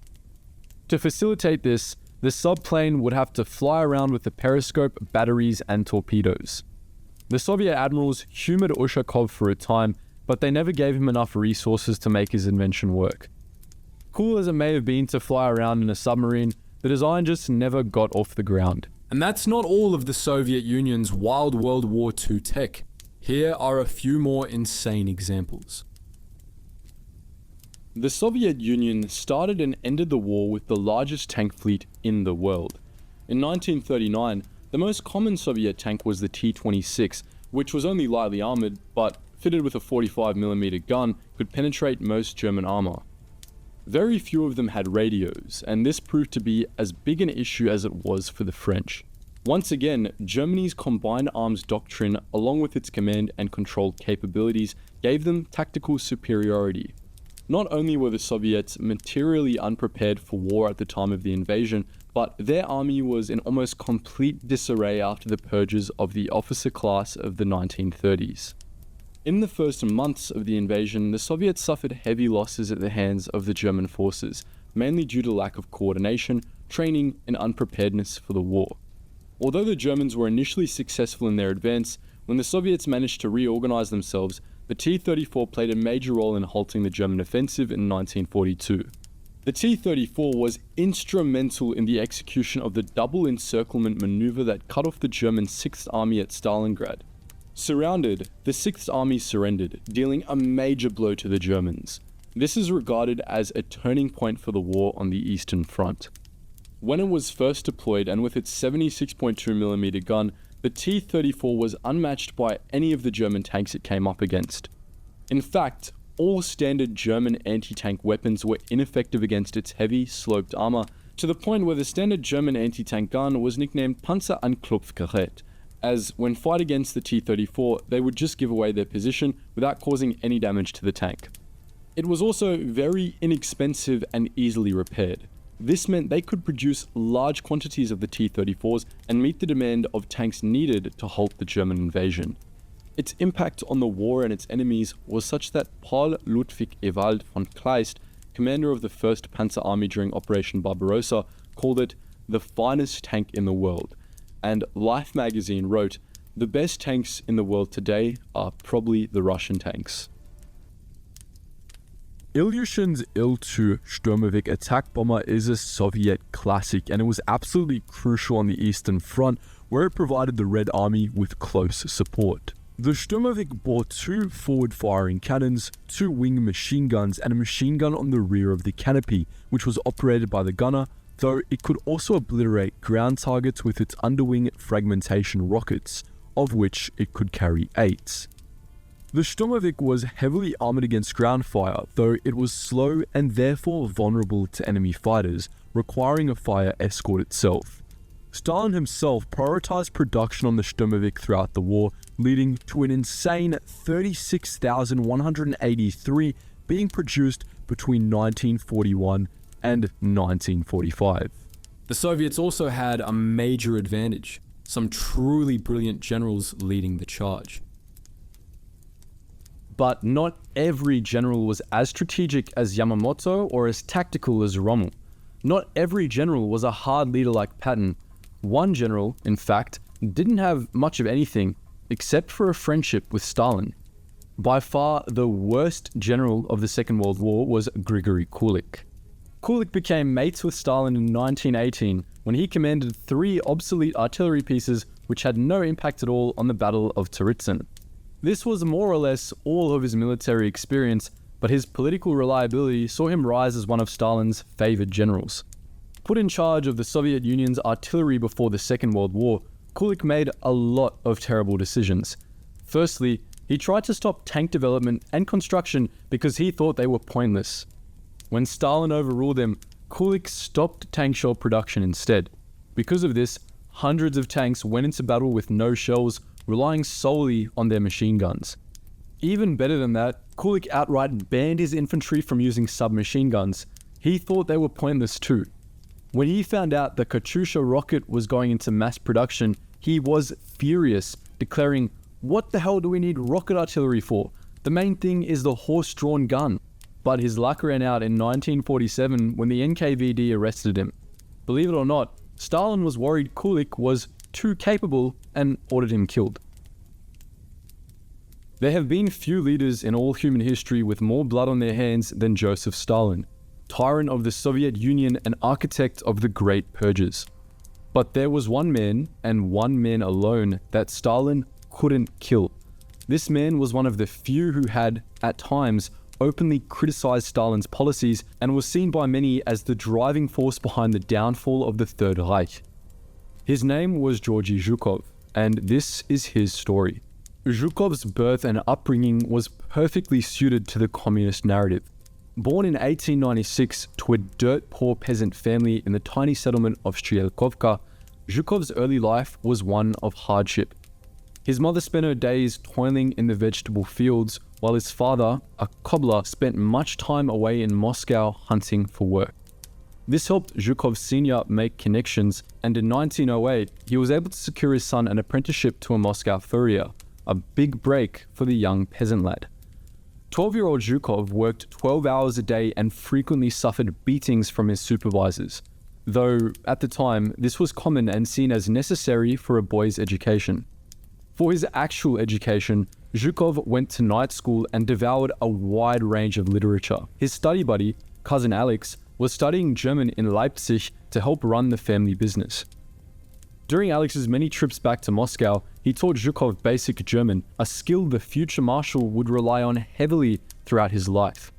Young Zhukov continued on the path to becoming a furrier until 1915, when a minor event known as World War I abruptly ended his plans. When war broke out, a wave of patriotism swept through Russia. Like many young men of the time, Zhukov was caught up in it. When his uncle suggested Zhukov invalidate himself on medical grounds, the teenager replied, "It is my duty to defend the motherland." As a skilled furrier, Zhukov was assigned to the cavalry, something he was very proud of. His intelligence singled him out, and his commander sent him away to be trained as an NCO. In August 1916, he got his first taste of combat. Fighting on the Moldovan front, Zhukov captured a German officer and interrogated him in German, acquiring some valuable intel. He was awarded the St. George Cross for this, the first of many, many decorations Zhukov would be awarded throughout his career. A man who led by example and preferred encouraging soldiers to beating them, Zhukov was his regiment's most popular NCO. When the Tsar fell in 1917 and the army politicized, Zhukov was thrust into a position of significant authority as a regimental Soviet delegate. Seeing the writing on the wall, Zhukov left the Imperial Army and joined the Red Army in 1918. His popularity, leadership, and bravery on the battlefield furnished him with rapid promotions. Bolshevik officials desperately needed reliable leaders, and Zhukov's career was accelerated. But it wasn't all handshaking and swift promotions. Time and again, Zhukov was sent into combat against White Russian factions on Russia's vast steppes. These battles were bloody and were often decided by brutal melee combat between saber-wielding horsemen. Zhukov recalled, "In a hand-to-hand fight, a White Russian fired his sawed-off rifle at me and killed my horse. We fell, the horse pinning me down. The next moment I would have been slashed to death but for Novchevka, the commissar. With a swing of his saber, he killed the horseman, caught the reins of his horse, and pulled me into the saddle." During the 1930s, Zhukov rose quickly in the Red Army High Command. An old unit of his, the 1st Cavalry Division, was largely spared from Stalin's Great Purges due to its well-connected political officers. Combined with his reputation, many accolades, and party membership, Zhukov managed to avoid death by firing squad and keep his job. But he remained fearful. His daughters Ira and Ella later recalled that their father kept a grab bag ready to go at all times, just in case he needed to make a quick getaway from the NKVD. In his memoirs, Zhukov described the Great Purges as the most difficult emotional experience in his life. The order to report to Mongolia, far from Stalin's clutches, couldn't have come at a better time. Zhukov, now a corps commander, took command of the 1st Soviet Mongolian Army Group in 1938. The Mongolians had been fighting bitterly against the encroaching Japanese for years, but no decisive battle had taken place. Zhukov would change that. He would strike a blow so devastating that Japanese ambitions in Siberia would be crushed forever. It happened at Khalkhin Gol. On one side of the Khalkha River stood 30,000 Japanese soldiers of the Kwantung Army and their allies, along with 92 tanks and 200 planes. Across from them were 63,000 Red Army soldiers and Mongolian cavalrymen, 900 armored vehicles, and 580 warplanes. Feigning a Great War-style heavy bombardment and frontal assault, Zhukov maneuvered his tanks on the Japanese flanks. While the Japanese infantry focused on their enemy to their front, they were encircled by Soviet BT-5 and BT-7 tanks. The plan was as daring as it was successful, and Zhukov crushed the entire Japanese 6th Army. The battle gave him crucial experience in encirclement operations, something that would later prove vital in the campaign to liberate the Soviet Union from the Axis. The string of defeats suffered by the Red Army at the beginning of Operation Barbarossa were greater than any suffered by any army throughout all of human history. And who was in charge of the Red Army at that time? Zhukov. But instead of having him killed, which is what you'd probably expect from Stalin, the victor of Khalkhin Gol was sent to Smolensk with an important mission: pin the Wehrmacht down and protect Moscow. Fighting offensively instead of defensively, Zhukov pulled his old encirclement trick on the Germans north of Moscow. Unfortunately, with the Red Army in the state it was, the offensive failed. But the Germans were halted for some months, and their drive toward Moscow was jeopardized. From then on, Zhukov's commands read like a laundry list from the most important battles of the Eastern Front. The Battle of Moscow, the Battle of Rzhev, the defense of Stalingrad, the Kalinin Front, Operation Mars, and many others. His fellow general, Konstantin Rokossovsky, described Zhukov like this: has a strong will, decisive and firm, often demonstrates initiative and skillfully applies it, disciplined, demanding and persistent in his demands, a somewhat ungracious and not sufficiently sympathetic person, rather stubborn, painfully proud, in professional terms well-trained, broadly experienced as a military leader, absolutely cannot be used in staff or teaching jobs because constitutionally he hates them. But this somewhat ungracious and not sufficiently sympathetic person was great at winning wars, and that was exactly what he was about to do. Na Zapad. In Russian, it means to the west. These words summarized Zhukov's campaigns from mid-1943 onwards. After the decisive defeat of the Wehrmacht's operational citadel and the total reversal during the Battle of Kursk, the Axis were on the run. Heinz Guderian, the chief of the German General Staff, said after Kursk, there were to be no more periods of quiet on the Eastern Front. From now on, the enemy was in undisputed possession of the initiative. Zhukov pressed his victory for all its advantages. He told his soldiers, "Remember our brothers and sisters, our mothers and fathers, our wives and children tortured to death by the Germans. We shall exact a brutal revenge for everything." That's exactly what he did. All the way to Berlin, where he personally accepted the German instrument of surrender. To the Soviet people, Zhukov was the world's greatest hero. They believed he had single-handedly forced the Axis from their land and beat Hitler and his subordinates into submission. But for Stalin, this was a problem. A man more popular than him was a man to be feared. Zhukov commanded more than just respect from the military. He commanded its absolute loyalty. Whether in command or not, Zhukov could walk into any headquarters and the men of the Red Army would follow him no matter what. This worried the chief of the NKVD, Beria, who on several occasions attempted to implicate Zhukov in plots to get him locked up. Bad idea. When Stalin died in 1953, his underlings scrambled to seize power. They made shady deals with each other and formed coalitions, but Zhukov was the real kingmaker. Whoever he backed had the backing of the mighty Red Army. When Beria tried to position himself as the next Stalin, Zhukov facilitated his death. He may have begun life as a lowly peasant, but now he was the most powerful man in the Soviet Union. We're going to shed some light on the USSR's second worst general of the war, Dmitry Pavlov. Pavlov's early career was pretty typical for Soviet high commanders. He fought in the Civil War in Spain and against the Japanese in the early 1930s. In 1940, one of his fellow generals, a bloke called Zhukov, organized a war game simulating an attack from the west. Zhukov commanded the enemy forces, which totally weren't Germans, and Pavlov commanded the Soviets. Zhukov launched a succession of rapid assaults and encircled Pavlov's forces. Even though he had a massive numerical advantage, Pavlov was smashed rather prophetically. On the evening of June 21st, 1941, Moscow sent emergency orders to all Red Army commanders. The Germans were invading. Pavlov got the message while he was watching a comedy play in Kiev. I suppose he wanted to get a few more laughs in before 4 years of misery, so he decided to watch the play to the end instead of rushing to his command post like every other general did. When he did take command, Pavlov suffered a major defeat at the Battle of Bialystok-Minsk.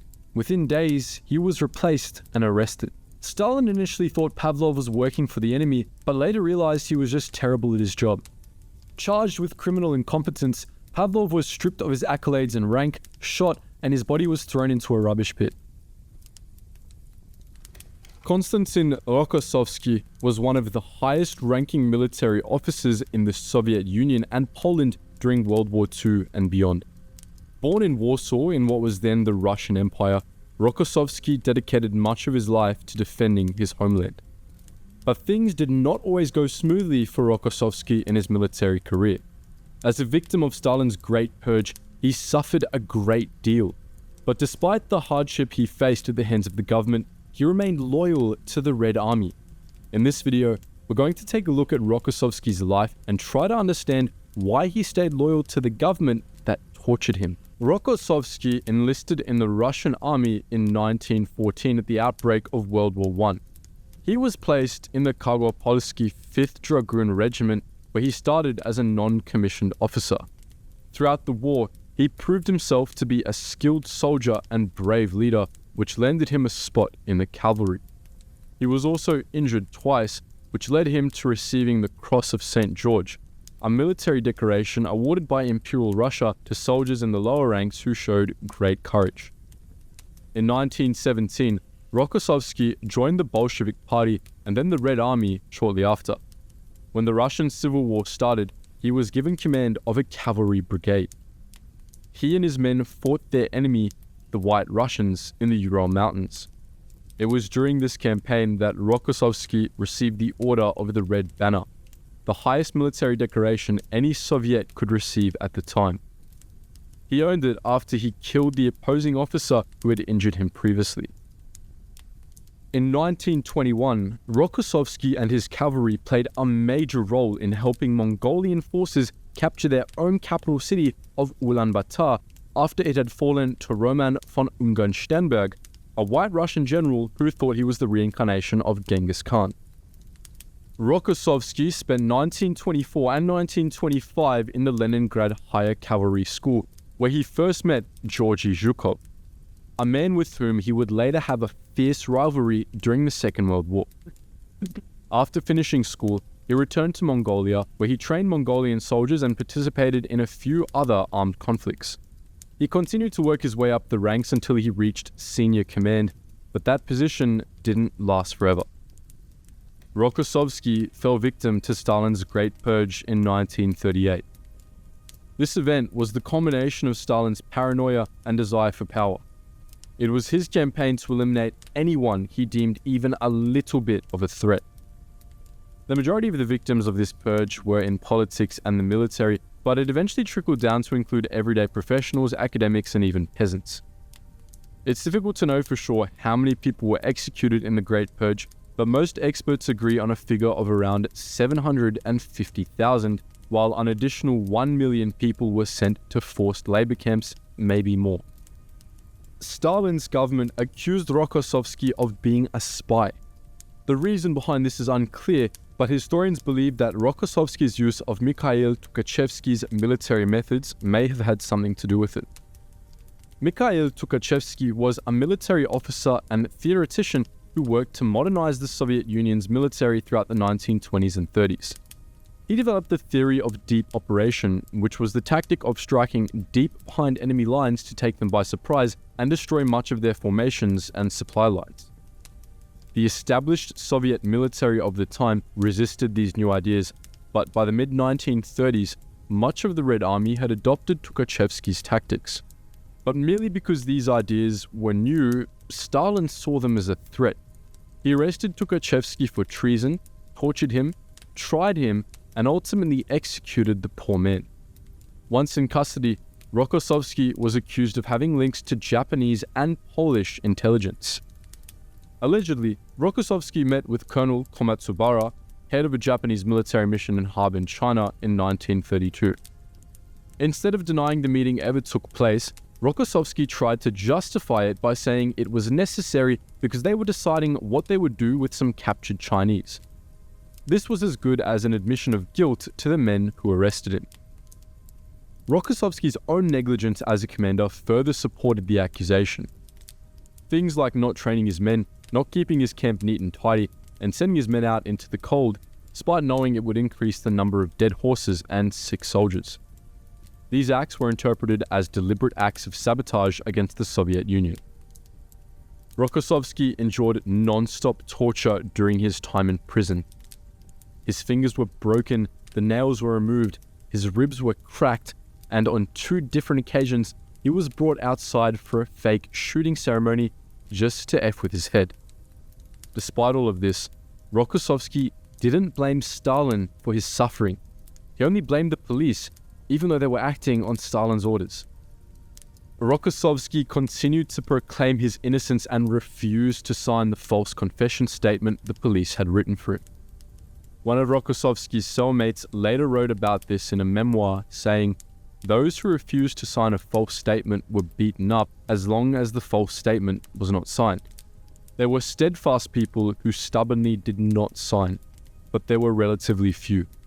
K.K. Rokossovsky, as he sat with me in the same cell, did not sign a false statement, but he was a brave and strong man, tall and broad-shouldered. He too was beaten." Rokossovsky's refusal to sign the confession was part of the reason he was found not guilty of treason at his trial. He said he would sign it if the court was able to bring Adolf Yushkovich, who had been one of his colleagues in the Civil War. Yushkovich had given a testimony denouncing Rokossovsky years before, which was being used as evidence against him in the trial. However, Yushkovich had been killed back in 1920 and thus couldn't come to court. When the court learned that Yushkovich had long been dead, it couldn't justify sending Rokossovsky to the gallows. Rokossovsky was then sent to a prison in Leningrad, where he remained until March 1940, when he was released suddenly and without explanation. Rokossovsky rejoined the Red Army after his release. His former commander, Simon Timoshenko, was in desperate need of experienced military officers in the rapidly growing Soviet military. Rokossovsky was commissioned as a colonel in command of the 5th Cavalry Corps and was soon after promoted to Major General. Rokossovsky served throughout World War II, and we're not exaggerating when we say that he absolutely smashed it during the war. We don't have time to go over all of Rokossovsky's achievements, but here's some of the highlights. In September 1941, Rokossovsky was personally appointed by Stalin to command the 16th Army. He was sent to defend Moscow as the Germans approached. During the Battle of Moscow, Rokossovsky was under the direct command of his rival Zhukov. The two worked together during the battle as well as they could, but their opposing styles of military leadership caused tension. That all came to a head when, in November 1941, after Rokossovsky and his men had staved off the German advance, they were backed into a corner by the 4th Panzer Group in the Germans' Hail Mary attempt to encircle the capital. Rokossovsky asked Zhukov if he and his men could retreat and find a more advantageous position, but Zhukov refused, ordering Rokossovsky to hold. Displeased, Rokossovsky went over Zhukov's head and asked the next highest ranking officer for permission to retreat, which was granted. This infuriated Zhukov, who threw out the order to retreat and forced Rokossovsky and his men to hold their position. This move led to the Panzer Group breaking through the Soviet lines and winning a strategic position north of Moscow. If Zhukov had allowed Rokossovsky and his men to retreat, the Germans would not have advanced as much as they did. While being right over your rival is an achievement on its own, that was nothing compared to Rokossovsky's greatest success of the war, which occurred in January 1943. Stalin had sent Rokossovsky to Stalingrad in October to stamp out the surviving German forces littering the city. He was granted around 218,000 soldiers, 6,500 guns, 2,500 tanks, and 300 aircraft to complete his mission.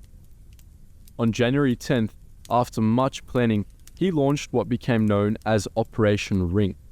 Though Rokossovsky and his men were better armed, the Germans fought ferociously, and in the first 3 days, Rokossovsky lost 26,000 men and half of his tanks. When Rokossovsky relaunched the offensive after regrouping, he struck harder and captured the Germans' last remaining airfields before driving them into the heart of the city. At that point, the commander of the Germans, General Paulus, asked Hitler if he could surrender, but the Führer said no. Rokossovsky split the Germans into 2 pockets and slowly wore them down over a few days. Soon, they had no choice but to surrender. In total, Rokossovsky either destroyed or captured 22 German divisions and ended the crescendo of the German advance into the USSR. For this, Rokossovsky was promoted to the rank of Colonel General. Following his success in Stalingrad, Rokossovsky wrote this in his diary: "I'm appointed commander of the Central Front. It means that Stalin has entrusted me to play the key part in the Summer Kursk campaign." The Kursk campaign was a massive attack on the Germans positioned near Kursk. But the Germans were also planning an offensive, and when the Soviets caught wind of it, they hunkered down and went on the defensive instead. The German offensive began in June 1943, and Rokossovsky narrowly escaped death after his HQ was bombed in a night raid. After that, Rokossovsky's HQ was moved underground. From there, Rokossovsky served as commander of one of the largest tank battles of the Second World War. Known as Operation Citadel to the Germans, it involved more than 8,000 tanks and 2.6 million men in total. As the Germans rolled in, Rokossovsky organized the Soviet defense, which held strong.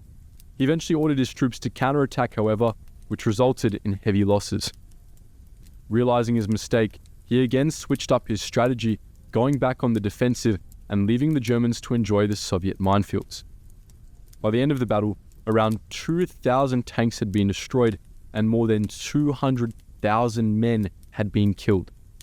The Germans, unable to penetrate the Soviet defense, were ordered to retreat, spelling out yet another victory for Rokossovsky.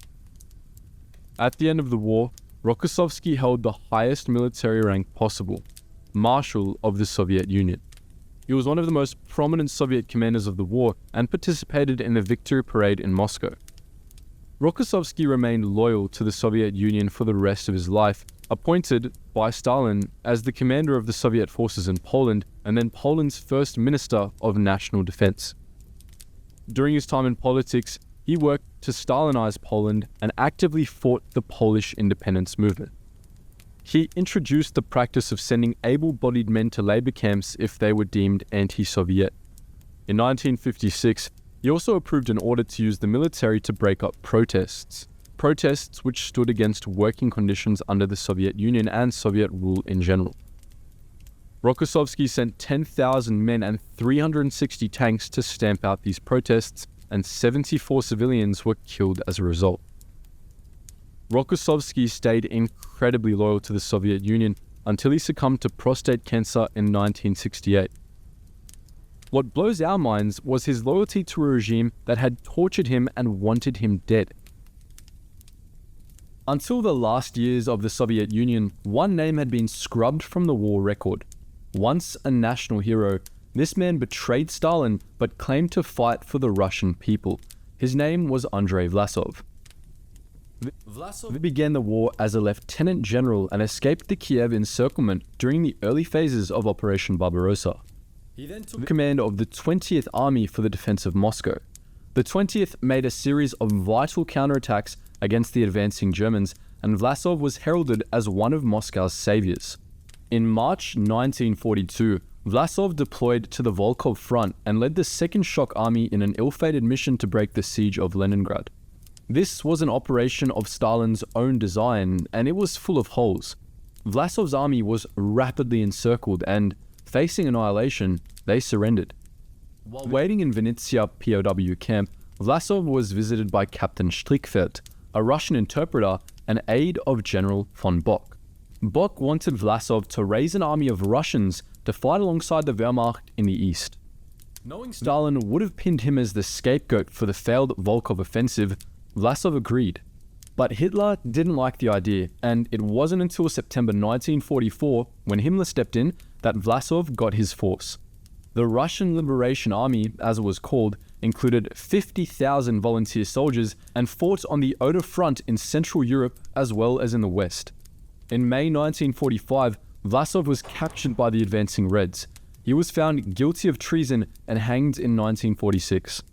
Right to the end, he maintained Stalin was the true enemy of the Russian people.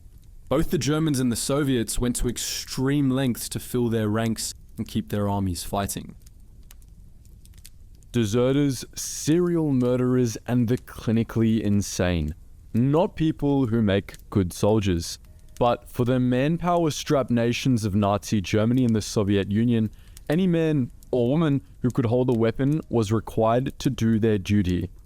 In this video, we delve into the dark depths of the Nazi and Soviet penal legions of the Second World War. A warning though, this is going to get pretty grim. Penal legions were units composed of soldiers as well as officers who had been convicted of military crimes. The crimes were varied, from something as simple as making a defeatist comment to murdering an officer, a capital offense.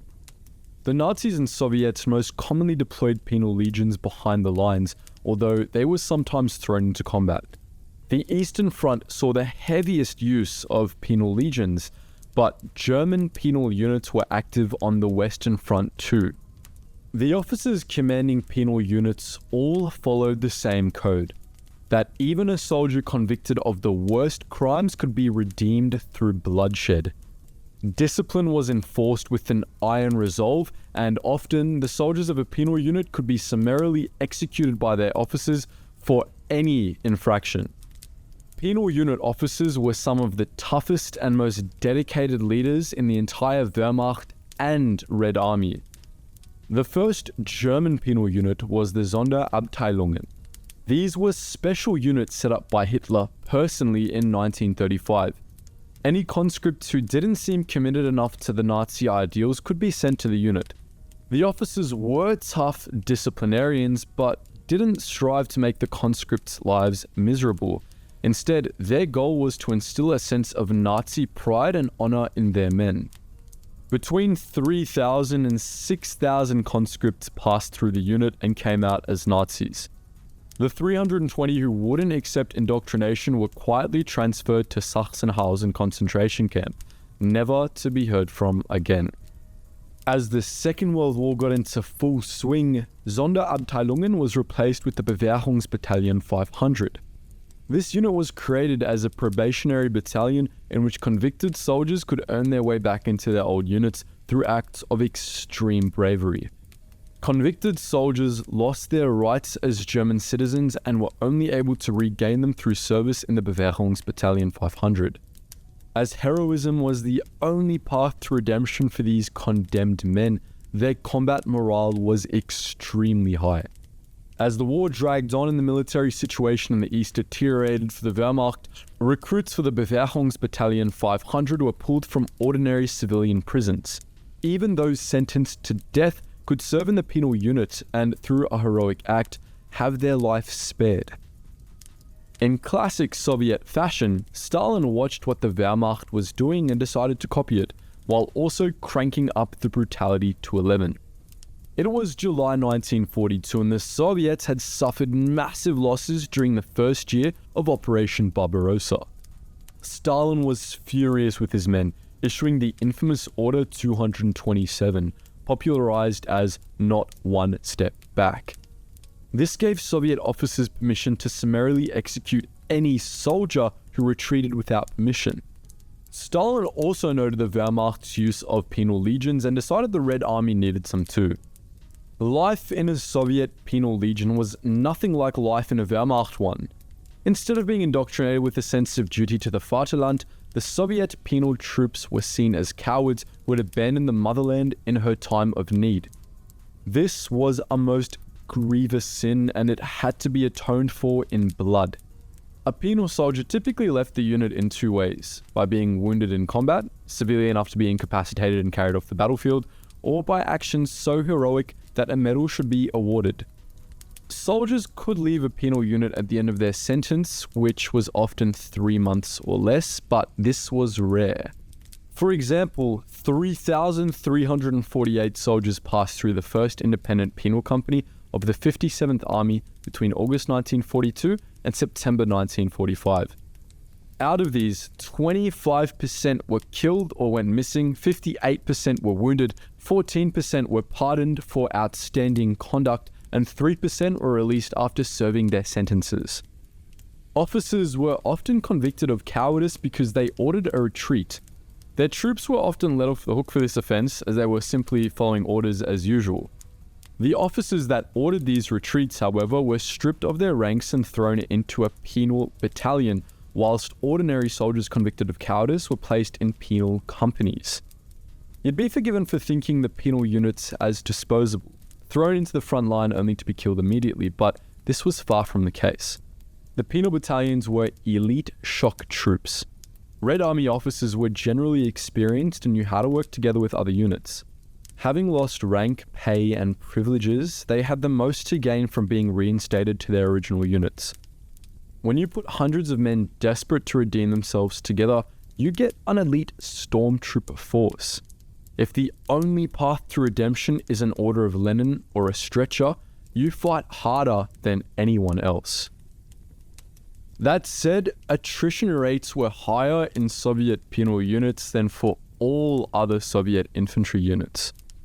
They were the worst in the penal companies, units designed only for convicted soldiers, not officers. Discipline in these units was far harsher than in the battalions due to their lower combat morale. Without decent pay and privileges, these soldiers had far less to fight for, most of them just trying to stay alive. These soldiers lived on a knife's edge between life and death every single day. The following are 3 examples of a normal day for a soldier of a penal company. The 123rd Independent Penal Company, ordered to assault a bridge with their full unit strength of 670 soldiers. They failed to take the bridge, having only 47 men left alive at the end of the day. The 61st Independent Penal Company. 4 days after they failed to attack a German position, 3 soldiers were picked out while on parade. They were shot in front of the whole company to motivate the rest. The 128th Independent Penal Company lost nearly its entire strength, 54 killed and 193 wounded, in 6 days during February 1944. It also changed commanders 5 times between January 1st and April 10th of that year, the commanders lasting 11 to 35 days before being severely wounded or killed. While the Soviet penal battalions were ruthless, they weren't pure evil. No, that title accurately describes a penal unit under SS command, almost putting Japan's Unit 731 to shame in terms of barbarity. We're referring to the Dielavanga Brigade. It's difficult to describe just how evil the Dielavanga Brigade was. Its commander, the convicted child rapist Oskar Dielavanga, recruited the most sadistic prisoners and Wehrmacht rejects he could find in German territory. These included convicted arsonists, murderers, rapists, and the clinically insane. The brigade was usually assigned to guard duties or anti-partisan activities behind front lines. They were first sent to Poland, where they slaughtered, raped, and looted their way across the countryside. After a complaint by a high-ranking SS official, they were moved to Belarusia. Dielavanga continued his terror campaign against the locals. His favorite method, you ask? Forcing civilians into a barn before setting it on fire, then machine gunning those who tried to run. He was also fond of personally executing the locals with his pistol. Occasionally, the brigade was ordered to the front lines. All their murdering experience hadn't made Dielavanga's men good soldiers. In every engagement, they took extremely heavy casualties and were labelled as inept by regular German soldiers. This ineptitude cost the Dielavanga Brigade dearly, and if not for a constant supply of sadistic murderers, the unit would have been wiped out several times. This brings us to the darkest fact about the penal legions of the Second World War, that they often committed the most atrocious war crimes imaginable and were seldom held accountable. As both Soviet and German penal units were made up of convicted criminals, they were expected to commit war crimes such as slaughtering civilians, mass rape, and executing POWs. When these crimes were committed, they were rarely reported to high command. Punishments usually weren't harsh, and the blame was often placed with officers for failing to supervise their troops. Soviet units were never held accountable for the war crimes they committed. In their 6-year rampage, the Dielavanga Brigade killed upwards of 30,000 civilians. The unit acted with such barbarity that even the SS launched an investigation, which was blocked by Gottlob Berger, an SS chief and close personal friend of Dielavanga. The brigade was thankfully mostly destroyed during the retreat back to Germany, but some of its men survived, in hiding and as POWs. Very few were held accountable for their war crimes. Dielavanga himself was killed in June 1945 while detained in Altshausen Detention Center, a POW camp run by French and Polish soldiers in Germany. It's unclear whether he was killed by French colonial or Polish guards, but it's likely he was identified by a Polish communist network who ordered the guards to torture him to death. I reckon he got what was coming to him. I woke up in a German hospital with the German nurses working on me, and I knew I wasn't dead because angels don't speak German. This is what an American parachutist nicknamed Jumpin' Joe said later in life, recalling an experience he had during the Second World War. after the Gestapo hospitalized him through torture. It's a great quote from a great story, a story of perseverance and humanity in the face of untold horror, a story we're going to share with you now. It begins with the birth of our protagonist, Joseph R. Byerly, in the city of Muskegon, Michigan in 1923. Byerly's parents, funnily enough, were of German origin and had moved to the States before the turn of the century. Unfortunately for them, they had to raise their son during the Great Depression. Times were tough for Byerly, and after he graduated from high school in 1942, they got tougher. But this was by choice. In the words of a much older Byerly, "My family don't understand that I felt it was my duty to volunteer as a paratrooper for the US Army and what went on in the war and what it was like. I tell them that if it wasn't for what we did, they would all be marching the goose step today. And the first question they ask is, what's the goose step?" It was during the completion of basic airborne infantry training that Byerly earned the nickname Jumpin' Joe. As part of their training, paratroopers had to, as you might expect, practice jumping out of planes. Many of them were worried they'd roll an ankle or snap a leg during these jumps, so they paid Jumpin' Joe a few bucks to make the jumps for them using their names. After Byerly completed his training, the Army assigned him to the Screaming Eagles, aka the 506th Parachute Infantry Regiment of the 101st Airborne Division. The unit was stationed in England in the lead-up to the Allied operations in occupied France in April and May 1944. As a radio communications and demolition specialist, Byerly participated in at least 2 clandestine missions whose objectives were to deliver gold to the French resistance. Then, on the 6th of June, Byerly's world was flipped upside down. En route to blow up some bridges behind Operation Overlord's Utah Beach, Byerly's C-47 Skytrain came under attack, and his team was forced to ditch at low altitude, far from their targeted drop zone. Despite having just 110 meters or 360 feet between him and the ground, Byerly survived the drop. And now, he was alone behind enemy lines, with no way of contacting his fellow paratroopers. Instead of freaking out, Byerly decided to blow up a power station. He then continued to blow shit up until, a few days later, the Germans captured him. Things got pretty grim for Byerly at this point. He was moved from prison to prison to prison, and in this time, 2 of his escape attempts ended in capture and reprisal. According to Byerly's daughter, Julie, "Dad had a dent in his head. It was very visible. I remember putting my finger in it. When I would ask him about it, he said, 'A German got mad at me.'"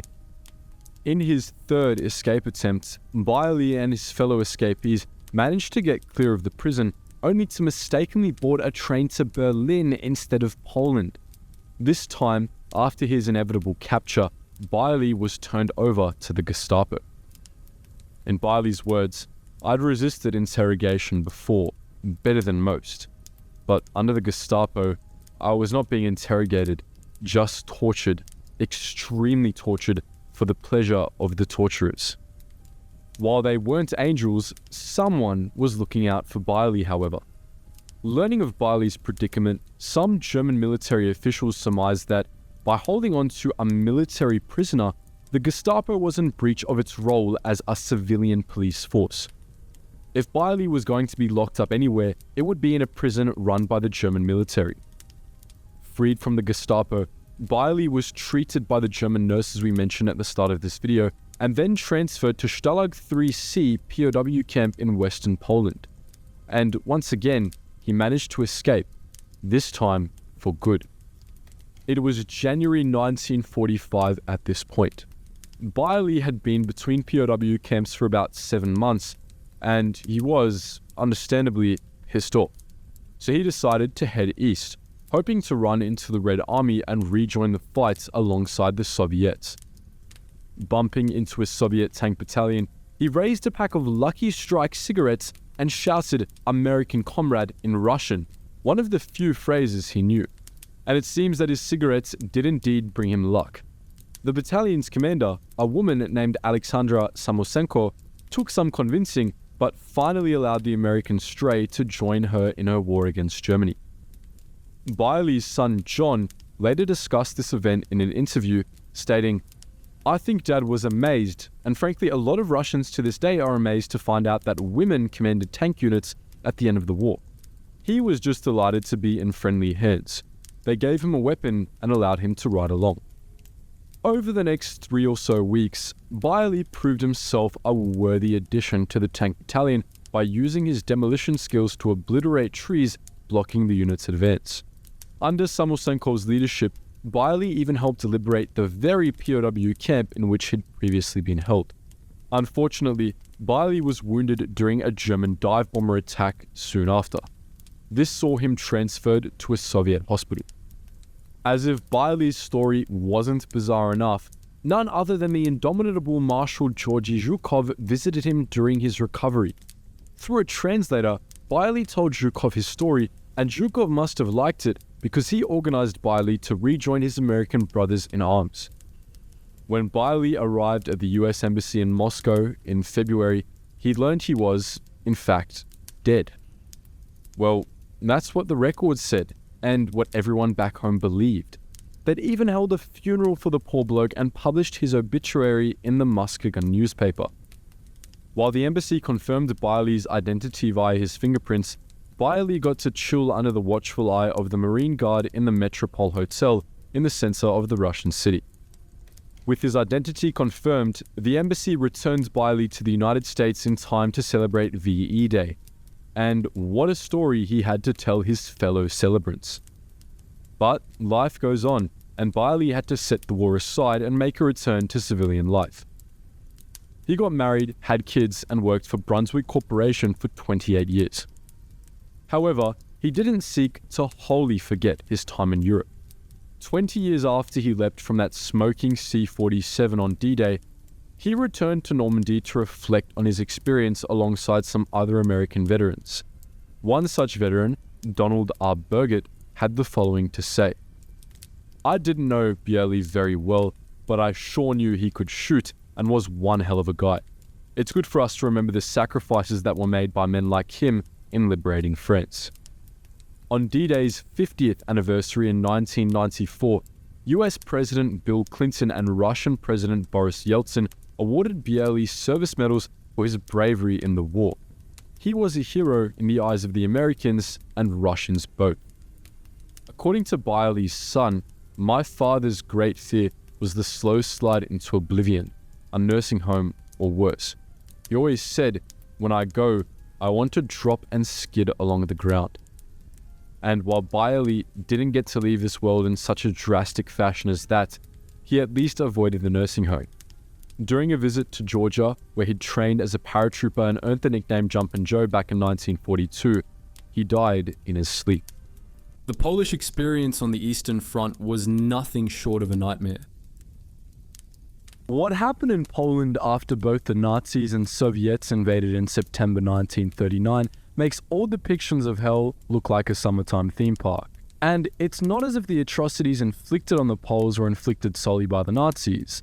The Soviets were almost equally as diabolical, sharing in the Nazi opinion that Poland should be obliterated politically, economically, socially, culturally, and to a certain extent, physically. Both Hitler and Stalin wished for Poland to no longer exist, for it to be eradicated from history, and for the persisting space to be a part of the Reich and the USSR. Though, of course, Hitler never intended to let Stalin keep his share, nor for a square centimeter of the land designated future Lebensraum to become part of the USSR. Nevertheless, before Hitler stabbed Stalin in the face and invaded the Soviet Union, the two of them assailed Poland night and day, trying to turn their evil wish into reality.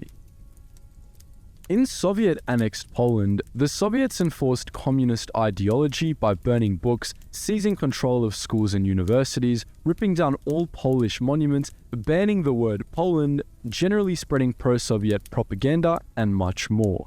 If they thought anyone was or could be a threat to their rule, they arrested them and then deported them to the Gulags, often in Siberia. Other undesirables they just executed, like in the infamous Katyn massacre in which the Soviets executed around 22,000 Poles, military and civilian. They weren't above massacring the patients and staff of hospitals either, nor torturing people. The NKVD was almost synonymous with the Nazi Gestapo and was the cold iron tool with which the Soviets tried to prise Poland apart.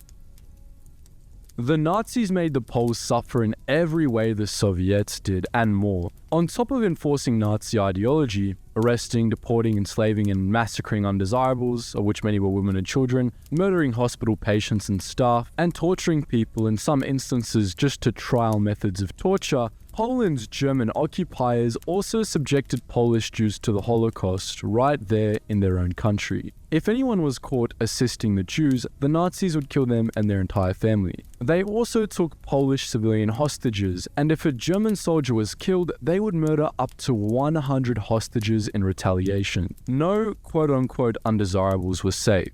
The Nazis raped women and then either forced them into brothels or just murdered them in mass. As well as trialing methods of torture on Polish prisoners, the Nazis subjected them to medical experiments, basically using human beings as guinea pigs.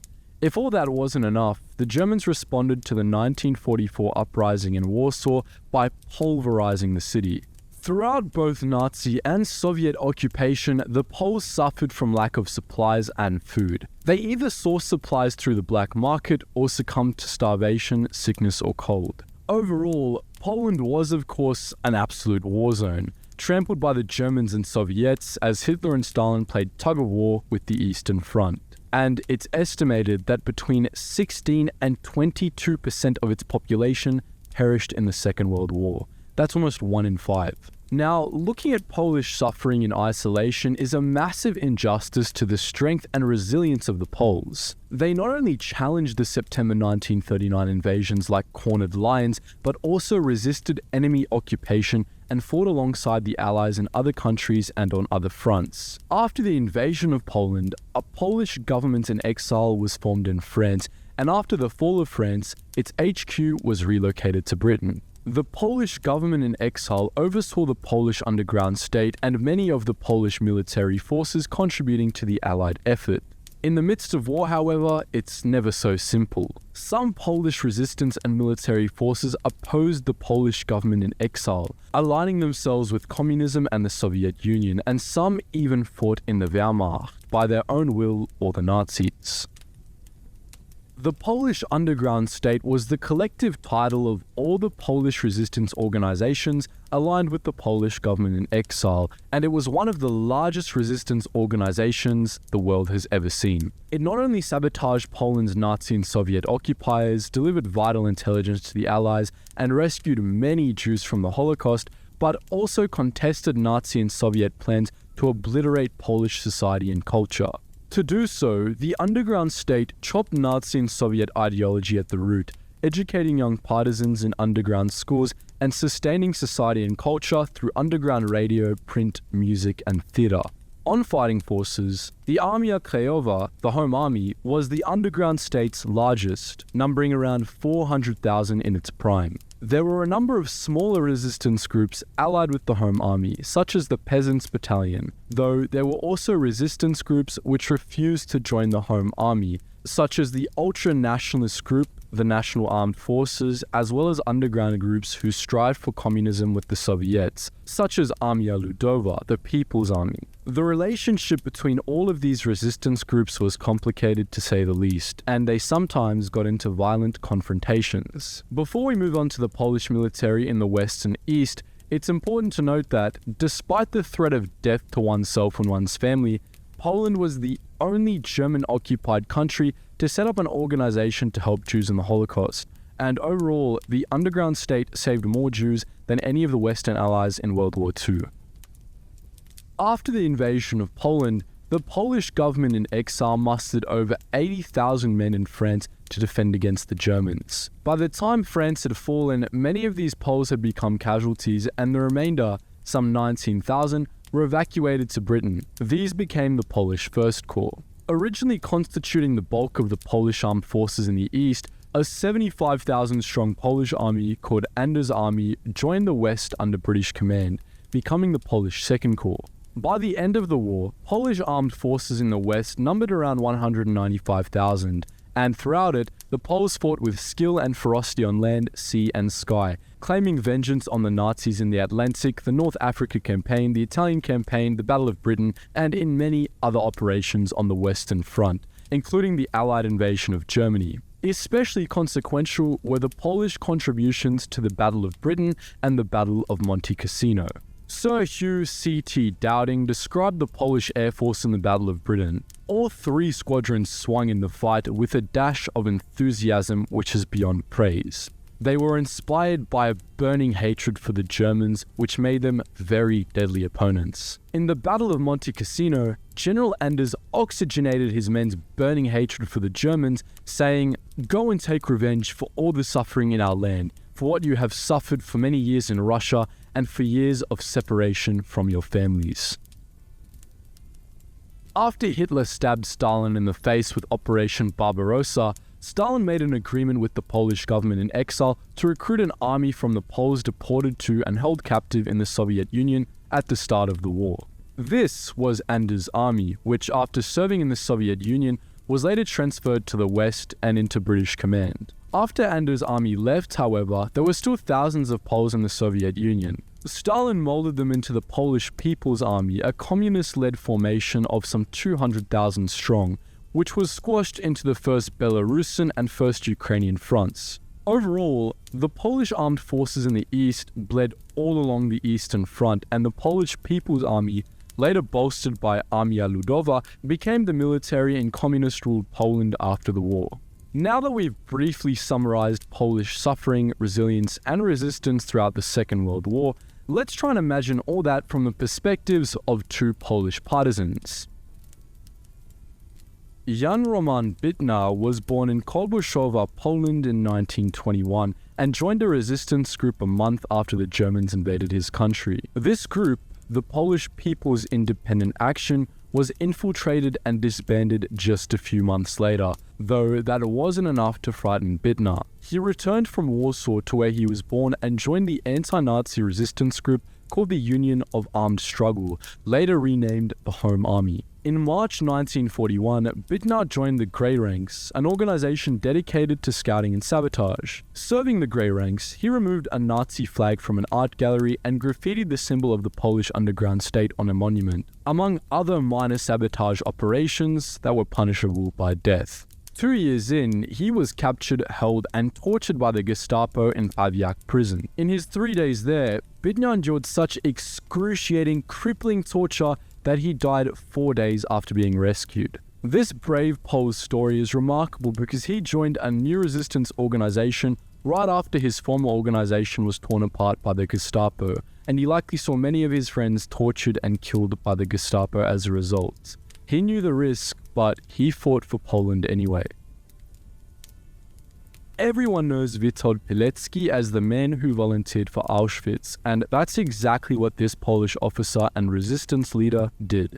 After fighting the Germans in the invasion of his country, Pilecki co-founded the secret Polish army and then joined the Home Army. In September 1940, he let himself get captured, and he was soon after in Auschwitz, where he was tasked with gathering information and sparking resistance from the inside. Pilecki organized the Union of Military Organizations, ZOW, and ZOW shared outside news with the prisoners, helped distribute supplies throughout the camp, bolstered prisoner morale, and established intelligence networks which provided the Polish underground state and the Western Allies insight into the atrocious conditions in the camp. Pilecki managed to escape in April 1943 and reach Warsaw in August that year, where he gave a comprehensive report to the Home Army. After the war, Pilecki was arrested, tortured, and then sentenced to death for espionage and planning the assassinations of members of the Soviet-controlled Ministry of Public Security of Poland, among other charges. He denied the espionage and assassination charges, but pleaded guilty to some lesser charges. Regardless of the caliber of his charges, he was shot in the back of the head in May 1948. After receiving his sentence, Pilecki famously said, "I've been trying to live my life so that in the hour of my death, I would rather feel joy than fear." Imagine being so devout to your country that you volunteer for Auschwitz, and then imagine your patriotism and bravery being rewarded by death at the hands of dirty communists. World War II may have ended in 1945, though Polish suffering unfortunately did not. The Soviet Union permanently annexed the territory it took in September 1939, expelling most of the Poles living there, and these people went on to inhabit the free city of Danzig and the former German territory east of the rivers Oder and Neisse. Stalin ignored the Polish government in exile and essentially closed his communist fist on all that he hadn't directly annexed. It wasn't until 1989 that what remained of pre-World War II Poland shed communism and became the modern Democratic Republic of Poland. While our pasts may not define our future, they certainly shape our present. History shapes our world, and the history of Poland, particularly as it endured the inferno of World War II and the ashes of its fiery wake, tempered the Poles into some of the strongest, most resilient humans ever to walk on our world. In this context, however, strength and resilience don't just come down to the physical endurance and survival of the Poles, but also the endurance and survival of what the Nazis and Soviets failed to obliterate: Polish identity. I do think that was largely due to the lion-like courage of the Polish underground state and men and women like Jan Bytna and Witold Pilecki who served in it, and also the ferocious and ceaseless toils of the Poles who fought for their home abreast foreign allies. Poland may never soften up after the hell it endured, and I think there's no better way to end this video than saying that Poland never officially capitulated in the Second World War. And it wasn't just Poland. Much of Eastern Europe, especially the Baltics, endured their own brutal nightmares. It's a sad fact that a war's worst victims are usually civilians just trying to get on with their lives. In few places has this been more true than Eastern Europe during the Second World War. Caught between two of the most brutal regimes in recent history, Eastern Europeans faced unimaginable hardship. In this video, we shed light on their dark story. As a disclaimer, this is an overview, not an exhaustive list of the atrocities suffered throughout the conflict. Eastern Europe was a very different place in the years preceding the Second World War. For starters, countries such as Poland and the Baltic states of Estonia, Latvia, and Lithuania, as well as Soviet-occupied Ukraine and Belarusia, were surprisingly ethnically diverse. A plethora of different languages were spoken throughout the cities and villages. In the south, villages speaking derivatives of Old Mongol and Turkic languages were as common as towns and cities predominantly speaking Yiddish and Polish dialects. The entire regional economy was founded on agriculture. Heavy industry had yet to take over, and most people lived close to the land. It wasn't idyllic, but for the most part, people lived simple lives. But in Soviet-controlled Ukraine and Belarusia, things had already gone bad. State mismanagement and forced collectivization killed between 4 and 5 million Ukrainians during the 1930s. They called the period Holodomor, meaning death by hunger. It was horrific. As described by a contemporary doctor who later starved to death, the good people died first.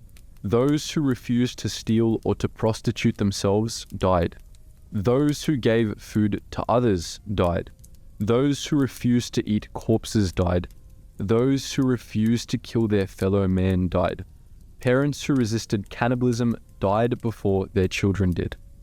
As if that wasn't bad enough, the late 1930s brought Stalin's Great Purges to Eastern Europe. No one was safe. Even those in revered authority positions could find themselves on one of Stalin's lists and disappear, never to be seen again. We don't know precisely how many were killed in the purges, but most estimates range from 700,000 to 1.3 million, with thousands of Eastern Europeans included in that number. Things weren't nearly as bad in Poland and the Baltic, areas not under Soviet control, but with the outbreak of war, that soon changed. Once war began and Europe was divided along the Molotov-Ribbentrop Pact lines, a second stage in the destruction of Eastern Europe began. The first, from roughly 1933 to 1938, was orchestrated and perpetrated entirely by the Soviet Union, but now Germany had entered the fray. In this second stage, lasting from 1939 to the beginning of Operation Barbarossa in 1941, Germans and Soviets vied for the bloody honor of who could do more damage to Eastern Europe. Sandwiched between them both, Poland got hit the hardest. Before crossing into Poland, Hitler ordered his top commanders to close your hearts to pity. German soldiers were constantly told that Poles were subhuman barbarians and that they needed to be put in their place by the German Übermensch. They did this by massacring civilians and committing war crimes everywhere they went. The following are just 3 examples. A German armored unit found a barn-turned Polish medical station marked with a red cross. After setting it on fire, the tanks fired on anyone who ran out. Once the building had burned down, the tanks ran over the wounded survivors. Near the village of Sladau, Germans used Polish POWs as human shields while they attacked a cavalry unit. The cavalrymen were wiped out, and the Germans forced the POWs to bury their comrades before executing all 300 of them. In December, 2 German soldiers were killed by a known Polish serial killer. In response, 114 Polish men were rounded up and shot. They had nothing to do with the incident. We probably won't ever know the true scale of the German destruction wrought on Poland during the opening salvos of the war in Europe, but they by no means had a monopoly on war crimes. The Soviets were just as active in the eastern part of the country. Anyone who's looked into the German campaign in the east would have come across Soviet scorched earth policies. In the grand scheme of things, scorched earth makes sense. Trading space for time, forcing your enemy to consume its resources, chasing you deep into the interior. What often goes unmentioned, however, is that ordinary people bear the consequences. As the rapid German advance pushed toward the Russian heartlands, frontline troops began to outrun their supply lines. Their solution was to loot the countryside for the vital food and fuel that they needed. As Ukraine was about to be overrun, Stalin gave the following order: the enemy must not be left a single engine, a single railway car, not a single pound of grain or gallon of fuel.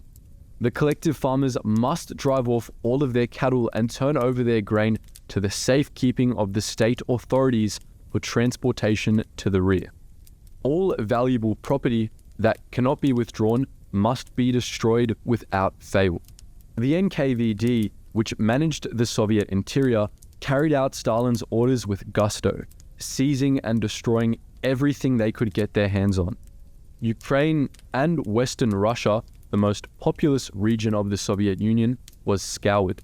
Entire villages were sacked and all food supplies destroyed. Peasants were forced to keep up with the retreating Red Army or face starvation.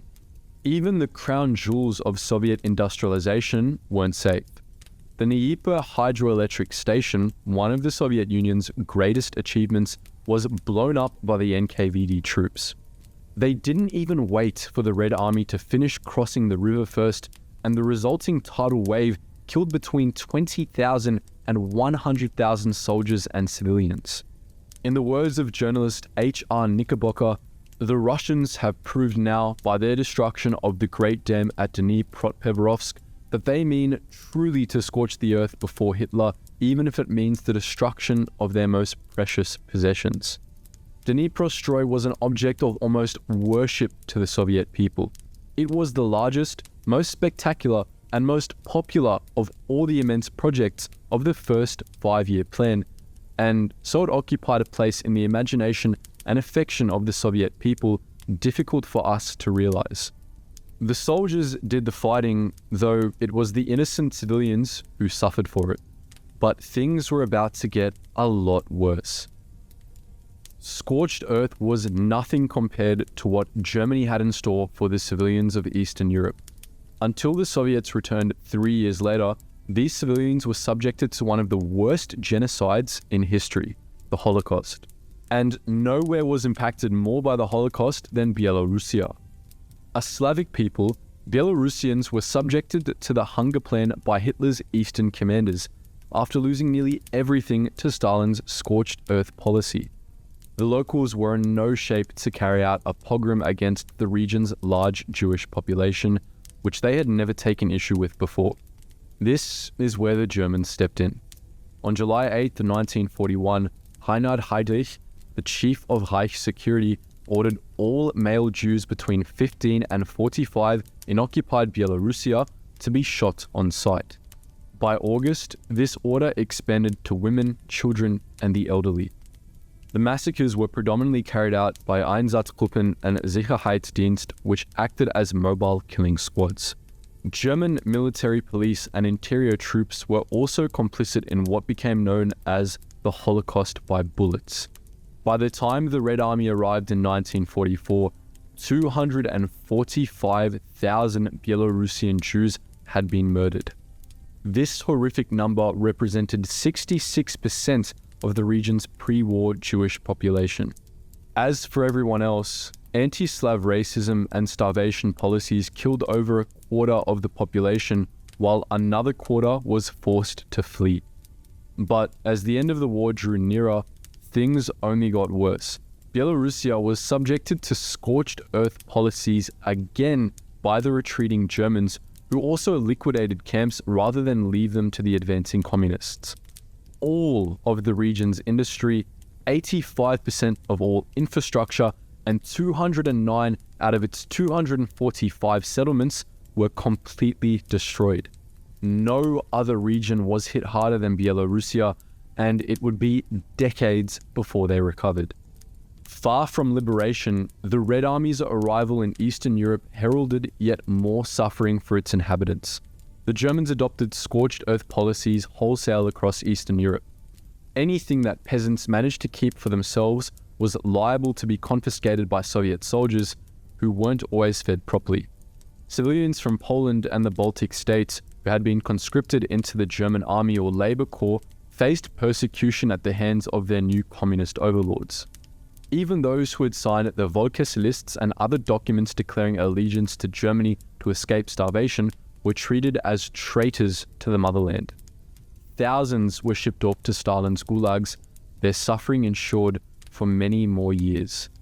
Starved and overworked before the war began, plundered and burned by the retreating Red Army in 1941, subjected to genocidal Nazis and the worst of the Holocaust under German occupation, invaded, looted, and scorched a second time by the retreating Germans, then at the mercy of Stalin's consolidation of power, the civilians of Eastern Europe suffered more during the war than anyone else. If we had to summarize what happened to the Baltic states during the Second World War in just a few words, we'd say they were occupied hard. However, the reality of the situation was more complicated than that. In this video, we're going to give Estonia, Latvia, and Lithuania some of the attention they deserve. Before things hit the fan in September of 1939, Estonia had declared itself neutral, along with Latvia and Lithuania. Little did Estonia know, however, that Stalin and Hitler would assign it to the Soviet sphere of influence under the Molotov-Ribbentrop Pact about a year later. With the pact signed and Poland crushed, the Soviets set their sights on Estonia, leveraging the Orzel incident to justify an unjust ultimatum. With Soviet warships and warplanes looming overhead, Estonia signed an agreement stipulating that the Soviets could set up military bases in Estonia and call on it for military support. They should have never let Stalin get his foot in the door. In June 1940, some 160,000 Red Army troops spilt out of said bases or otherwise invaded Estonia. While some Estonians put up a fight, the government ordered the military to stand down. The Soviets then took control of the government and proclaimed Estonia as part of the USSR. Over the next year, they arrested, deported, and killed thousands of Estonians. Of the 8,000 arrested in this time, more than 1/4 of them were killed inside Estonia, while the rest were sent to prison camps in Russia, where they suffered a far slower death. In 1940, the Soviets conscripted some 17,000 Estonians into the Red Army under the 22nd Territorial Rifle Corps, but many of these men defected to the Germans during Operation Barbarossa, and the unit was liquidated in September 1941. Additionally, around 40% of Estonia's naval fleet, which was out of port during the Soviet invasion, sailed into the arms of the British, who enlisted Estonian ships and sailors in the Royal Navy and Merchant Marine. On Operation Barbarossa, it proved disastrous for Estonia. As the Soviets retreated, they employed scorched earth tactics, murdering thousands of civilians and destroying as many as 13,500 buildings and more than 3,200 farms. Of the 33,000 Estonians the Soviets had conscripted into the Red Army at this point, not even half of them saw combat, and those who didn't were discarded into concentration camps and labor battalions. Many brave Estonians fought against the Soviets too, with most of these men conducting guerrilla operations under the Baltic partisan organization known as the Forest Brothers, which we'll get to later. While most Estonians were happy to see the Soviets go, they soon realized the Germans weren't their friends. They set about Germanizing Estonia, letting Germans in and booting so-called undesirables out. They also subjected Estonia to the Holocaust, exterminating almost a quarter of its Jewish population. While some Estonians volunteered to fight in the Waffen-SS and Wehrmacht, most didn't want to. It wasn't until 1944 that the Germans picked up their conscription game, consolidating various Estonian units under the 20th Waffen-Grenadier Division of the SS, and bringing the number of Estonians fighting for Germany up to 70,000. This was in reaction to the turn of the tide of the Eastern Front. The Estonians and Germans staved off the Soviet counteroffensive for some time, but the Red Army ultimately retook Estonia, inspiring some 80,000 people to flee. The USSR literally dissolved before Estonia was in Estonian hands again, with the Russian Federation withdrawing from Estonia in 1994. Outside of Estonia, from 1942 to 1946, the Red Army also recruited ethnic Estonians into the USSR into the 8th Estonian Rifle Corps, which had grown to a strength of about 27,000 by late 1942. The Corps even fought against the aforementioned 20th Waffen-Grenadier Division of the SS at times, Estonians killing Estonians. All in all, Estonia lost around 25% of its 1.1 million strong population throughout the war. As we said earlier, Latvia started out neutral too. Also like Estonia, the Soviets forced Latvia into a pact which allowed the Red Army to station its troops on Latvian territory, beginning with some 25,000. Of course, once the Soviets had their foot in the door, they revealed their true intentions, demanding the entry of an unlimited number of troops. In June 1940, the Soviets marched in, took control of the government and annexed Latvia into the USSR. As with Estonia, they began Sovietizing it, arresting, deporting, and executing anyone who stood in their way. In 1940 alone, as many as 27,500 Latvians were arrested, and as many as 50,000 lost their lives. Some 35,000 were deported, accounting for around 1.8% of the population. The Red Army also absorbed the Latvian army, ultimately turning it into the 24th Territorial Rifle Corps, though of the original 24,400 men in the corps, all but 3,000 either deserted or were arrested or shot. About a year after the Soviets had seized Latvia, the Germans drove them out and, like in Estonia, were welcomed with open arms. Again, Latvia's German liberators soon revealed their true nature, intending to Germanize Latvia by deporting or murdering up to 50% of its population, which was about 2 million at the time. Among the Latvians who were to be removed were the Jews, who accounted for around 70,000 of the 80,000 to 100,000 Latvian citizens killed under Nazi Germany's reign. What's worse is that some Latvians participated in the Holocaust, with the auxiliary police unit Aras Commando, for example, murdering as many as 26,000 Jews by itself. The Germans were much more successful at bringing Latvians into their army than their Soviet counterparts. Early in 1943, they started drafting them into the Waffen-SS and Wehrmacht, and by mid-1944, there were as many as 87,550 Latvians in the Latvian Legion of the SS and some 23,000 in Wehrmacht auxiliaries. Between 15 and 20% of them were volunteers. When the Soviets reversed the Eastern Front, they returned for Latvia as they did Estonia, occupying the state and subjecting its people to more arrests, deportations, and death. The Soviets also recreated Latvian Red Army units, mustering some 15,000 Latvians under the 130th Latvian Rifle Corps, which fought against Latvian SS units. Some 200,000 German troops held out in the region of Courland before surrendering to the Soviets, and among them were around 14,000 Latvian soldiers who joined the Germans in death or Soviet prison camps. Many of those who evaded the Soviets joined Latvian resistance movements, including the aforementioned Forest Brothers, and contested their occupation for decades. On resistance movements, various Latvian organizations resisted either the Soviets, Germans, or both during all three occupations. Some even worked with one foreign power to help defeat the other. The Latvian Central Council was an example of a pro-Latvian independence movement which fought for Latvia's interests alone, while many pro-Soviet resistance operated under the central staff of the partisan movement in Moscow. All in all, Latvia lost about 25% of its population throughout the war, and as with Estonia, the state wasn't back in Latvian hands until 1994. Unlike Estonia and Latvia, Lithuania was first assigned to Germany under the Molotov-Ribbentrop Pact, yet this was soon changed, and, as was customary, the Soviets coerced Lithuania into letting them accommodate some 20,000 troops there in October 1939. The Soviets then took control from the inside, let in more troops, and colored Lithuania red on the map. During this first occupation, Lithuanian partisans such as the Lithuanian Activist Front were active, but Lithuanians were still forced to fight in the Red Army, namely under the 16th and 29th Rifle Divisions. Many of these men deserted as soon as they could, though some Lithuanian communists chose to stay on and fight the Germans alongside other Lithuanians from elsewhere in the USSR. During Sovietization, between 20,000 and 30,000 Lithuanians were deported, many to labor camps in Central Asia. Around 12,000 were arrested as enemies of the people, and a further 17,000 were deported to Siberia in the lead-up to the German invasion. As for the German invasion itself, it was met by some joint Soviet and Lithuanian resistance, while some anti-Soviet and pro-independence resistance movements worked to undermine the Soviets from the inside.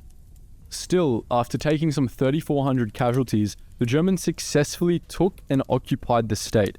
Having killed thousands of Lithuanians in the process, however, Lithuania wasn't quite so welcoming as the other two Baltic states. Unlike with Estonia and Latvia, no Lithuanian Waffen-SS unit was formed, and their resistance was generally more organized. Still, Lithuania took the full brunt of German occupation, with the Holocaust beginning within the first few days and as many as 120,000 Lithuanian Jews losing their lives by December 1941 alone. By the end of the war, that number grew as large as 195,000, accounting for 90 to 95% of the state's Jewish population. Tens of thousands of Lithuanians took part in the Lithuanian Holocaust or otherwise assisted their occupiers. Also, by June 1944, as many as 100,000 Lithuanians had been deported to Germany, where they undertook forced labor. Coordinated in part by the Lithuania partisan movement, Lithuanians, Poles, and even Soviets contested the Germans, but the Lithuanian partisans largely avoided violence at this time. When the Soviets returned, they actively contested resistance organizations by deporting as many as 120,000 people by 1953. This didn't wholly undo the Lithuanian resistance, however. The aforementioned Forest Brothers continued to engage their occupiers until 1953, while non-violent resistance continued for decades beyond that. If the partisans were caught, they were tortured to death and their entire families may have been deported. Often, they exploded themselves with grenades to avoid capture. On the Forest Brothers in general, at least 50,000 Estonians, Latvians, and Lithuanians lost their lives fighting foreign occupation throughout World War II, and up until they regained their independence in the early 1990s. Fun fact, Forest brother Jānis Pinops didn't come out of hiding until 1995. All in all, Lithuania lost over 1 million people between 1940 and 1953, which works out to be about a third of the state's pre-war population. For most Europeans, the end of the Second World War meant the fighting was done and the process of rebuilding could begin. But for the resistance fighters of Lithuania, the struggle was far from over. This motley band of partisans, Marxists, Nazis, liberals, and renegades stayed in the fight until 1953. In this video, we shed some light on those disparate factions and pose the question, how on earth did they manage to get along? Lithuania has a long and bloody history of resistance and guerrilla warfare. From its declaration of independence in February 1918 to the start of the Second World War in 1939, Lithuania fought 3 separate wars, one against the Bolsheviks, one against a force of Baltic Germans pretending to be White Russians, and another against Poland. While the conventional armies battled it out, Lithuanian guerrillas and urban resistance fighters conducted recon and raided enemy supply lines. It was during these early struggles that Lithuanian soldiers and resistance members gained the crucial skills and experience they would soon need for the Lithuanian army. Lithuania would have liked to remain neutral during the Second World War, but its position smack bang in between the Soviet Union and Germany made this impossible. When Soviet and German diplomats carved up Eastern Europe between them, Lithuania was lumped in the Soviet pile. The Reds consolidated by annexing the country in June 1940. At this point, the people of Lithuania had had a 2-decade-long taste of independence, and they weren't about to let it slip away into the hands of the Soviets. Their response was the Lithuanian Activist Front, or LAF, an incredibly diverse resistance movement that included Nationalist Party members, pro-Nazis, and trade unionists. The LAF built a secret communications network and spied on the Soviets, but they also carried out scattered armed raids. Buying into the whole enemy of my enemy thing, the LAF provided intel to the Germans and in return received warning of Operation Barbarossa. Seizing the German invasion of the East on June 22, 1941 as a perfect cover, the LAF launched what became known as the June Uprising on the same day. Around 10,000 resistance fighters from around the country rose up and attacked the Soviets, fighting side by side with the Wehrmacht. The LAF greeted the Germans as liberators, but instead of freeing Lithuania, Hitler amalgamated it into German Ostland. The LAF had been betrayed. Fearing an anti-German uprising, the German invaders clamped down hard on the LAF. The front's leader, Leonas Prapolianus, was arrested along with many others and sent to Dachau to rot. This betrayal was made all the worse by the fact that the LAF had issued a manifesto aligning it politically to Nazi Germany. This manifesto was viciously anti-Semitic, stating the Lithuanian Activist Front, by restoring the new Lithuania, is determined to carry out an immediate and fundamental purging of the Lithuanian nation and its land of Jews. The only advantage the LAF had in the face of the overwhelming German opposition was its scattered units throughout the country. Knowing they couldn't face the might of the Wehrmacht head-on, the resistance members melted into the forests. By late 1941, the LAF was no more, but its members were still resisting the occupation out of the forests. Trade unionists, anti-Semites, nationalists, and liberals were stockpiling weapons and preparing for a guerrilla campaign against the Germans. But wait, it's about to get a lot more complicated. Immediately after they retreated from Lithuania, the Red Army deployed several communist partisan units to the forests. These pro-Soviet Lithuanians received supplies from partisan command in Moscow in return for causing as much chaos as they could for the Germans. Surprising no one, they set up their bases in the forest too. While all this was going on, the Germans were putting their Jewish extermination plan into action. The Lithuanian Jews weren't too happy about this and, would you believe it, started another resistance movement and called it the United Partisan Organization, or FPO. Formed in January 1942 in the Vilna Ghetto, FPO's primary goal was to arm as many Jews as possible and sabotage the German war machine. They brought together Jewish factions from right across the political compass, including Marxist-Leninists, socialists, right-wing Zionists, and Jewish ethno-nationalists. It didn't take long for the Nazis to notice the Jews were suddenly way better armed and organized, and they did their best to crush the organization. When they came to liquidate the ghetto in 1943, some FPO members stayed to fight, while most fled to the forests. In mid-1943, Lithuania's forests were absolutely teeming with resistance groups. The country was still under German occupation, but the Wehrmacht had been dealt a mortal blow at Stalingrad and were in full retreat. Sensing an opportunity, the myriad resistance groups in the forest met up and consolidated themselves into the Supreme Committee of the Liberation of Lithuania, or VLIK. The Supreme Committee included nearly everyone from hardcore Marxist-Leninists who thought the Soviet Union wasn't communist enough, to liberals and nationalists who were veterans of the LAF and the Lithuanian army before the war, to far-right Zionists and ardent anti-Semites snubbed by the Nazis. Reportedly, it was very difficult to make decisions. With that many different ideologies in the mix, it's amazing they got anything done at all. One thing they did do was prepare. VLIK decided that the main enemy of Lithuania wasn't the occupying Germans, but the advancing Soviets. Choosing to play the long game, the VLIK resistance fighters did their best to capture as much German equipment as they could and stockpile it. They knew the Germans couldn't hold back the oncoming Soviet tsunami, and when they came, VLIK would be ready to defend Lithuania. Between July and October 1944, the Soviets reasserted their control over Lithuania. Ready for a fight, the Lithuanian Liberation Army, LLA, declared war against the Soviet Union on July 1st and threw all their military might into harrying the Red Advance.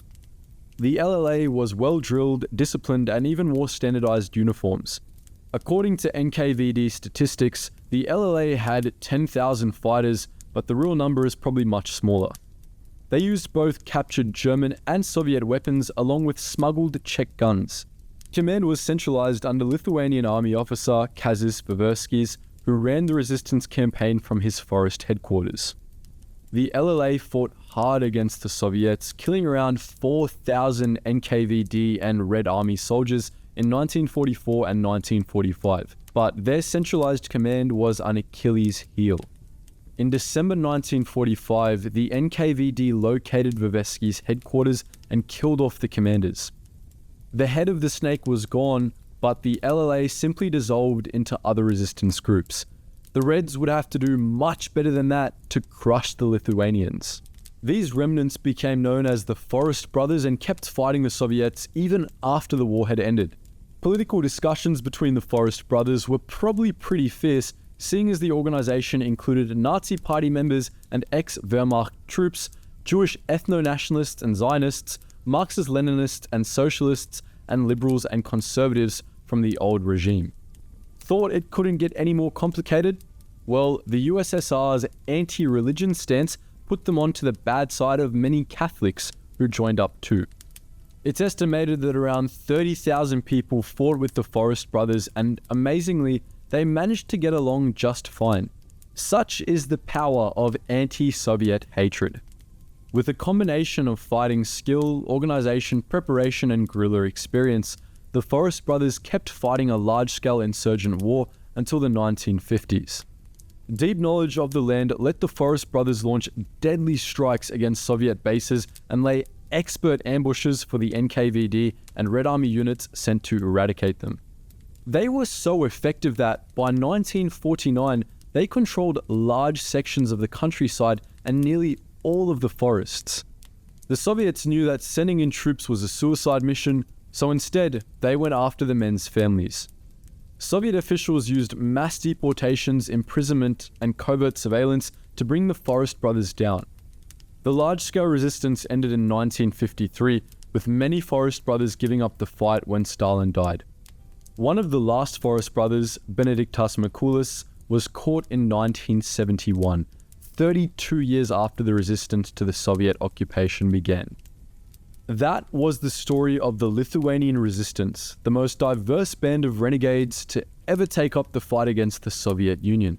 The Eastern Front wasn't just a showdown between the Soviet Union and Germany. Several other nations like Finland, Italy, and Romania were also deeply involved in the fight.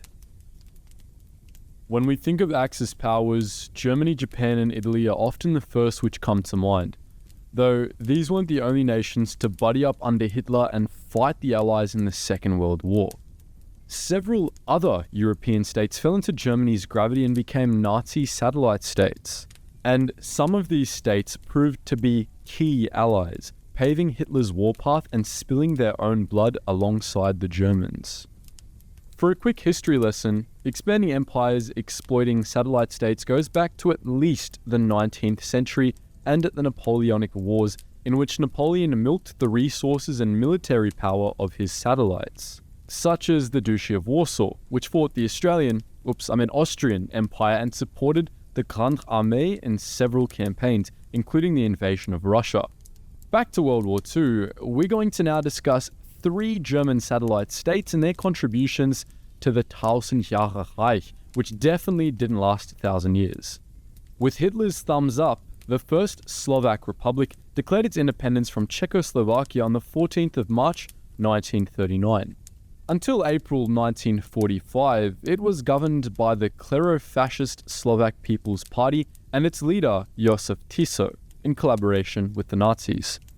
On the 24th of November 1940, the First Slovak Republic signed on as an Axis power. Between the 1st and 16th of September 1939, more than 50,000 soldiers across 3 divisions of the Slovak Field Army Brno-Lak, reinforced by the German 14th Army, invaded Poland while the Polish military was busy getting steamrolled by the German war machine. With the Poles distracted, the Slovaks stole the Polish territory they intended to without much resistance, taking a little over 150 casualties.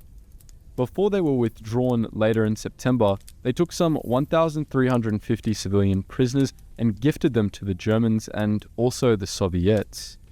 When Hitler turned on the USSR, the Slovaks sat back a while before committing 45,000 troops of the Slovak Expeditionary Army Group to the offensive.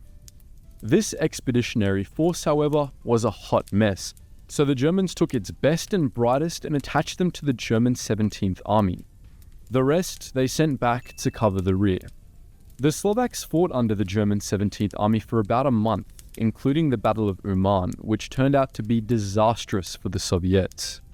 Long story short, Axis encirclements ripped the Red Army to shreds and inflicted more than 200,000 casualties for an Axis blood payment of just 20,800. Not long after Uman, the entirety of the Slovak Expeditionary Army Group was divided into 2 infantry divisions, of which only one was a frontline fighting force. This division, the Slovak 1st, fought with German Army Group B through the Soviet Union until it was eaten alive by poor morale and subsequently assigned to construction work, joining the Slovak 2nd Division. It's clear that many Slovaks didn't want to fight and die for Hitler, as in the 1944 Slovak National Uprising, many fought against Tiso and the Germans in the Slovak Republic, to no avail. Soon after, the Soviets liberated the state from fascist rule for more fascist rule.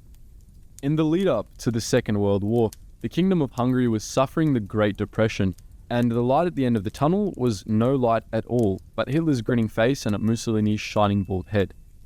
Dependent on German and Italian trade, Hungary started to walk and talk like Germany, and on the 20th of November 1940, Hungarian Prime Minister Paul Teleki took out his pen and signed Hitler's cast, which was actually the Tripartite Pact. Hungry for land, and now an Axis lad, Hungary mustered its armies. When Hitler asked Hungary to help him invade Yugoslavia and take a slab of it as a reward, Prime Minister Paul Teleki shot himself dead, and Laszlo Bardoshi took his place. After Germany had softened Yugoslavia up, Hungarian Regent Miklos Horthy sent in some 80,000 Hungarian troops, who occupied several Yugoslavia territories with relative ease, taking casualties in only the hundreds. Things got much bloodier for Hungary from there on, and then they really hit the fan. Hitler directed the German war machine into the Soviet Union on the 22nd of June 1941, and Hungary jumped on the bandwagon just 5 days later, declaring war on the USSR.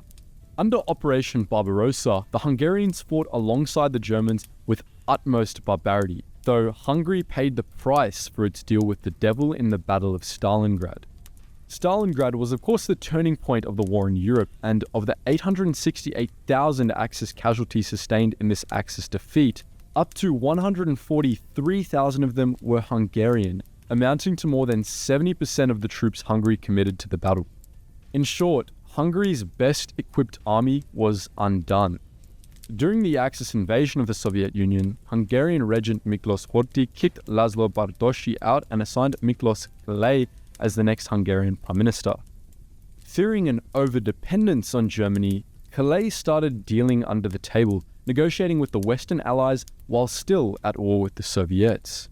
Unfortunately for Hungary, Hitler caught wind of Calais' deceit, and in March 1944, the Germans invaded and occupied Hungary and then made the Hungarians fight for them against the Soviets, until the Soviets themselves occupied the country. In the siege of Budapest alone, some 38,000 Hungarian soldiers became casualties, as did a further 38,000 civilians. An armistice was signed in January 1945, though some die-hard Hungarians fought alongside the Germans until the end of the war in Europe.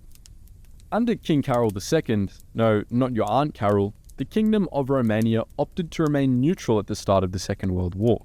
Though, with Europe up in the air and fascists inside of Romania kicking up a fuss, siding with the Germans was looking better and better.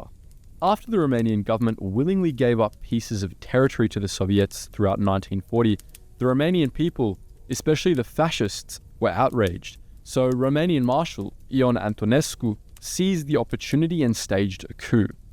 Once in power, Romania's new dictator, Antonescu, steered the country toward the Axis, which it joined on the 23rd of November 1940. Antonescu and Hitler were tight, with the Führer stating that Antonescu was the only foreigner he consulted with on military matters. As such, Antonescu was more than happy to lend his axe to Hitler in Operation Barbarossa. At the start of the operation, the Romanian army boasted a strength of 686,000, and by August 1944, this figure had almost doubled, making Romania Germany's #1 supplier of manpower in the war, contributing more troops than all of Germany's other buddies combined. As a reward, the Germans helped the Romanians take some of the territory which they had ceded to the Soviets back from the Soviets. Fighting side by side, the Romanian 3rd and 4th Armies and German 11th Army invaded the regions of Bessarabia, northern Bukovina, and Herza, and beat the Red Army out of them at a price of over 21,700 casualties, for Red Army casualties of just under 17,900. After making good on his promise and gifting these regions to Antonescu, the Romanian armies went deeper into the USSR, helping them gain victories in operations such as the Battle of Uman and the sieges of Odessa and Sevastopol. Things went mostly sour for the Romanians after that, especially in the Battle of Stalingrad, in which the Romanian 3rd and 4th armies took 158,000 casualties and were largely undone. While Romanians were dying for Hitler in the USSR, Romania herself was open to attack, and the Western Allies laid waste to her industry and strategic bombing operations. This softened Romania up, and after the tide turned in favor of the Soviets on the Eastern Front, the Romanian army, bolstered by the German 8th Army, had to fight off a full-blown Soviet invasion. In said invasion, known as the Jassy-Kishinev Offensive, a further 200,000 Romanians became casualties of war, while the Germans sustained 150,000 casualties. During this battle, King Michael I of Romania, the former King Carol II's son, staged a coup of his own, and this ultimately led to the execution of Antonescu and Romania becoming an allied power for the rest of the war. Now, Romania fought against Germany with over 1 million men, of which more than half became casualties before the end of the war in Europe. World War II era Finland was all over the shop. First, she was fighting against the pre-Allied power USSR, then against the Allied power USSR with the Germans, and then against the Germans. No doubt you've heard of Open Relationship Finland before, though much of the focus tends to be on the Winter War, in which the Finns first fought the Soviets. In this video, we're going to shed a little light on Finnish and German World War II era relations instead. Now, we do have to talk a little about the Winter War, as this is what put Finland on her back foot and turned her head toward Germany. Long story short, Joseph Stalin threw as many as 760,000 Red Army soldiers at Finland in the hopes of stealing a whole chunk of her territory, which bordered the USSR. Stalin ultimately got what he wanted, and some, but this came at a high price. Around 381,000 Soviets became casualties of the Winter War in exchange for Finnish casualties of 70,000, and the Soviet Union's friendly Bolshevik reputation was deeply tarnished. As one unnamed Red Army general put it, "We've won just about enough to bury our dead." Black and blue, the Finns knew the peace which followed their concession of Finnish territory to the Soviets would be brief, and they also knew they hadn't the steam to fight the Soviets all over again when the war inevitably continued. So, in the lead up to the German invasion of the USSR, the Finns forged a naughty relationship with the Germans and were grateful for all the guns and fuel and Aldi hampers the Germans offered them. In return, the Germans gained a springboard from which they could launch their assault on northern Russia, as well as valuable shipping waters, among other things. When the ashes of the Winter War turned once more to flames, the Finns were backed by the Wehrmacht, and they went on the offensive, at least for a little while. From the 25th of June 1941, the so-called Continuation War raged for just under 3 years and 3 months. In this time, the Finns sustained 225,000 casualties, the Germans 84,000, and the Soviets as many as 944,000. Though it was only in the first several months of this war that the Finns pushed back the Soviet lines. After they reclaimed the territory they lost in the Winter War and taken a sneaky bit extra, namely East Karelia, they dug in, and the Continuation War devolved into a period of trench and unconventional warfare which lasted until the Vyborg-Petrozavodsk offensive. It wasn't all beers and bratwurst in combined Finnish and German operations, however.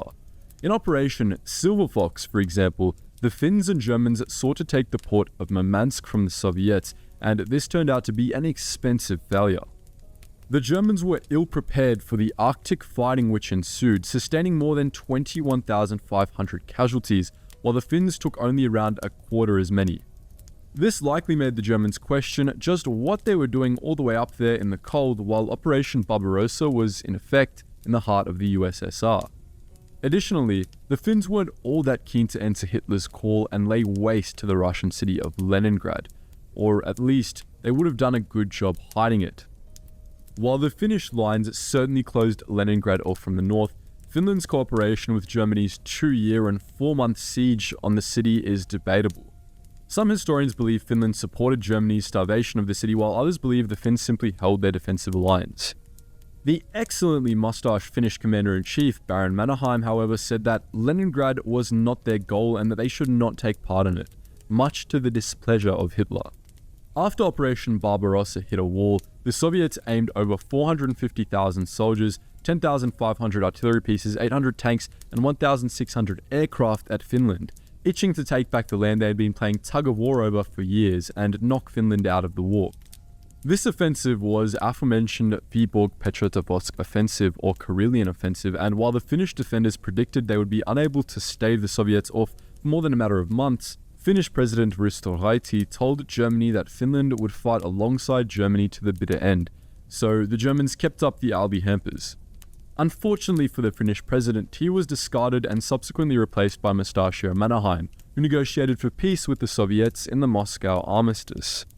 As part of this, Mannerheim agreed to eject the Germans from his country. As it turned out, however, the Germans weren't too hot on leaving Finland, whose soldiers they had come to know as their brothers in arms. What ensued was the Lapland War.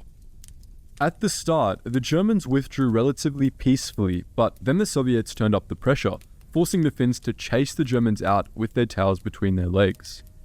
Between the 15th of September 1944 and the 27th of April 1945, the Finns sustained more than 3,900 casualties, ejecting their former allies with violence, killing or wounding around 3,000 Germans and taking a further 1,300 prisoners of war. Much of this conflict took part in the Lapland region of northern Finland, where the Germans employed scorched earth and landmine strategies to delay their Finnish pursuers. All in all, they destroyed 14,900 buildings, accounting for between 40 and 46% of the region's property, and set at least 1.142 million mines, cartridges, and other explosives. Bear in mind, this number accounted for just the explosives the Finns found and demined over the next few decades. Talk about leaving a place better than how you found it. While we've covered the Winter Continuation and Lapland Wars, we haven't yet paid any attention to Finland's participation in German war crimes and atrocities. Just to be clear, Finland had nothing on Romania, but some Finns got up to some questionable stuff throughout their alliance with the Germans. Just last year, the Finnish government commissioned the National Archives of Finland to produce an investigative report on over 1,400 Finns who served under the 5th SS Panzer Division Viking between 1941 and 1943. These men, while supposedly unsympathetic to Nazi ideology, were volunteered and assigned to the SS division in an effort to appease Heinrich Himmler, who had demanded the same of some of Germany's other allies. The Viking division took part in Operation Barbarossa, and the Finnish National Archive Director General said, "It is very likely that the Finnish volunteers participated in the killing of Jews, other civilians and prisoners of war as part of the German SS troops." One of such men was the infamous Lauri Torni, who fought not only in the Finnish Volunteer Battalion, but also the Finnish Army and the SS throughout the war, and for the Americans in the Vietnam War after that, all because he had an intense hatred for communism. An interesting story in itself.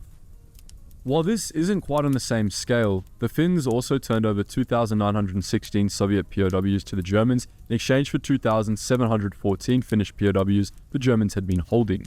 While around 2,000 of the Soviet POWs ended up fighting for the Germans in the Russian Liberation Army, the rest likely yielded to the terrible conditions and violence of Nazi concentration camps.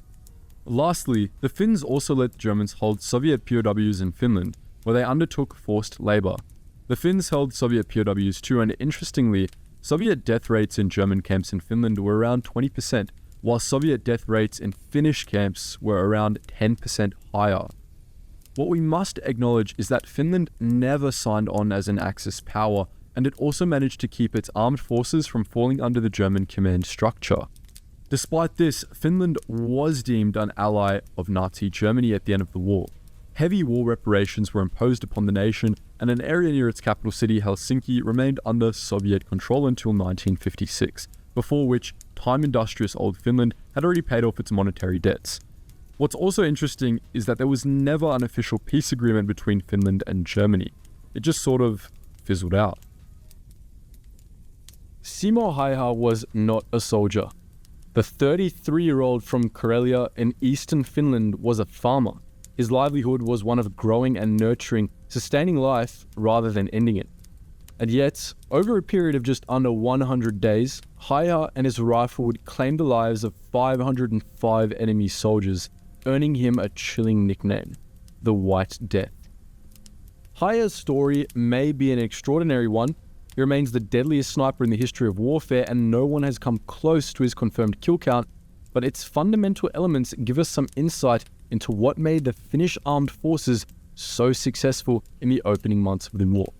Yes, Häyhä was a farmer, but his line of work also made him an expert skier, a skilled marksman, and a master of the inhospitable terrain and brutal winter conditions of Karelia. The White Death may have struck terror into the hearts of the invading Russians, but there were many other men just like him, with the same skills, the same backgrounds, and the same unyielding desire to protect their homeland. Finland and Russia had had an uneasy relationship for decades. The Finns believed that the newly created Soviet Union had designs on their eastern territories, and they were right.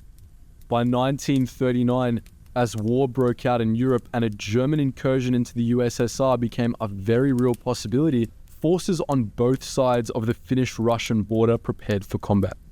On November 28th, or on the 26th, according to some reports, the USSR staged a false flag incident on the border. Only days later, the invasion began. From the outset, the Soviets had their eyes on key strategic targets. One of these targets was the village of Suomussalmi, a crucial bridgehead on the way to the city of Oulu. When Oulu fell, Finland would essentially be split in half, and a Russian victory would be almost assured. On December 7th, the Soviet 163rd Rifle Division arrived in Suomussalmi. They'd encountered only scant resistance on their advance from the border, and the 45,000 men of the division found the village abandoned. So far, so good for the Russians. But there was a problem. The Finns had destroyed the village, and so the Soviets, weary after a week-long advance through tough terrain in sub-zero temperatures, found little opportunity to shelter and regroup. An even bigger problem came the following day. The Finns lay in wait across the Niskanselkä and Haukipera lakes. On December 8th, they attacked, pouring across the ice from the western shores, ready to retake the village and drive the invaders out of the country. The Finnish troops knew the land, and they knew how to use the savage conditions to their advantage. but they were still woefully outnumbered, with only around a quarter of the manpower of the invaders. Their counterattack failed, and the troops fled back across the ice to the west. The next day, the JR-27 Regiment arrived, a newly formed unit ready to tip the balance in the Finns' favor. Once again, they advanced on the village, and once again, they were beaten back, suffering significant casualties. Already at a numerical disadvantage, these were casualties the Finnish troops could ill afford. From Vietnam to Afghanistan, and from the partisans of Yugoslavia to the original Zapatistas of the Mexican Revolutionary War, military history has taught us an important lesson. Guerrilla actions mean playing the long game.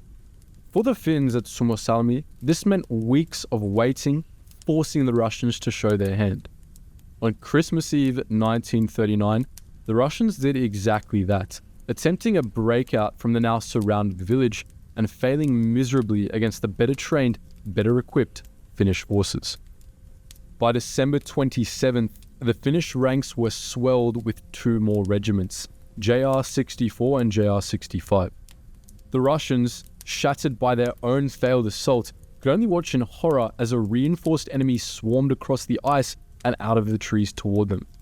They fell back desperately, and chaos reigned along the road back to the Soviet border.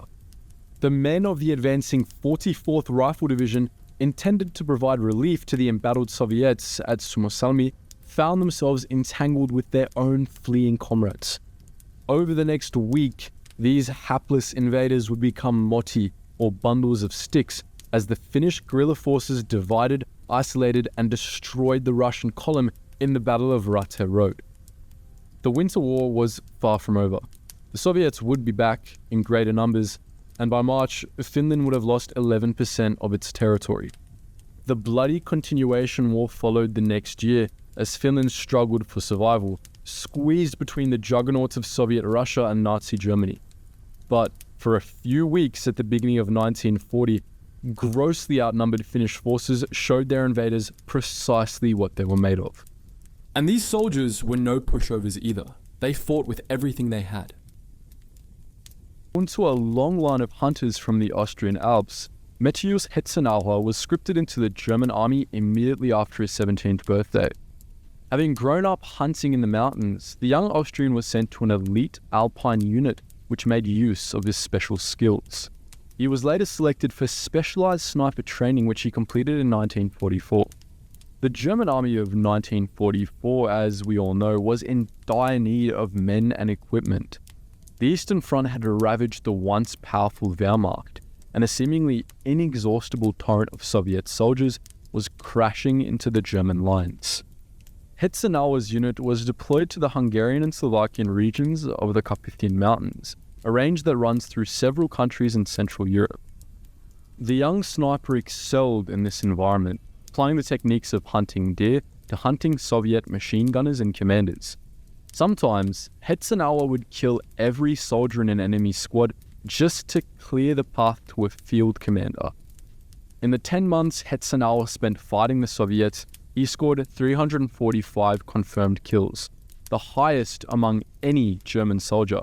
But like many other snipers in this video, his own estimate is far higher, around 500. Finnish sniper Simo Hauha.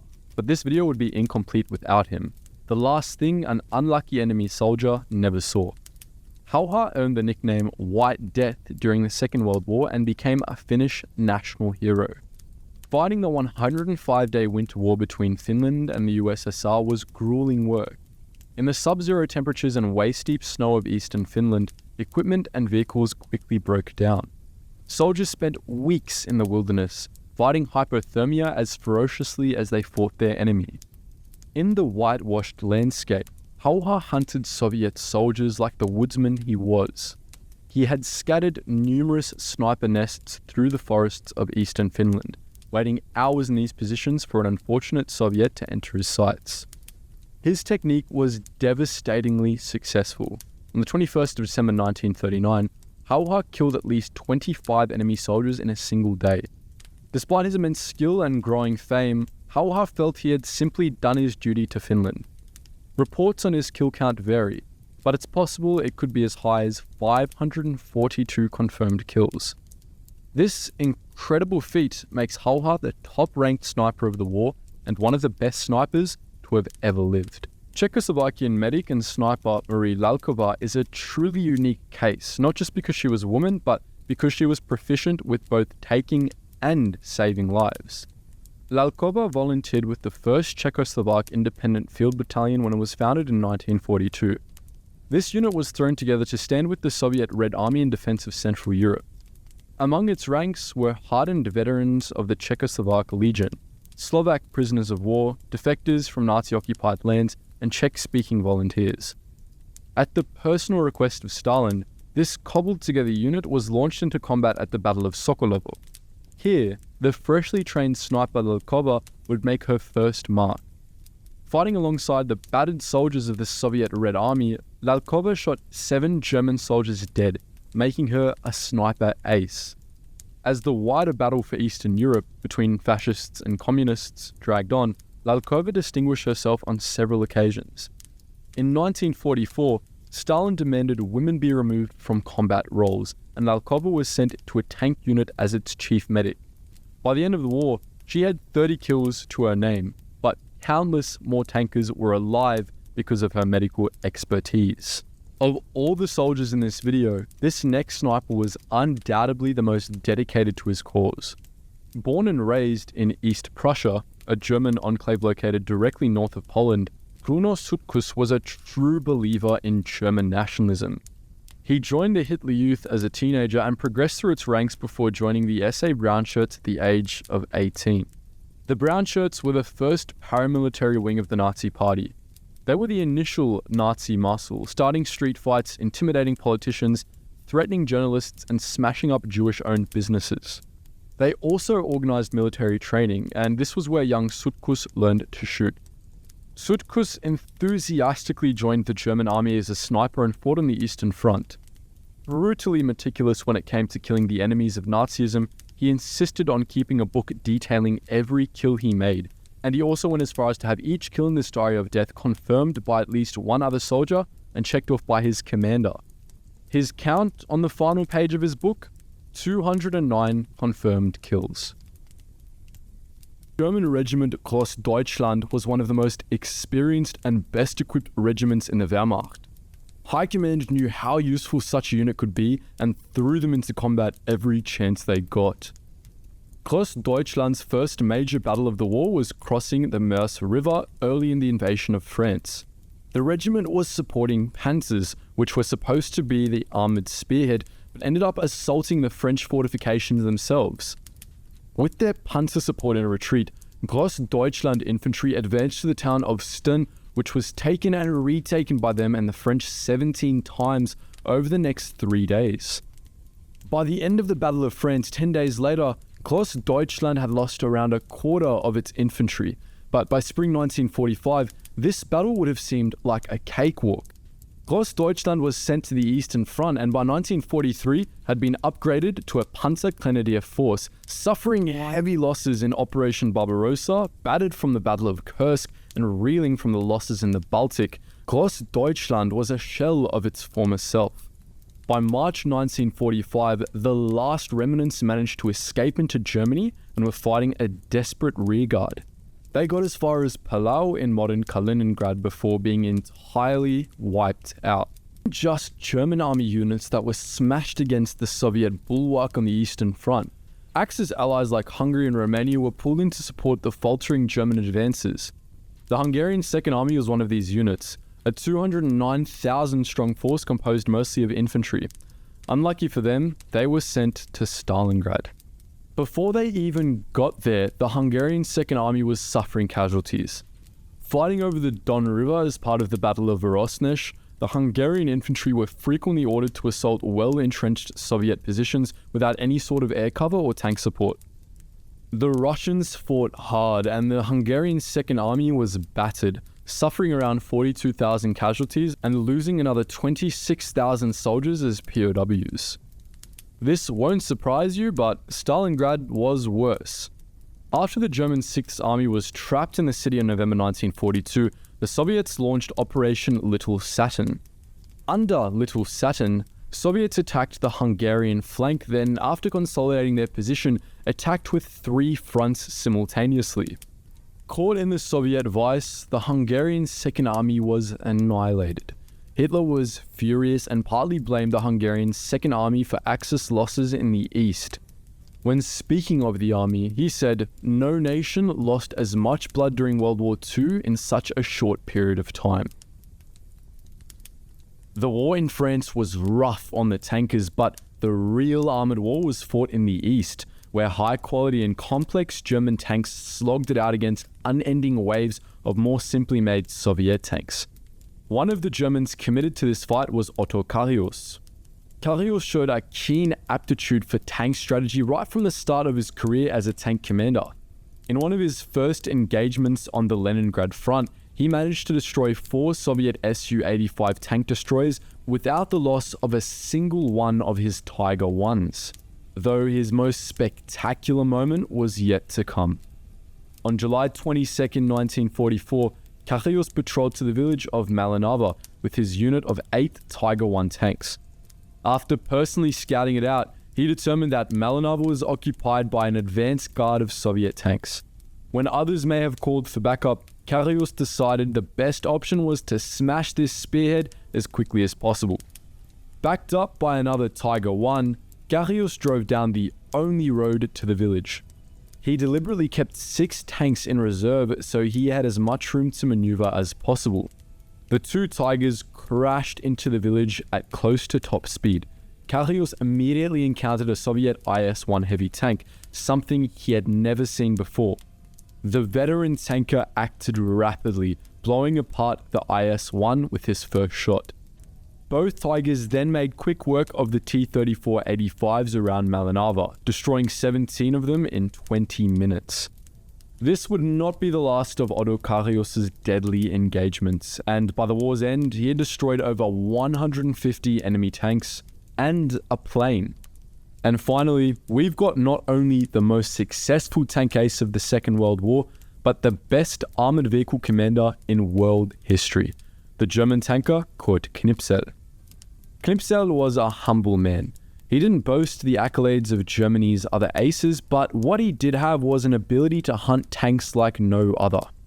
Much of this can be put down to his experience. Knipsel was a non-commissioned officer whose career began as a loader, then he became a gunner, eventually making it to Panzer Commander.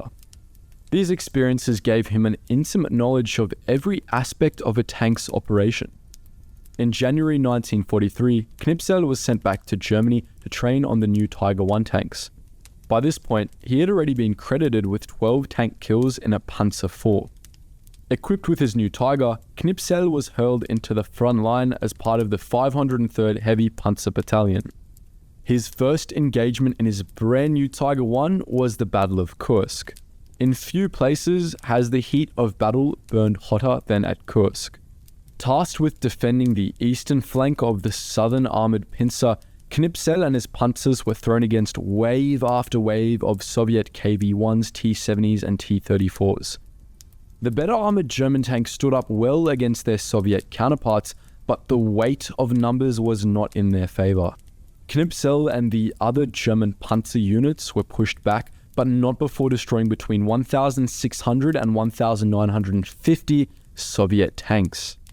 Knipsel saw almost continuous action until mid-1944, when his unit was pulled back from the line to receive new tanks, formidable Tiger IIs. After some fighting in France, they were sent back east.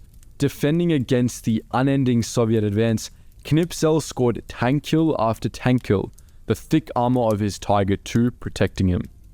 In one engagement, he recorded 24 direct hits to his Tiger, of which none penetrated. But armor can only hold strong for so long. While fighting in Germany on April 28, 1945, Knipsel's Tiger II was hit. The Soviet shell pierced his armor and cooked off the panzer's ammunition. Knipsel was badly wounded and died hours later in a field hospital. He had 168 confirmed enemy tank kills, but it's believed that that number was closer to 200. He died only 10 days before the end of the war in Europe. Operation Barbarossa. the Axis invasion of the Soviet Union in 1941 had not brought the sweeping successes its commanders had hoped for. The summer offensive turned into an autumn one, and as this autumn gave way to the winter of 1941, the Germans had no option but to fall back. Unprepared, overstretched, and struggling in hostile conditions, the Axis forces retreated, pledging to return stronger and better equipped. That return came the following summer with Fall Blau, or Case Blue. Once again, the roar of tank tracks and artillery bombardments would fill the air of Eastern Europe as a colossal force mobilized and headed eastward. This time, each of the panzer divisions had been reinforced, adding more hardware with a view to smashing the Soviet lines. There were also more foreign soldiers involved in the Axis advance: 27 Romanian divisions, 13 Hungarian, 2 Slovakian, and a volunteer division from neutral Spain. Mussolini also sent 10 Italian divisions to join the fray, up from 3 the previous year. By late August, one of these Italian divisions found itself in difficulty as it advanced between the Don and Kopyo rivers near Volgograd.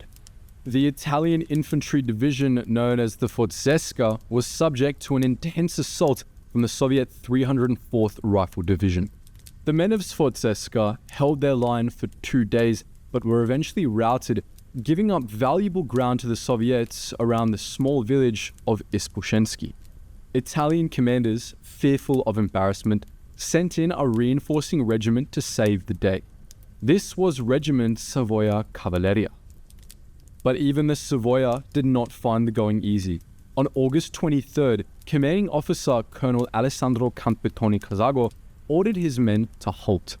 They were still 1,000 meters short of their objective, but the failing light drove them to set up camp for the night and continue in the morning.